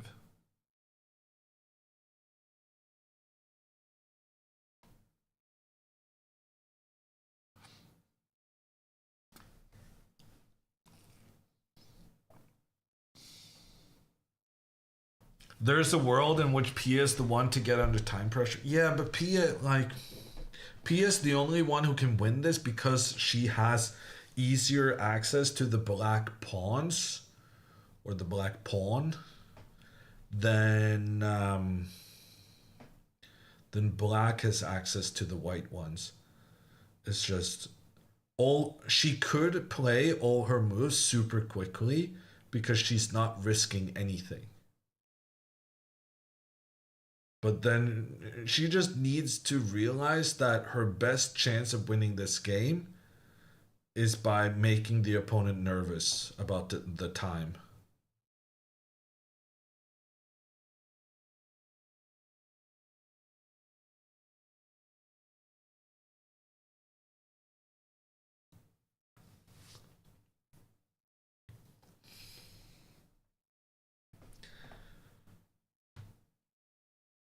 We're still in the situation that the next 15 minutes, maybe 10 to 15 minutes, are not going to be super interested.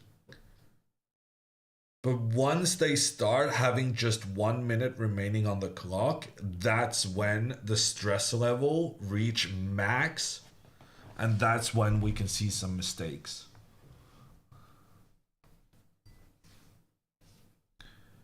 I don't think she considers the opponent's condition just pieces on the board. Well, but then you're never going to win. If you only consider the merits of the position here, then of course you're never going to win.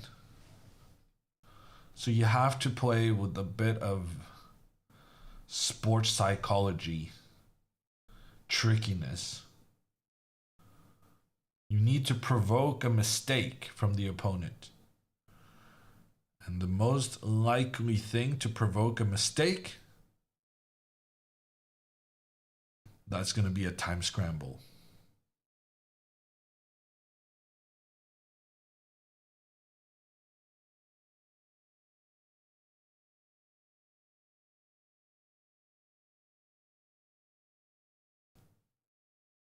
I'm guessing Felipe will check to save some time. Yeah, no, but then she's allowing the king to get closer to the pawn without her being allowed to give a check. Because earlier, if the rook moves back, the king can't really get close to the pawn, because then there's the rook will just come in and bother the king again. But if you move the rook to the side, now the king can get close, and you don't have that opportunity. You're now going to spend 3 moves just to get your rook into a checking position.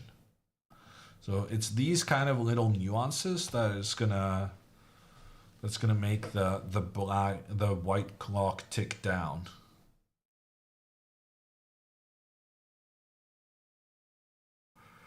Rook to e4 is interesting. The plan is just to go king here and trade pawns. But Pia is able to chase the rook away. If need be. Now the rook is also defending the bishop. Pia just needs to play reasonably quickly. She still needs her opponent's clock to wear down a little bit.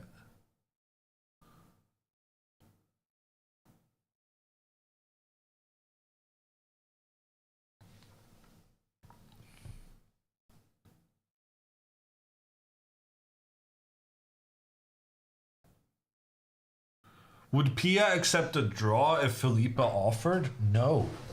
Of course she wouldn't. If she accepts the draw, then Portugal wins the match. Even if Pia was in trouble, I don't think she would have accepted the draw because she needs a miracle to happen to save the team.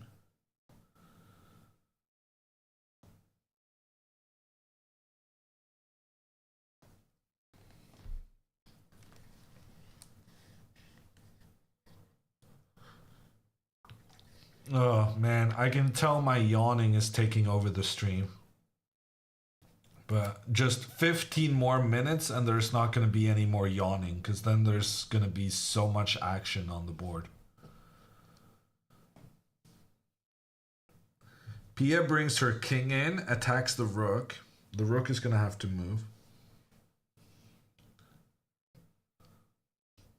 What time is it? It's same time as in Budapest.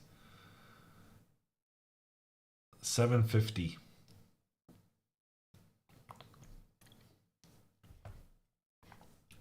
I was not really expecting this square. Is this something we can exploit? Ooh, look at this. Now Pia can go for the rook trade. Now Pia can go for the rook trade. Computer says advantage white. Okay, computer also says it's still a draw, but this is one of the things we talked about. The rook trade at the opportune moment could be good. After rook down here, because of the pressure in towards the king is going to have to move. Giving that availability of the rook trade. Takes, king forward. Bishop back. For some reason, bishop to d8 is the only drawing move.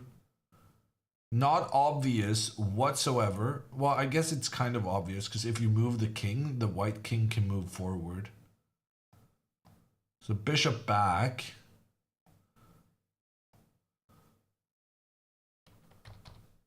What if we go here and then here? Here, king c5 is the only drawing move. That's impossible to find when you're low on time. Rook to b7, played by Pia. It's happening, people. Pia is equalizing the match at the buzzer.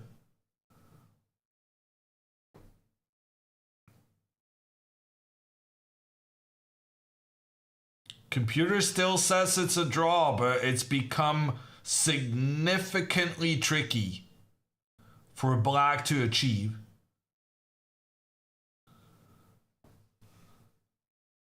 Move number doesn't really matter because they're not getting any more time.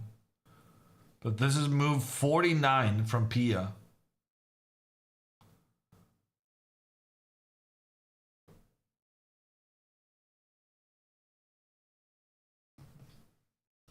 Engine says 0.1 and Hammer says guaranteed win. What can I say? Chess is something I'm rather good at. I can spot the trends. I know how humans think. The computer does not.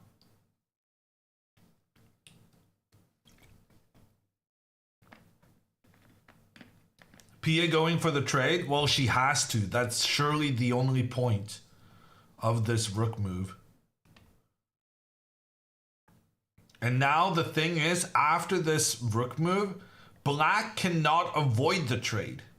If you try and play the rook away, Pia sacrifices her rook against the bishop, and then the white bishop comes in, check on the king, attack on the rook, wins the game.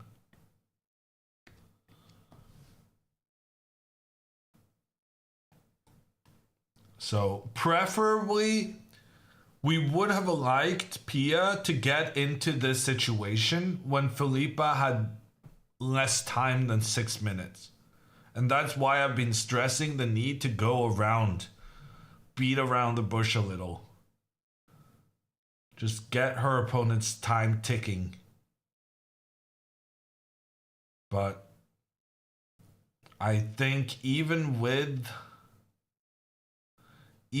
6 minutes remaining, this is going to be somewhat tricky for Felipe to defend. So we might as well go for it.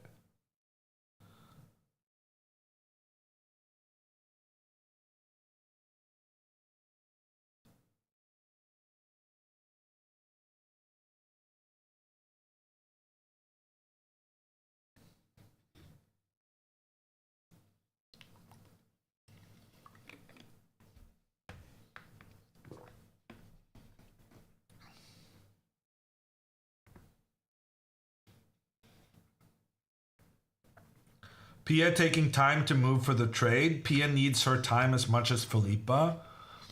Not as much. Because whatever Pia does, it's going to be a draw. But Felipa needs to find some good defensive moves. So Felipa needs the time more than Pia. And this is a big decision for Pia because, well, after the rook trade, you're going to lose a lot of your flexibility. Either it's a big step towards the draw or it's a big step towards the win. And you got to make sure which one it is.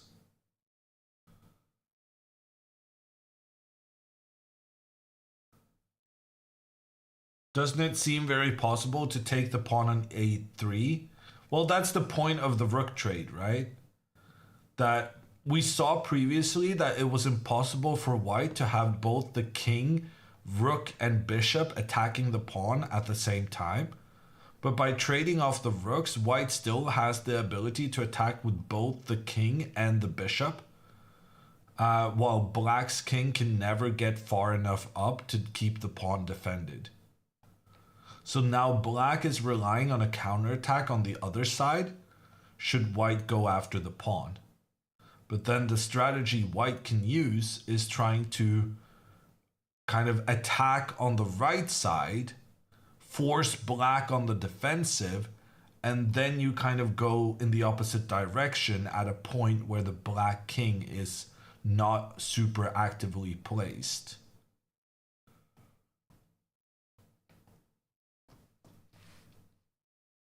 But yeah, it's still tricky.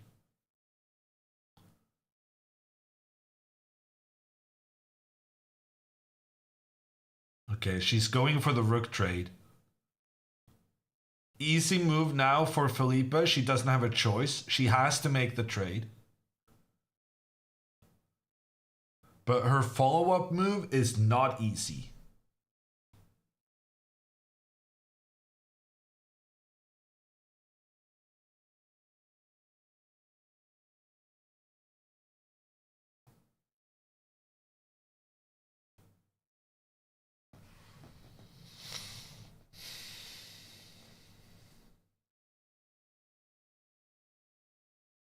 Follow-up was bishop back. Yeah, so takes, and if the king moves up, the bishop back. This, I'm convinced Pia would win. But Felipa can go with a pawn here. Whenever you're defending, you're generally speaking, it's better to trade off as many pawns as possible.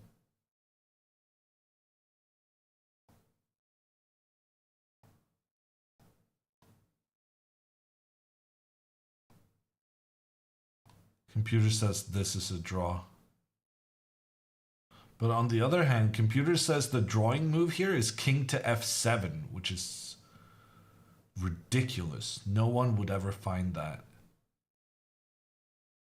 Okay, yeah, no, I think Pia's gonna win. I think Pia's gonna win. Like, some of these moves the computer's suggesting are impossible to find.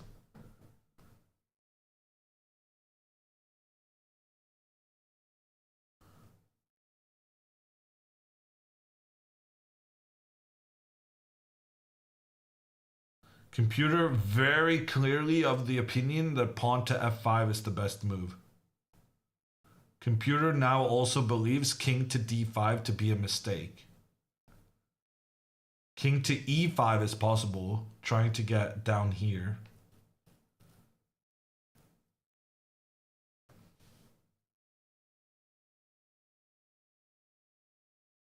No, I think Pia is going to win this. Isn't it better to try and get an easier opponent next round? No.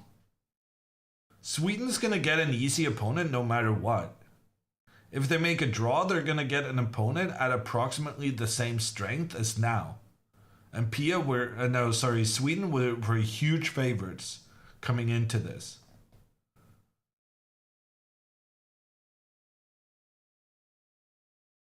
So if you lose, you get a bad opponent. If you draw, you get a bad opponent, but you have one more point.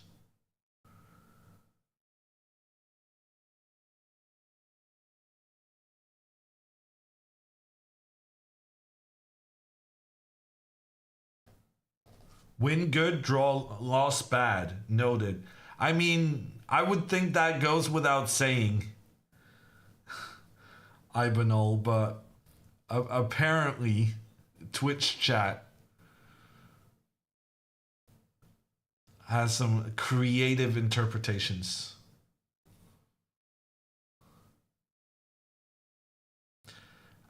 Warning, this is the Chess Olympiad. It's basically a World Nations Team Championship.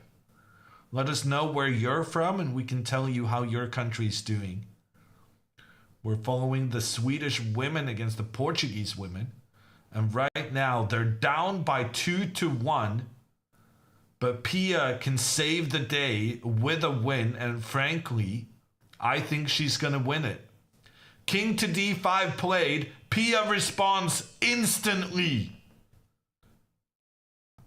I think this is a winning position. In practical play, it's impossible for black to find all the right moves. Bishop to d8, only drawing move at the moment. That one is not so difficult to find. But the problem now is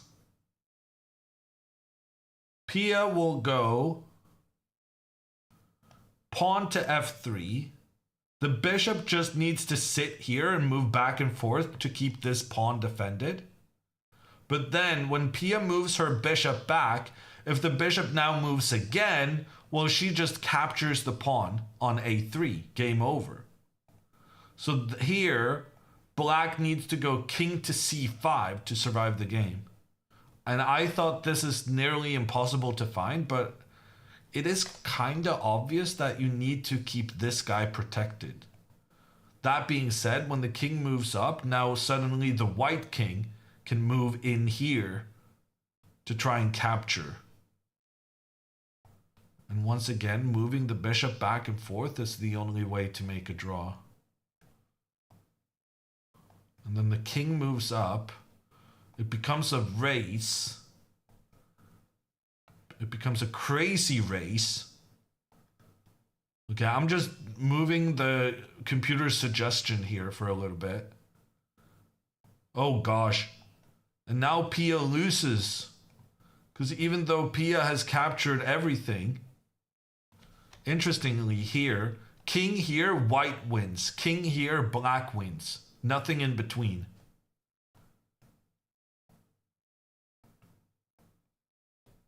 But here the white bishop is unable to stop the black pawn from becoming a new queen. And so black wins the game with the queen against the pawns. Okay. This is still very tricky. Okay, Pia has created this situation. She has the pressure against the pawn on f6. If the bishop moves back and forth to keep the pawn defended, Pia will go around to take the pawn. King to c5, only saving move. If Filipa had only had 1 minute remaining in this position, she wouldn't find it. But she had 4 minutes when we got into this. So she might find the move. This is why we were talking about going back and forth and playing pretty quickly at the earlier stage, trying to get her time down for these critical moments. What if the bishop chooses a different square? Well, then you just lose a pawn. The bishop needs to keep this guy protected. It needs to protect this one. And your king preferably wants to prevent the white king from moving up, but this is one of those situations known as a Zugzwang. And she doesn't find it. She does not find it. Bishop d8. Even with 4 minutes on the clock, it wasn't enough time to wrap her head around the tension of what was going on. And now Pia wins the game for Sweden.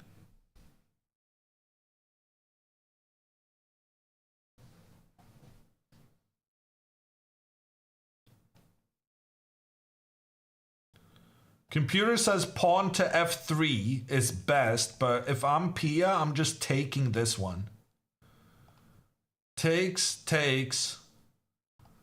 Bishop here. Should be enough to win, although I'm a bit nervous about the king coming in here.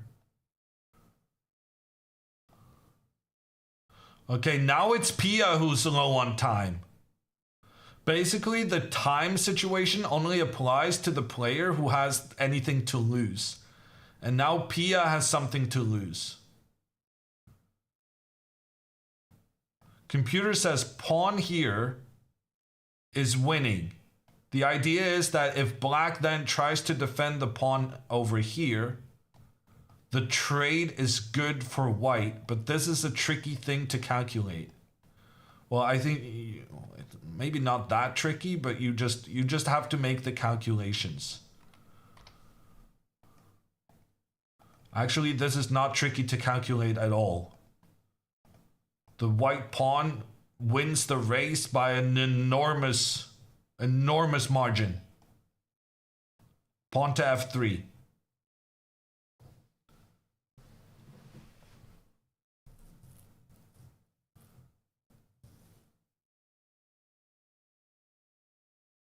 Bishop takes pawn, also good. But in general, when you're trying to win, it's good to avoid pawn trades when possible. The fewer pawns on the board, the more likely the game is to end in a draw.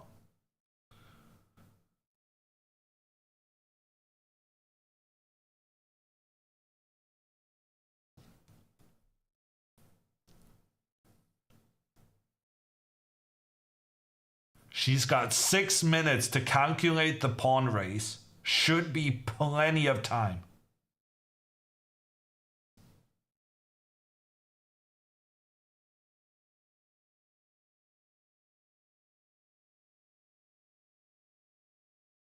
"95% draw, did you say?" Yeah, no, I changed my mind on that. I corrected myself later on.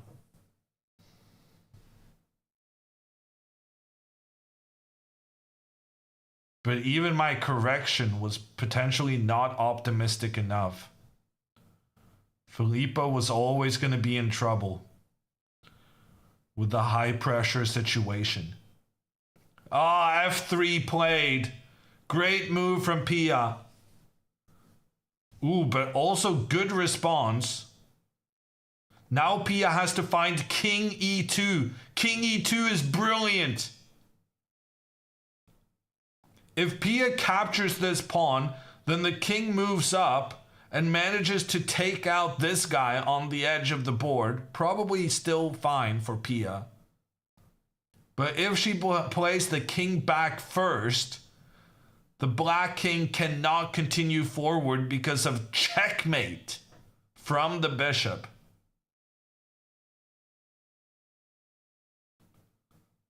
A sweet little checkmate in the middle of the board with just a bishop and a couple of pawns. Okay, Pia takes the pawn. That's fine. It turns out we don't really need to care about this pawn because we can also go after these guys afterwards. It wasn't as big of a deal as I made it think.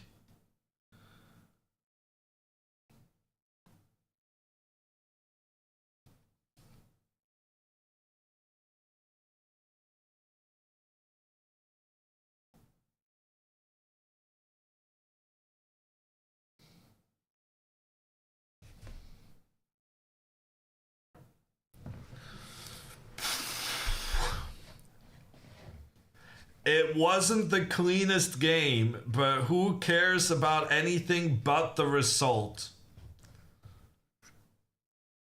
Pia gets the win, saves her team. And Sweden, well, actually Sweden tying this match means that probably the opponent for the next round is going to be an opponent that Sweden will be favorites against one more time. Okay, threat of checkmate on the board. The king will continue forward. And now Pia will go after this pawn on h6. And then long term, she's going to win just pushing this pawn up.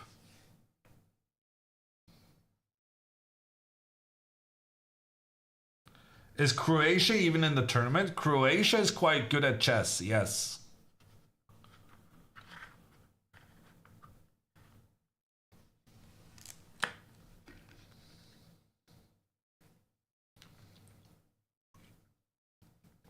Pretty much every nation in the world is represented. Iran is currently playing against Norway, my country, in the open section. In fact, Iran is currently winning against Norway. If Parham Magsudoglu can make a draw down a pawn against Magnus Carlsen.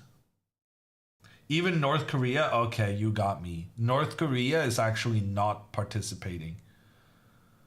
But pretty much every island state in the world is.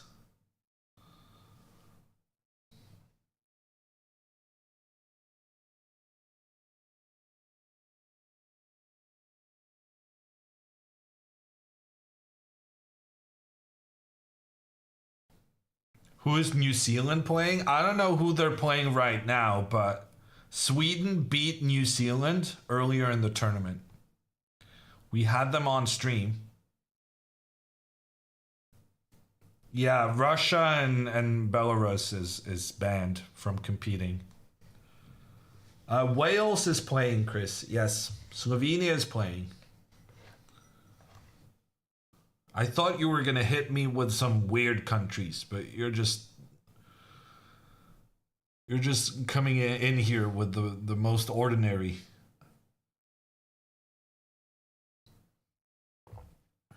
Nauru? I think Nauru is playing, but I don't know. Swahili is a language, not a country. The Vatican, I do not think is playing. That's a good one, Nikki. Tuvalu, I also think is playing.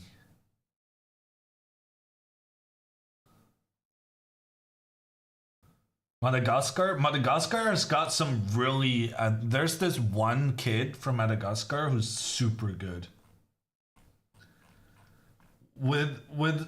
I mean no offense, but if I look at the lowest ranked countries in the participating, we have Vanuatu, Central African Republic, Belize, Grenada, Niger, Cambodia, Comoros Islands, Laos, Burkina Faso, British Virgin Islands, US Virgin Islands, St. Vincent and the Grenadines, Djibouti, Democratic Republic of the Congo, not really a small country by any means, Macau, Antigua and Barbuda, Cayman Islands, Papua New Guinea, Bahamas, Eswatini, that's a pretty good one. Burundi, Dominica, Tanzania, Qatar. Honestly, Qatar surprisingly low ranked. Bhutan, St. Lucia, Lesotho, Fiji, Mauritius, Togo, Guam, Kuwait, Mali, Myanmar, Chad, Guyana. Eritrea is in, yes. Aruba, Mauritania, Palau. That's one of the island ones. Sao Tome and Principe. There's a couple of islands off the west coast of South Africa, the south of Africa. If you want to see the whole list of participating countries, I cannot post it in chat because I'll get banned. Rip me.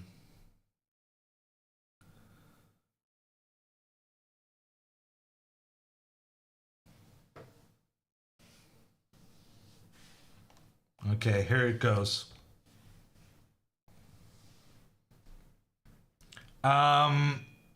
Bishop to b4. This is a good moment to start taking control of some of the squares we're going to need as our pawn progresses to become a new queen. The pawns are locked on the king side. This means that there's no way for the pawns to make further progress. Okay, Pia just goes after this one. The idea is that after the king moves back, now Pia will be able to move her king up. But at the end of the day, she's still going to need to push this pawn forward to become a new queen if she wants to win the game. Actually, maybe she doesn't. The king steps back to defend, the king moves up, and maybe Pia just comes in here and captures both of the pawns. If I was her, I would just rush my pawn, but that's personal preference.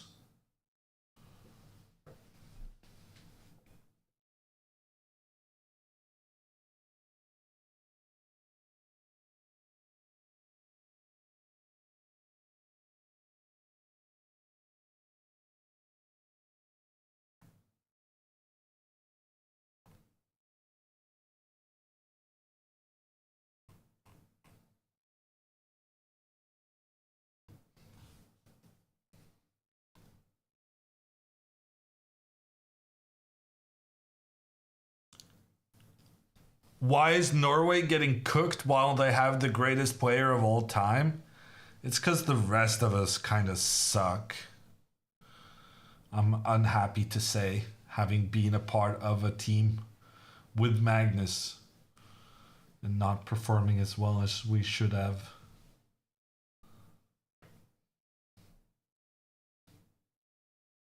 How come the 2200 doesn't resign? Because why would you resign if there's any hope of survival? When your opponent doesn't have a lot of pawns remaining, one mistake is usually all it takes to survive.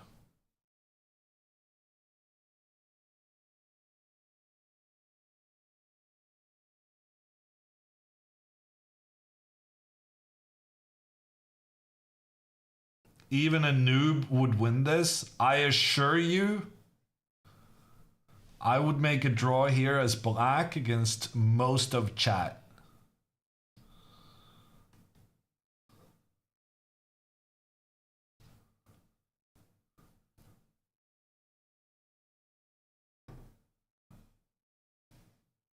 Most of chat are noobs. Yeah, but that was my response to a guy literally saying even a noob would win this.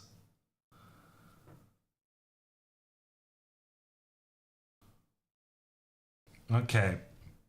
Bishop here now for Pia. So Pia's just gonna try and help her pawn become a new queen. In order to do that, she needs to control this a5 square and she needs to control the a7 square. Why those two squares? Because those are the squares on the dark squares that black has the possibility to intercept in. So first Pia's taking control of this square. This means that she can now push her pawn all the way up here, and then she will re-maneuver her bishop to then chase black away from the a7 square.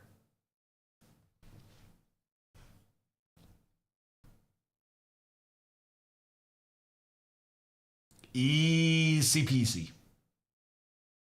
Why did Pia start with a4 instead of a3? That was very clever. If she goes pawn to a4, then she doesn't have a method to regain control of the a5 square. So by only moving the pawn one step forward, she assures herself that she'll be able to go bishop to b4 next. And she needs the bishop here to control this square, and then she can just rush the pawn up the board. And then she will get the pawn all the way up, and then she will reroute her bishop, chase the black bishop away, and then she will push her pawn and then win with the extra bishop. Very good technique here from Pia.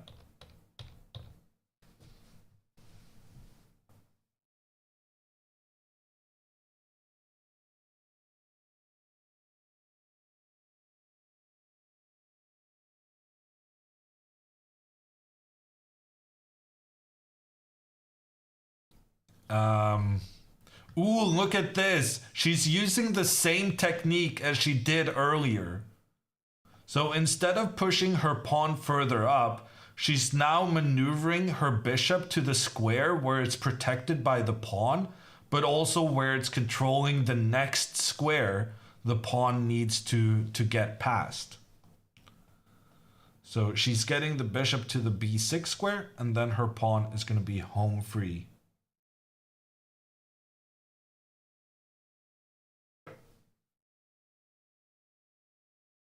What's the name of this technique? I don't think this technique has a name. At least not one I'm familiar with.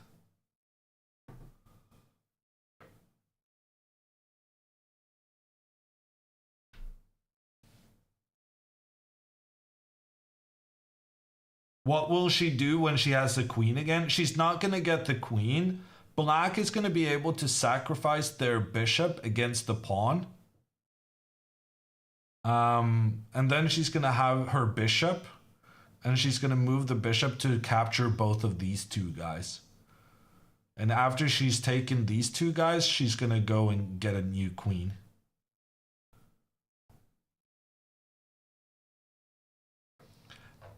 Basically, the main method for winning any game of chess is getting a new queen. But you have to be patient about it. First, Pia is trying to get this one to become a new queen so that she can capture the black bishop. So something like this is going to happen. She's going to capture the black bishop. And then she's going to create a Zugzwang. Black has to move, so you have to move away from the pawn. Then you lose both of these. But even after you did all of that trickery, the way you win the game is just going with a pawn and getting another queen. And then a sweet little checkmate to end the game. Her opponent is going to resign before that, though.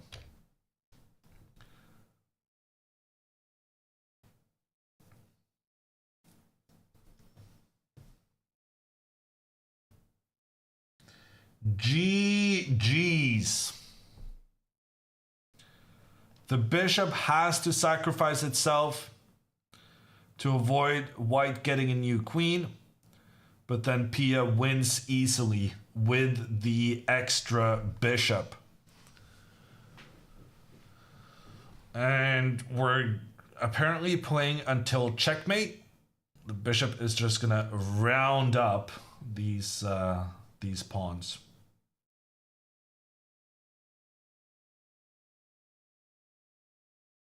How did the opponent get 2 minutes? They get an additional 30 seconds per move that's being made. And since black is playing super quickly now because they realize it's completely hopeless, that means they're building up their time pretty quickly.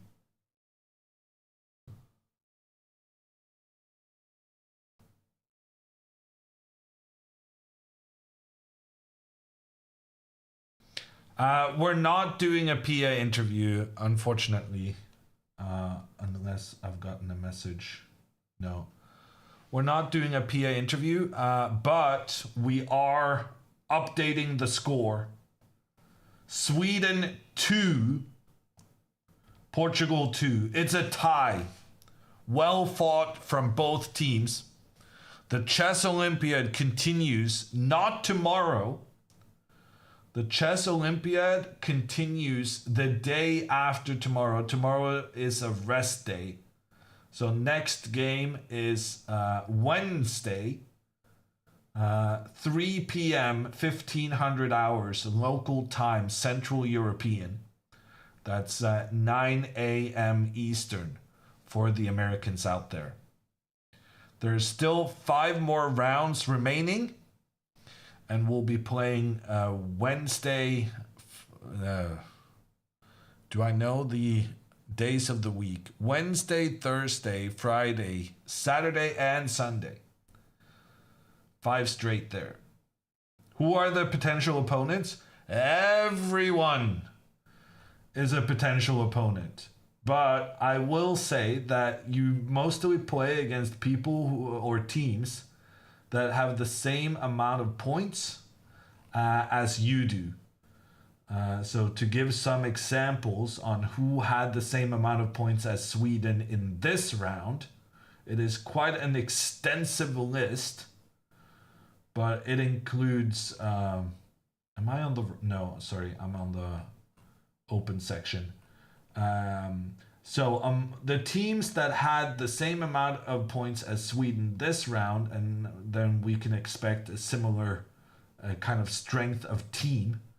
Iran, Philippines, Croatia, Montenegro, Finland, England, Czech Republic, Norway, Chile, Lithuania, Estonia, Latvia, Turkmenistan, Venezuela, Ecuador, Moldova, Bolivia, Malaysia, Angola, Brazil, Algeria, Indonesia, United Arab Emirates, Egypt, Portugal, as we know, because, well, we played against them, Luxembourg, Albania, Iceland, Uganda, Sri Lanka, Bosnia and Herzegovina, Tajikistan, and Jamaica.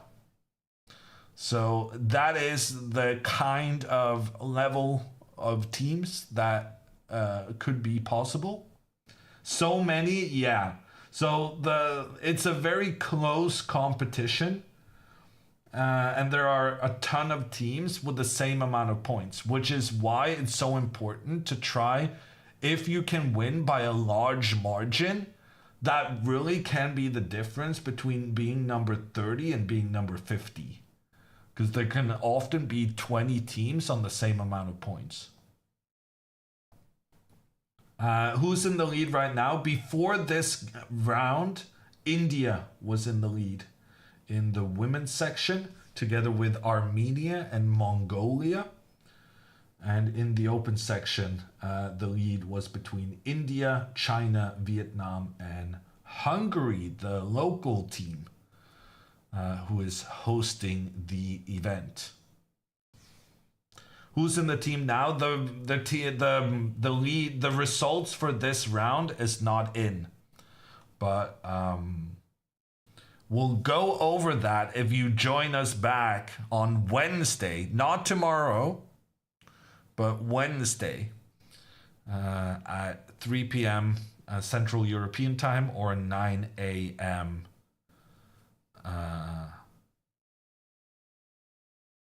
Eastern. What happens if 2-2? Well, now Sweden versus Portugal ended in 2-2. That means that instead of 2 team points, you only get 1 team point. But it's the same kind of general thing. Now Sweden is going to play against someone else who has won 3 matches, tied 1, and lost 2.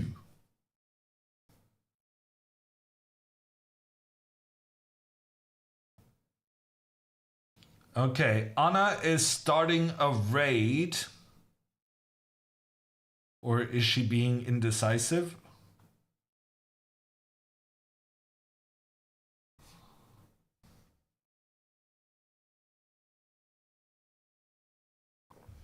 Great comeback from Pia. Completely agreed. Pia salvages the team with that endgame win to make it 2-2. We're going to continue the chess Olympiad on this channel. We're going to raid the Chess 24 stream, which is also looking at the other games from the Olympiad. Bye, everyone, and I'll see you on Wednesday.